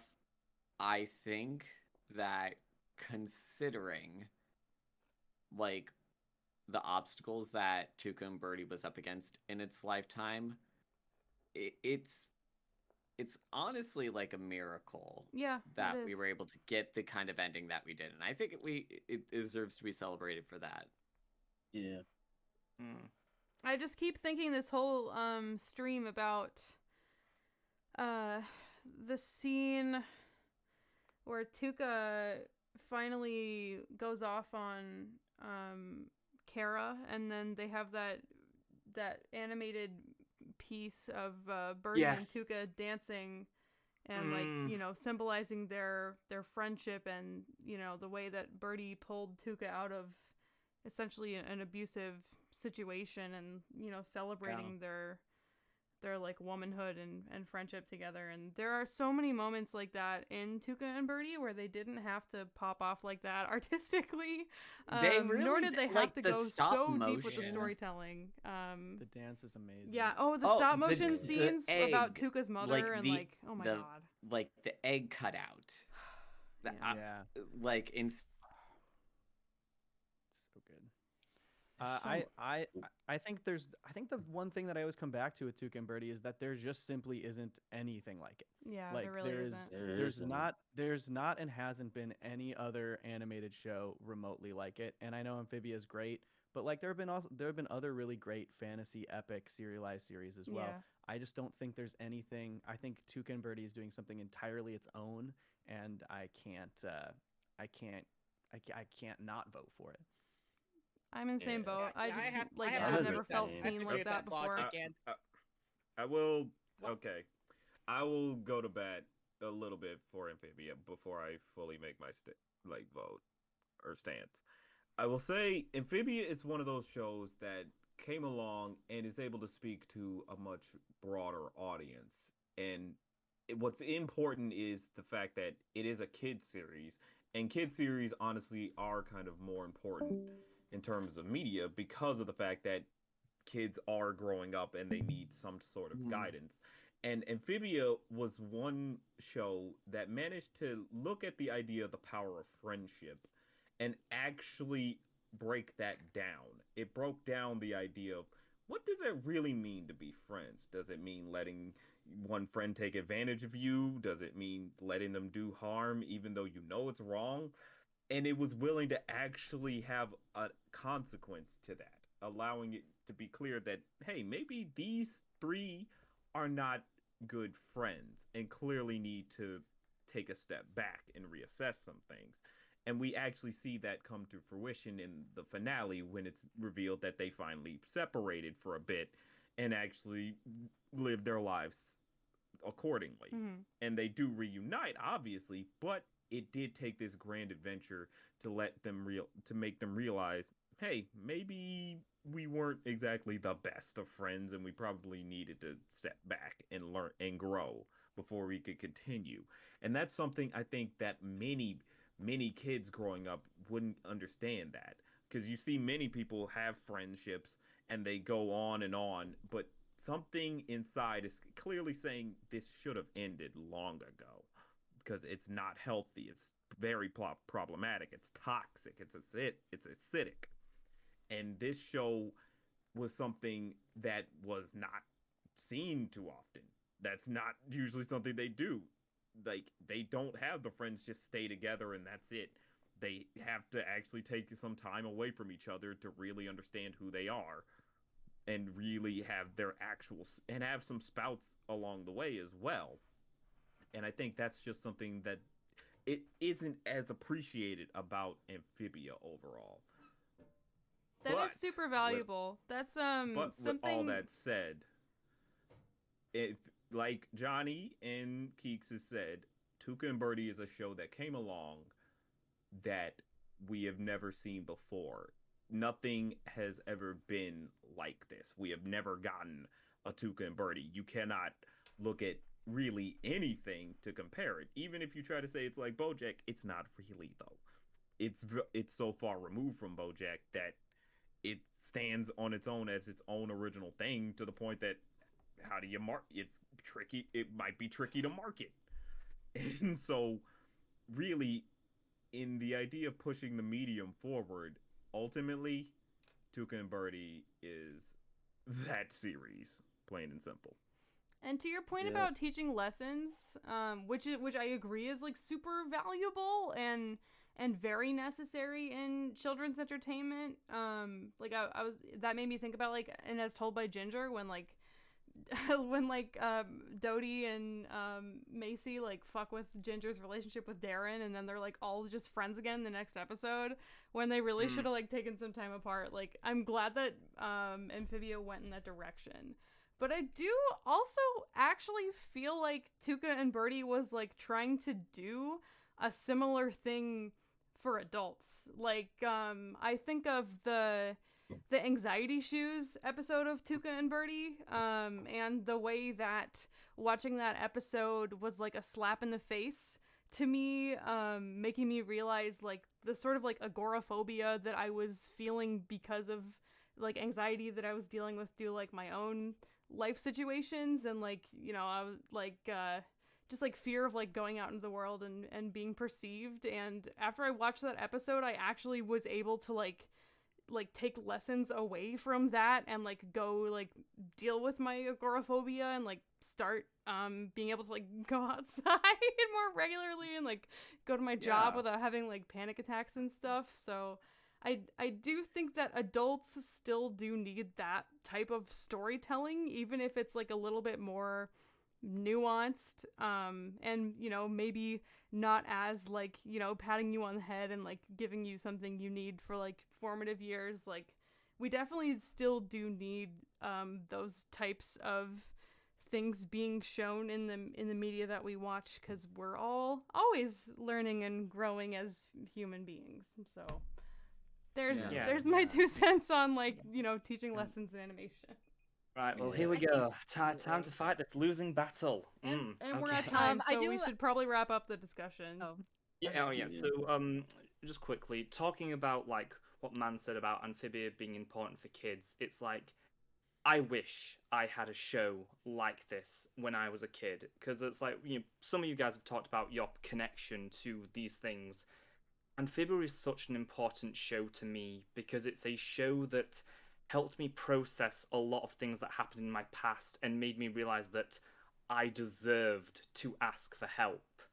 And it's such a like very personal thing for me. And the way I look at it, Tuca and Bertie, it's a phenomenal show. I've gushed about it like so much here. I feel like if you take the individual episodes, Tuca and Bertie has like stronger moments, but I feel as an overall product, as this complete story that shows these progressions of these characters, because I think Amphibia has the strongest attention to character development of any animated series I have ever seen. As an overall product, Amphibia holds just is a bit more impactful in like the way it can the way it talks about the human experience. Every single viewer has voted, and There, so- there is one really quick thing I'd want to say about Amphibia before we move on. Like one thing that I think that it does really well in teaching for kids, and something that I really appreciated about Amphibia is the way that the adult characters are written. Because when I was a kid growing up, a lot of the cartoons that I watched, like the adults were always like incompetent, incomprehensible, inaccessible, right? Like they were basically like foreign species to the kid character, and that really, like, looking back on that, it really affected the way that like I saw my parents as like people who wouldn't understand me because they were like this foreign weird like species essentially, right? And so like shows like Amphibia, and I feel like more shows that are coming out now are kind of writing these like more nuanced adult characters, more involved adult characters, like the parents and everything, who like own up to their mistakes, for example, and things like that. So I think like that's something that's really valuable to show kids as well, right? Like show that your parents are humans and like will make mistakes, and this is how you deal with that. So I really like that about Amphibia too. Well, I will say that I think a lot of the criticism Amphibia tends to get does tend to be exaggerated or overpronounced. But there are some I could name. It can feel like a bit of a slow burn sometimes, and some episodes just don't really click. Tuca and Bertie is always on the move somehow, and arguably hits the heights just as much as Amphibia ever did. So, and that combined with the unique audience it's aiming for, or rather the unique way it's trying to reach out to its audience, gives that the edge. Y'all, we're tied. Oh my god. Dude, No, I think no, people are no. like logging no, in we on close right duplicate now. Oh my God, accounts this to is cast insane. votes, which is not cool. I don't know what's Because going on. we only have What? 38 viewers. Yeah, That's I don't odd. know. What's Yeah. So there was 41 votes, 37 It was like- viewers. I don't know. Apparently apparently Tuca and Bertie was winning when time was called. Yeah, I Yeah, looked and it winning was but- winning when time was 1%. called. Oh my god, it's tied again. This is crazy. Okay, it's listen, it's Tuca and Bertie's winning 51. It was winning when time was called. We're Yeah, just gonna call yeah. it. Okay, okay. Both are good, guys. It's They're fine. both good. It's Jesus okay. Christ, people. They're both I'll good. submit.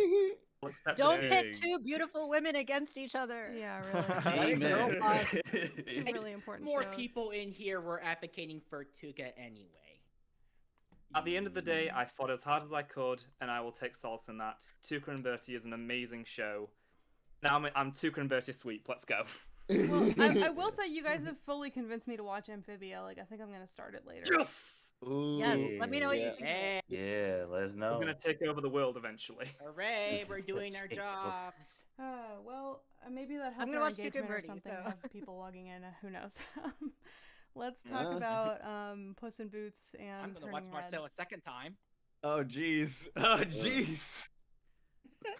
Good. I'm Turning gonna Red go with Puss in versus Boots, Puss in even though I Boots. think they're both like, you know, after our conversations, I will admit I think Turning Red is an almost perfect movie, and I think Puss in Boots is like an 100%, 110% perfect movie. So my vote goes to Puss in Boots. This is difficult for me because I haven't seen Puss in Boots Yeah. yet. But it's like I know Ooh, it's probably gonna be spectacular and life changing. Yeah, same. I'm gonna go last. Y'all go ahead. Well, I'll say this. Turning Red definitely is one of those movies that hits many strong notes that people growing up in the from the late 90s to the early 2000s. It's something that just feels right in watching. But the one thing that holds it back is it kind of is more speaking to people who grew up in that time period. Those who actually didn't, sadly, found a lot of it surprisingly annoying. And like, it's somewhat understandable because it is a bit more in your face with its anime inspirations and such, and that just wasn't something people in the early 2000s were gravitating to in terms of the mainstream. So bringing that style over to Turning Red, you kind of understand how a broader audience can be a little bit unpersuaded by it.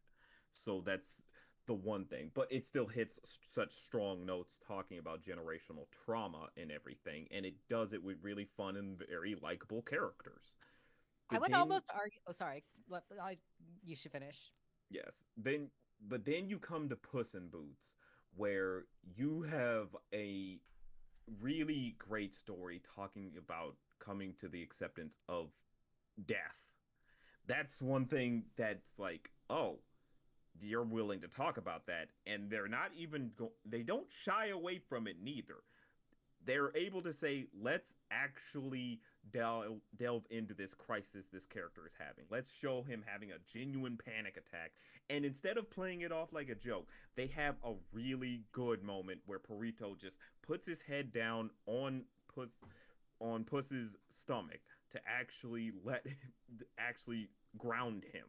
And there's just letting you're just hearing Puss breathe in and out constantly, and you're just feeling the moment.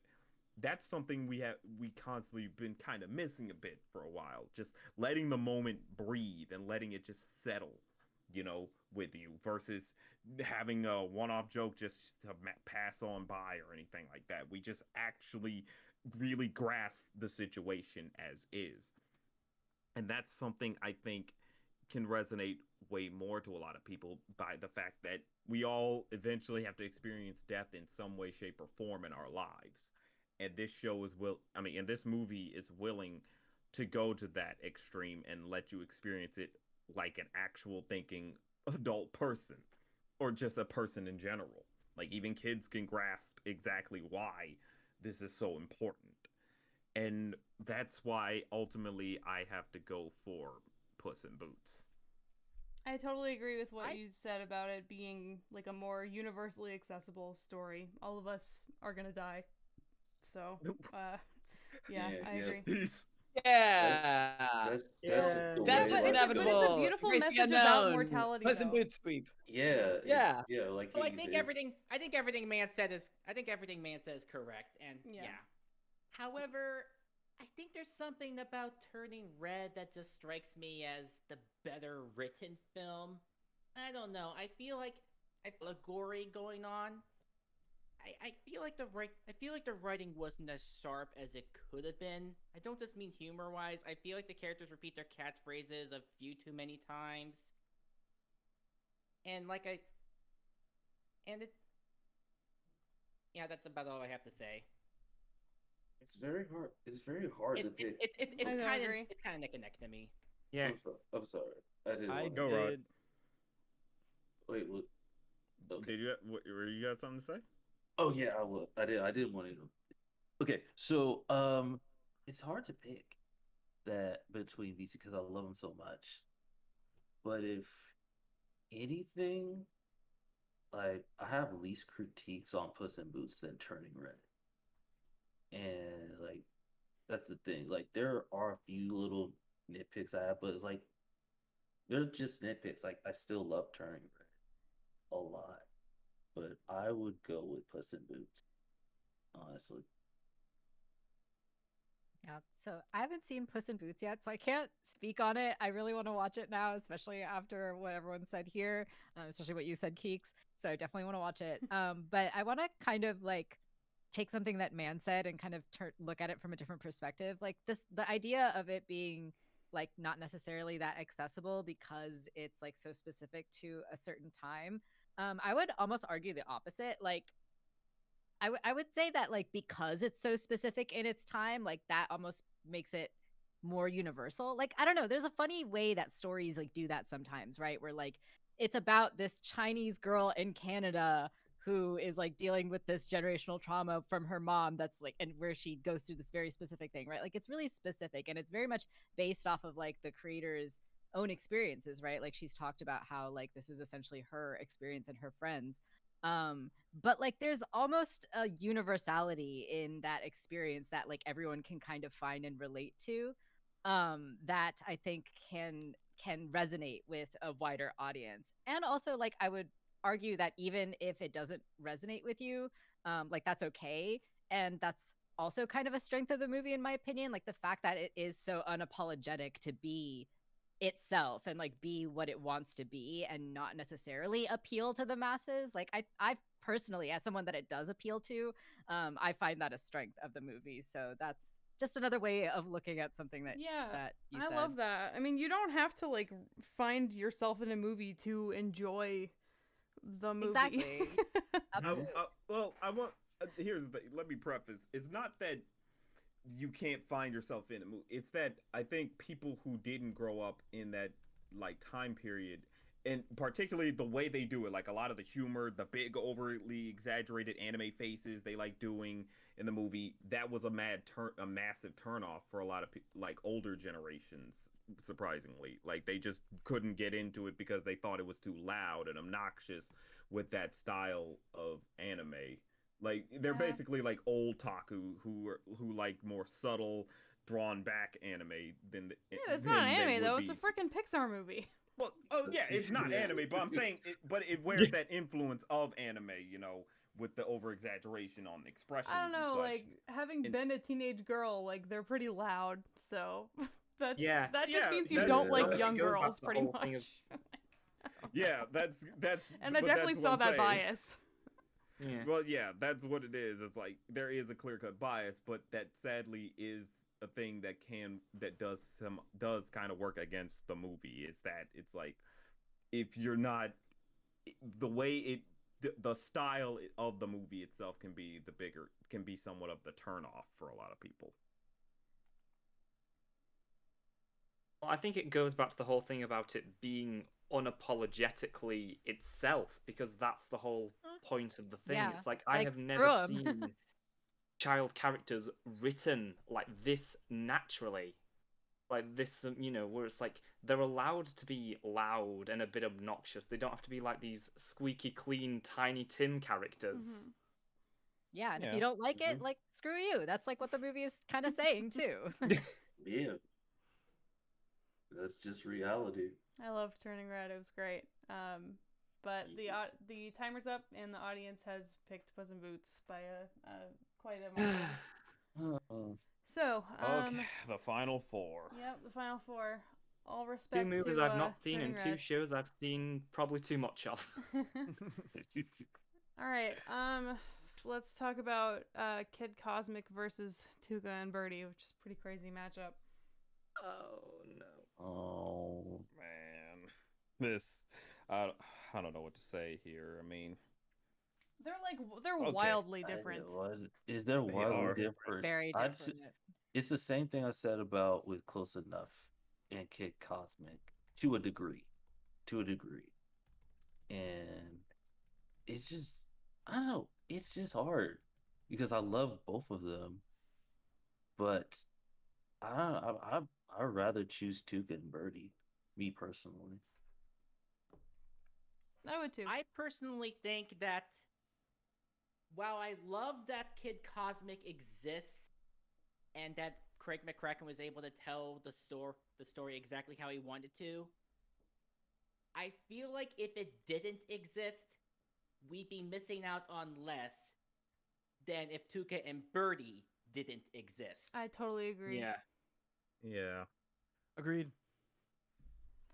And to address some of the comments about like, telling a complete story, I think that the way that they were able to tie up the last season of Tuca and Bertie does, it's like it's not like, everyone is happy and here's all of the answers to how the series ends, but it does kind of tie everything back to Tuca and Bertie's friendship and Bertie saving Tuca's life basically, and like, their friendship, dancing on forever, really. Like that's kind of the theme of the last episode, and I think that's where the show began, and like we got to see all of their experiences and journeys and the way that they grew and changed and became better, different people, but still stayed like grounded to each other as like Tuca, Bertie, and Speckle. And I think that was really special, even if it's not like the traditional ending for a series. Yeah. Sometimes with, like, the big finale that like answers all the mysteries and wraps things up, isn't the way to go. Sometimes the best finale is simply just saying life goes on. Yeah, and I love that. Like Tuca and Bertie was literally just about like living life. It wasn't about like any really like big epic thing. It was just about what it's like to Yeah. be alive when you're that age and how confusing I it might. is. Oh, I'm sorry. I might be reaching a bit, and y'all can correct me if I'm wrong. But I feel like I find similarities with the Tuca and Birdie ending with BoJack's ending to some extent. Like life goes on, and like unlike BoJack, like things get fixed in Tuca and Birdie, and thing in BoJack, like things do get fixed, and like we don't know what's next. And like BoJack and Diane looking up in the stars is like still like a very satisfying but like sad ending because we know what I happened. I'm lost of word. Go ahead, Jake. I'm sorry. I think the thing about BoJack's ending is the ambiguity, but there is also this sense of he'll never be able to fully fix those relationships. It's like I think it's been a while since I've seen the finale, but isn't like one of the last things he says to Diane just like, wouldn't it be funny if this was like the last time we ever spoke to each other? Pain. Yep. Yeah, It's I like like- that like open-ended style, and I think it works pretty well for an adult animated series because like we all know that life doesn't tie up stories and it doesn't tie up all the loose ends in a perfect little bow. Things just are chaos and then they end or they don't. Yeah, that said in the show, life's a bitch, but it's like life's a bitch, but it keeps going. Yeah. Yeah, We have a few Dick more and minutes Bertie to is a talk, very funny so- show though. Does I anybody will want say to talk Kid about Cosmic- Kid Cosmic and like the way that it ends? Since we talked a lot about Tuca and I'll let Bertie's Johnny ending? go and then I'll say my. Well, I wasn't gonna talk about the ending. I was just gonna say out of all of the I guess more kid-centric animation that has come out in the last few years, Kid Cosmic is like the one that I have really liked, and I love it a lot. I think it's got a lot of great style. I think it's really fun. And I haven't finished the show, but it's really great that it was able to tell a complete story, especially these days. But I just can't I can't knock. I just can't turn away from the fact that like there truly is nothing else like Tuca and Birdie, and it had something important to say. Like I feel like that show gave us a perspective that we've never seen, and it's so important that we got it. And I think that just puts it above for me. We'll say with Kid Cosmic, it did end on a more open-ended note of how do we move forward after such a big adventure, and because these were regular people who got thrown into such a fantastical adventure that they weren't expecting, or hell, probably weren't even wanting. But after it happened, they had to go back to their regular everyday lives. But there was still a constant want of what can we do to help, because they had that sense of heroism inside of them, and they're and they got a taste of that heroism, and they just now it's just part of them, and they think we got to do something more. We can't just go back to the way things were, just living in this podunk town, and that's it. Let the days go by. It was all about let's act. It came down to realizing the true heroes that they really are, even without the powers that they had. And that's honestly what's amazing about the series, is that it was able to really showcase normal average Joe people becoming heroes and letting that just become who they are, understanding you got to do the right thing. And that's why its finale hits so hard, honestly. But with all that being said, Tuca and Birdie still is one of those shows that speaks to every different level of being an adult. And it's something that many adults just ultimately needed, plain and simple. And it's so, like you said, it's so unique that nobody else, there's nothing to really compare it to. Even when you try to compare it to, say, BoJack Horseman, that comparison kind of goes out the window, since the second, really does. third seasons prove Tuca and Birdie is not BoJack Horseman. No, it's completely Like, different. It very much makes it clear this is its own thing, and you're never going to be able to put it in a box, and that's honestly just beautiful. I And think that's we why can acknowledge that just both go of with these Tuca and Bertie. shows have amazing world building, though. Oh, yes. Yeah, They do. totally. They do. Yeah. Well, Tuca's in the lead. We got about a minute left of discussion. If anyone else has some last things they want to say. Flow's great. All right. We stand Flow. Yeah. This has been so enjoyable to speak so passionately with people who adore animation so much over the last few hours, guys. It's just awesome. Yeah.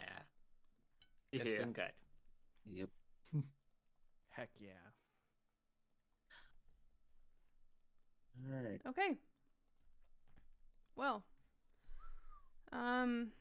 Puss in Boots versus Marcel the Shell, and I'm not putting a time limit on this, so let's just fire away. Dude. Oh God. Guys, Well, hold on. okay. Do This we is stop the Marcel sweep? Or no? It's the fated battle between me and Johnny now, because while I was pushing for Marcel to win through for everything, it all stops here because Puss in Boots is one of my major favorite films of 2022 in general. Oh, And did not see that twist coming. And that's just the one thing about it, is that this is something many people, when they saw it, ended up saying something similar. They took it to the furthest and said it's the best movie of that year. And that's what's amazing to me, is that this movie, this very unassuming movie that people would think would just pass off as just, okay, it's just the sequel to Puss in Boots, which was fine as is, and probably not necessary to make a sequel. They made this sequel, and then they go above and beyond. They try to push the medium of animation further than what we know. It ends up doing things that it harkens back to those days of when PG actually meant something. Like, they actually make it clear. It's like, yes, we are PG. That your parents should be present. And it's something that we've been missing. Like, freaking Inside Out is rated PG. Ain't nothing PG in Inside Out. That's a G movie. But this Puss in Boots said, no, we're PG, and we're gonna prove it. And it's not just because, they tell a few raunchy jokes here and there. They talk about something that resonates so heavily with many people.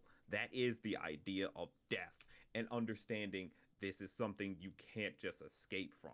It's just a part of life, and it's something you gotta live with. All right. And that's something I think that is honestly the strongest reason for this movie catching on so much with people. I love that both of these are dealing with like universal human themes, and they're about a shell with shoes and a cat. Yeah, and all right, let me just say, man, you think the Shrek spin-off, one of the biggest franchises of all time, is an unassuming movie? Marcel the Shell with Shoes On is built off of a tiny YouTube video from 10 years ago. Like, it's far more unassuming, and it deals with the same themes. It deals with the same ideas, and in my opinion, deals with them in a much more human, relatable way. I love Puss in Boots. I think it's a great film. I think the animation is incredible. The action is incredible. But I think Marcel the Shell with Shoes On deals with actual human conflict and transition in a way that is so relatable and so beautiful and so profound and so helpful. I really like. I'm not knocking Puss. I think it's great. I think it's the best movie in the Shrek franchise. But Marcel the Shell with Shoes On, to me, is this incredible little dude able to just tell the biggest human truths. And get those ideas across, and we are seeing the world through his eyes and learning about ourselves through it. I don't want to spoil the movie for those who haven't seen it, but Marcel the Shell with Shoes On, to me, is, like you said Puss is your favorite of the year. Marcel is my favorite movie of the year. I have not watched any other movie this year that came out last year more than I've watched Marcel, and I'm going to watch it again. And I cannot stop singing its praises. All I've been doing the last month is trying to get my friends to watch Marcel the Shell with Shoes On because it is so special. And I don't know. I can't say I love it enough. I think it's a really, really special film. That's all very well said and done, but the one thing that I always look at when it comes to animated medium or the animated medium is what is pushing it forward. What can and that's usually always a deciding factor. And that's one thing I look at with Puss in Boots is that it saw into the Spider-Verse, saw that style and said, let's actually really try to utilize that style and push something with it. Let's utilize some musicality. Let's try to make it more bombastic, have more of a smoother frame rate, or showcase that this also works in a smoother frame rate as well.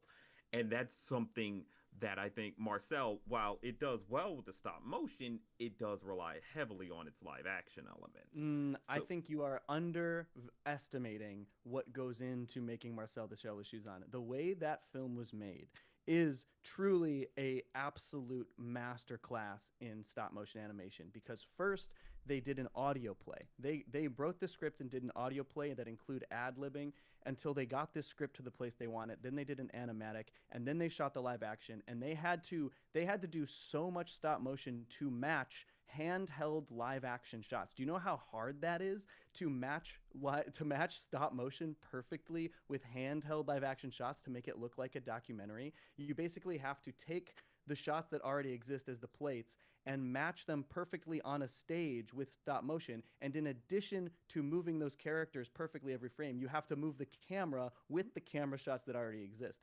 I think what they did with Marcel is far more impressive from an animation standpoint. I love the way Puss pushed things forward, but I don't personally think it does anything that's more impressive than Spider-Verse. I think it's about as impressive as Spider-Verse. But I don't think there's anything that's been animated like Marcel the Shell with Shoes On. I didn't. I thought most of those shots were just just shot on a camera and they just put. No, it is. I watched the behind the scenes. It is remarkable. I cannot believe the lengths they went. That couch that is in that film. Once they finished shooting the live action stuff, they pulled that couch into the stage. They took everything out of the couch and they created all of these little levers so that they could literally manipulate every single part of the couch for the stop motion for those final sequences where all of the shells are walking around on it, so that you can see the couch moving the right way when everyone's moving on it. Like the lengths they went. There's a scene where Marcel is in a car sitting on a where he's just sitting on the dashboard and they're driving. And in order to match that, they matched every single light that was going past it in the stop motion sequence with what was happening outside the car. They had to match it perfectly. Like the length and detail they go to match those things is unbelievable. Like I watched the behind the scenes. I think actually you can see in my thread about my favorite animated movies this year, I said at first, I'm not sure if Marcel belongs in this category because of how much live action there was in it. After watching behind the scenes, I couldn't be more convinced that it is one of the most impressive pieces of animation I've ever seen. It's incredible. Okay, so I'll give you that on in terms of the technicals. I'll give you that. That's because that is all amazing. That's actually surprising to me that was actually handcrafted. It's really pushed it even more than what Pinocchio was doing, or even Wendell and Wild. That's insane to me. And those movies are stop motion. Those stop motion in those movies is so great, but to match it with live action is so difficult. Yeah, that's a trick and a half right there. Yeah. So it all comes down now more or less in terms of character, and I think that's just something Marcel can do really well because Marcel himself is really compelling. But that's the thing.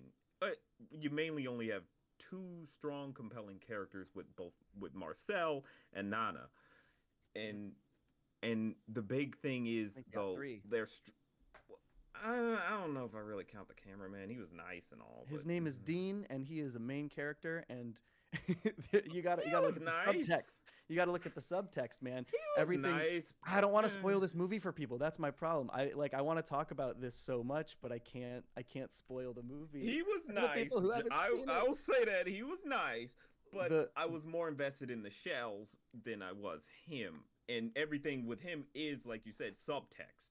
I have to look deeper into this and that to really grasp God forbid. what's going. Oh my god, going into what's happening about with him.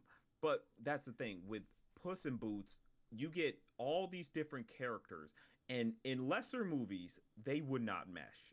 It would be such a massive mess of a movie, and we've seen that somewhat with Wendell and Wild. But Puss in Boots was like, we have a lot of characters with their own unique backstories and everything, but somehow they managed to fit it all into that movie just perfectly fine. We managed to actually really grasp who everybody is, and we're easily swayed over to what's going on and everything happening with them. We can attach ourselves to everybody. Just save for James Horner, who is just a great villain who we've been missing so much of in these animated movies for so long. And that's just one thing I think speaks on a bigger level, because you have way more to grasp versus, say, Marcel, where you mainly just have the two who are strong characters, nonetheless. But the master craftsmanship and storytelling of being able to keep all these different characters with different personalities and different backstories and situations going on with them, and make it all fit within this story and all come together nicely by the end, and it all still feels really damn satisfying. That's honestly amazing. I want you to next time you watch Marcel, man, I want you to pay attention to Dean, the cameraman, and what he's going through and why he's at the Airbnb. And I want you to look at where he ends up after the movie. Like the thing about the journey is that his journey is the same as Marcel's. They are on parallel paths and they're going through the exact same thing.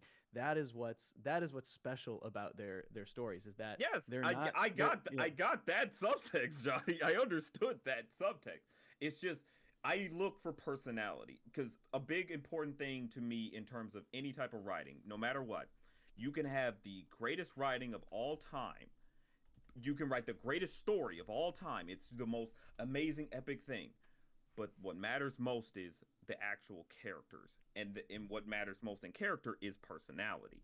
With that cameraman, I got a sense of, okay, he's a little bit nervous here and there, but he's mostly doing his job of, hey, I'm just the documentarian. I'm just filming. I'm not trying to involve myself too much anyway.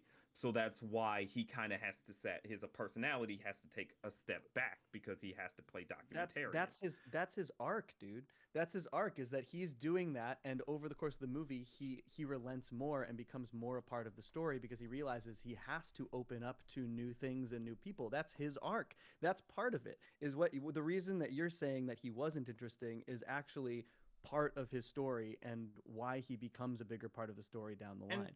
And that's a great story. I don't take that from him. He has a great story, but sadly I can't grow to like, it's one of those things where it's like, I've read your story, liked it, but I don't think I want to. It's like having a good conversation with someone, but ultimately you don't see too much of yourself wanting to come back to talk to that person. It's like, okay, you were fun, you were interesting enough. Like, you got some stuff going on in your life that's kind of interesting to know about. I don't ever want to talk to you again, because you just weren't that compelling to me. Like, it's just one of those things where personalities aren't meshing to me. Like, and I get it; it's important for the story. It's just in terms of his character, I just couldn't. In terms of his personality, I just couldn't find myself really. Dean and Marcel's connection is incredible. There's nope, you're just sorry. Just can't. I understand they have a decent enough connection between each other. It's just decent enough. But I'm sorry. That's just how it reads to me. Like, it's like I'd be more, I don't know, if we got more moments of maybe the camera is showing him frustrated or something like that, like maybe that would really enthrall me to him a bit more. Maybe I'd grow attached to him. But for the most part, we are spending a lot more of our time with Marcel, and and Marcel is obviously really compelling, as well as his grandma, but the cameraman's just not grasping me as much as Puss in Boots characters would. That's like you're complaining about something that is like so carefully crafted into the narrative for a reason, and that's why I'm just like, that doesn't matter. What you're saying doesn't matter because it's like it's intentional. Like that's why it works. It wouldn't work if he were the story wouldn't work, the character arc wouldn't work if he were more on camera. That's what it is. I feel there's ways they could have gone about it. Maybe he dropped the camera and forgot to turn it off. They make Marcel move and turn the camera onto him, and it shows him get upset about it to show that little attempt at Marcel trying to connect to him. There's little moments where he's like, Dean's trying to not be in the interview, and Marcel's like razzing him about it. There's so many little moments like that. I don't know, man. I feel like that's more compelling. That's the charm. It's the charm. I feel like more compelled me to Marcel because it's like, oh, Marcel's kind of a little goofball who kind of doesn't understand this and that, and like it's more of a like you get it's the goofball straight man type of duo thing. Like that's that's what it comes across as for me. But I'm just feeling more Marcel than I am the cameraman. Like you're supposed to. He's the star. He's the main character. Just like I'm feeling Puss more than any other character in Puss in Boots. That's because that's the one who gets the most attention. I mean, like that's. I think there's other great characters in Puss in Boots, but I think like you have to look at what the film's intention was and why they're doing it that way. That's all. I don't know. I mean, like these two movies are clearly they're doing similar. They're giving similar life lessons in very different ways. And to me, there's one that does it in a way that is incredibly relatable and more profound. And I'm not knocking Puss in Boots because I do like it, but I think it's personally for me not even close. Marcel is way better. I have one thing to say that Johnny didn't bring up.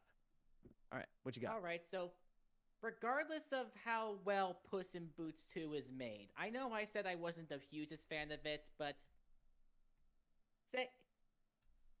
no matter how well made it is on an animation and storyboarding standpoint, from a theme standpoint, from a characterization and writing, it still feels like a Hollywood movie.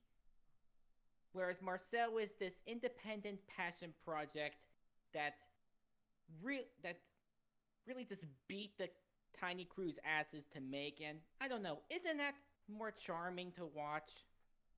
I think not really.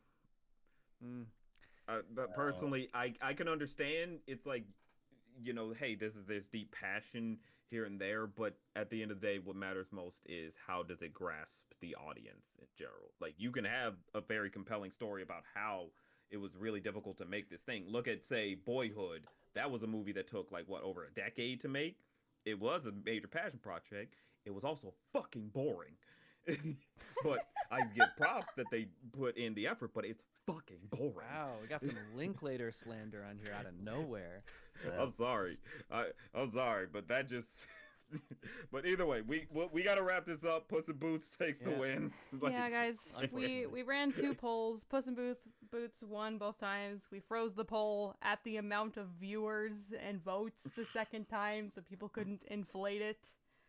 I maintain it's because more people have seen Puss in Boots. Yeah, that's totally possible, but that's how the audience stuff works. So, you know, Marcel beat out DreamWorks The Bad Guys. We and, were so close. You know, several studio movies. It beat out Guillermo del Toro's Pinocchio, so I definitely think we gave it its flowers. Yep. I gotta say, I haven't seen the movie yet, and I feel like I just watched it.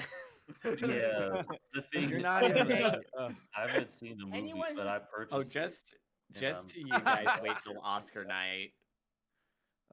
Well, I think Pinocchio wins on Oscar night. Well, yeah, I mean, probably taking that one. I will say the fact that like this is like the first year that the best animated picture category doesn't like. It's not all Disney. So, yeah, it feels.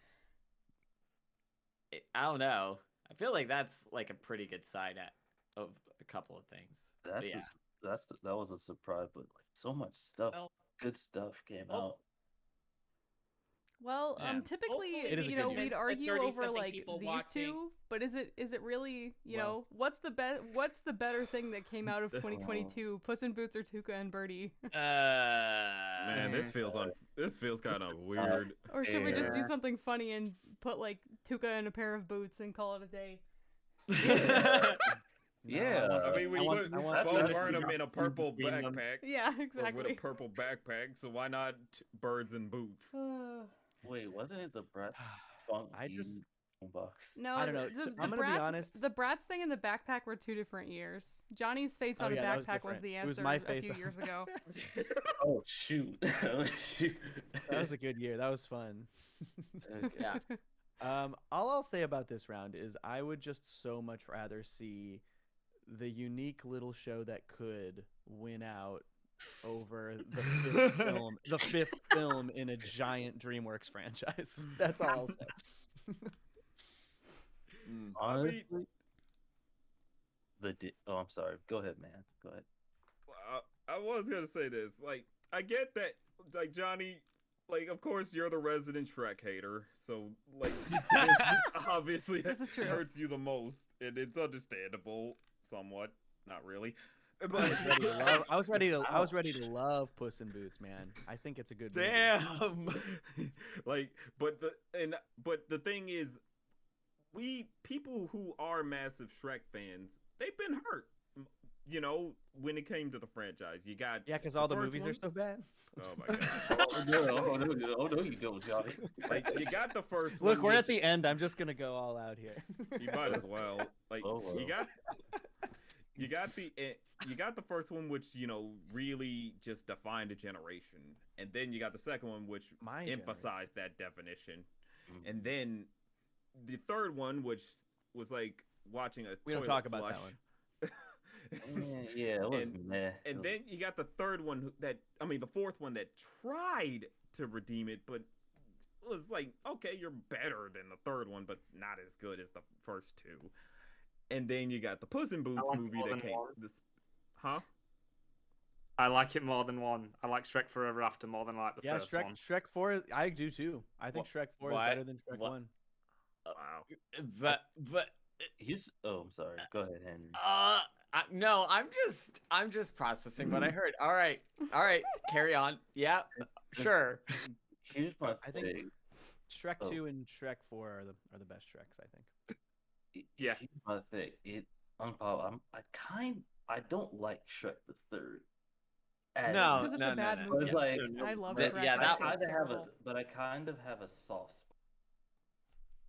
But like, Yeah. it's hard when it comes to like to the Shrek franchise, like, because there's so many like feelings about it, reviews about it. Like, first one, really good. Second one, blew the franchise out the water.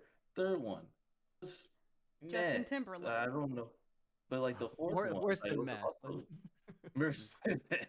But like the fourth one was like also was like pretty good, and then you get Puss in Boots, like pretty solid, and then 2 just like out of nowhere just blew that out the water. One of the best films of 2022. So it's like it's very hard when it comes to the Shrek franchise, like. Yeah. But with Tuca and Bertie, like, I'd like to give it to both. We're putting honestly. boots on Tuca and Okay, we're calling okay. it a day. I will give this Shrek movie, Yes. the princess Yeah. scenes are some of the best moments in the franchise. Yeah. Okay. Well, if I can posit one thing, all of these points quite valid. However, when it comes to the Shrek franchise, sometimes it's good to consider where it all started, and if we all remember our Disney history and DreamWorks history, we all know of how Really good piece. how that a lot of that movie was greatly informed by Jeffrey Katzenberg, Oh my god. the pettiest bitch in Hollywood. Do not get me Like, started. getting so I'm just saying, you know, like Tuca and Bertie. you know, not as involved with Jeffrey Katzenberg. Oh my gosh. He got ousted and then made Quibi and failed. Katzenberg? Pro Katzenberg stream? What are we doing? Yeah, here? I know. We don't Oh talk my God. about we don't talk about Quibi. I just wish I could have I wish I could watch stuff that was just like a quick bite. So it's really easy. Yeah. Really. Yep. All right. Well, the answer is Tuca and a pair of boots. Tuca and Bootsy. And I think we can all agree that we all love animation very, very, very much. Very much. Yeah. Well, I'm this was tired. lovely. Yeah, I'm Animation fucking tired. good. I want to watch Marcel now. So. Yeah, do it. Everyone go watch Marcel. I'll probably watch it. Literally everyone in the chat is gonna go watch Marcel. Yeah. Yes, that's You guys did an amazing job selling it. I mean, I think really every show here, you know, people who hadn't seen it before might have been sold on at this point. There's a lot of really, really passionate takes today. Yeah. That's honestly the great thing about that year. Like, all these shows were not bad, really. That's It was an amazing year all for these animation. shows and movies. And a terrible year for the industry. Yeah. How many of these amazing new shows are dead now? Like this. Yeah. You fumbled a bag again, Holly. No, let's see. Well, eight of these were in the category having ended in 2022. So. Oh yeah, that's true. Yeah. I think now that I think about it, actually, the one bad thing that we probably could have swapped out for like the Sea Beast, Lightyear, because who gives a fuck about Lightyear? Yeah, we should have done put the Sea Beast in there. Yeah, I didn't realize. But no one voted for it. Surprisingly, it's like. I was defending Lightyear from the chat, but it's okay. Yeah, you're valid. I did I don't not hate realize Lightyear at until all. after like all the things had been done that Centaur World would technically qualify for this. Oh yeah. Oh, Damn, that's right. you're right. Oh, no. Damn. Damn it. Well, to be honest, Centaur World sweep. to be honest, I don't know. Well, maybe it could have replaced We Baby Bears, but it wouldn't have gotten past the first blip. Anyway, well, I mean, we thought certain things weren't going to get passed, but they made it further than we thought. I mean, yeah.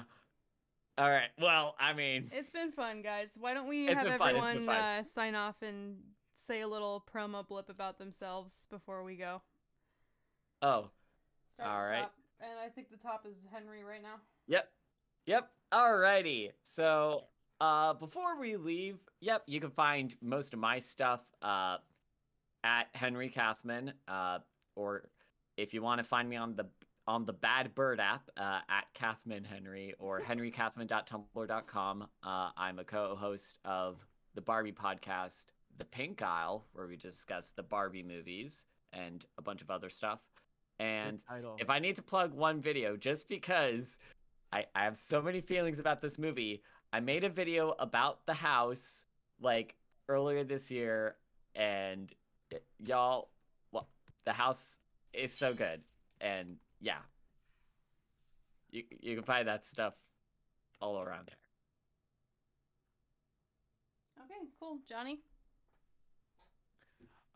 You can check out my YouTube channel, but honestly, I really just want you to watch Marcel the Shell Shoes on. That's all I care about. It's my whole personality. All right, cool, Still man. spreading the shoe propaganda. But that's why we love Johnny. Well, Man, you're who the are one who you? likes. You're the one who's licking boots, bro. Oh my god, stop.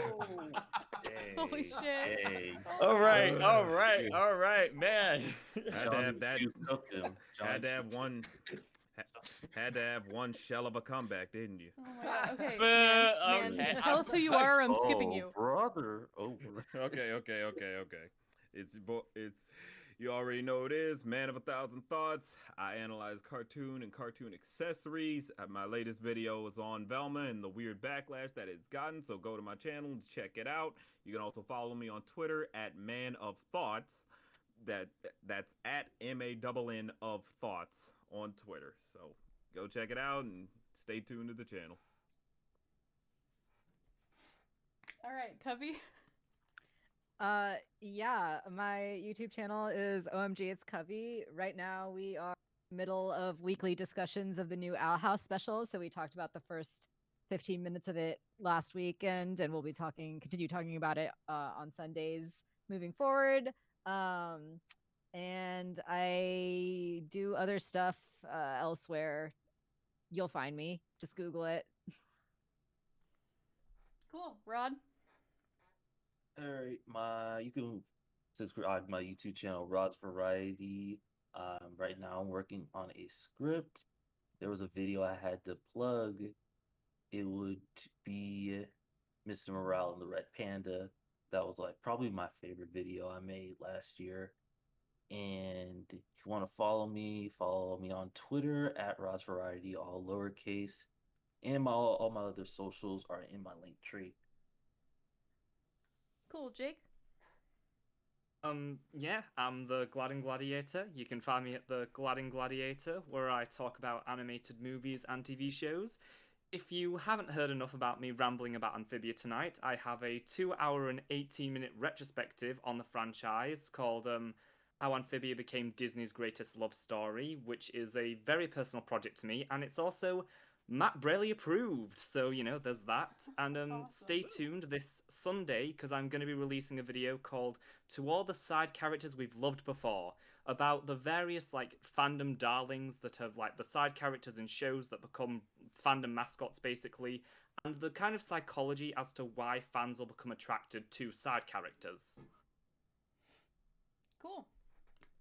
All right, Tune. Yep, this is Tune for Thought here. Please watch and comment on my Dead End video if you haven't already, because I worked so hard on that, and I'm really tired. So Fair. Had fun today. Yeah. All right. And I'm Offbeat Kiki. I make video essays about nostalgic media where I try to take off the nostalgic goggles and reevaluate all of those things from a modern lens and see if they hold up with affection. I don't like to poop on things. I'm currently working on a series of videos called Perfect Pilots, where I analyze the first episode of a bunch of different series in a quest to figure out what truly makes the perfect pilot episode of television. And a link to my channel and all of the other channels that participated here tonight, including the ones who are not here right now at the end to sign off, is in the description of the stream. So, all right. Thank you everyone Keeks, for tuning in. all Hope you this. enjoyed having fun and participating with us tonight. These heated debates and discussions, passionate discourse about these different shows and movies. And we'll see you in a while for another creator event. Woo! All right, everybody say bye. Bye. Bye. Marcel sweep. Marcel. Marcel Sweet. Marcel sleep. Oh my god. Okay. Yep. We're done. We're done. Man, you really want to end it on that, man? You want to end it there? It's gone 5 a.m. for me here. I really spent 5 Nah, hours but Marcel's doing great. this. I'm not gonna take that away. Good debate, honestly. That was fun. Oh yeah, it is. Oh, that was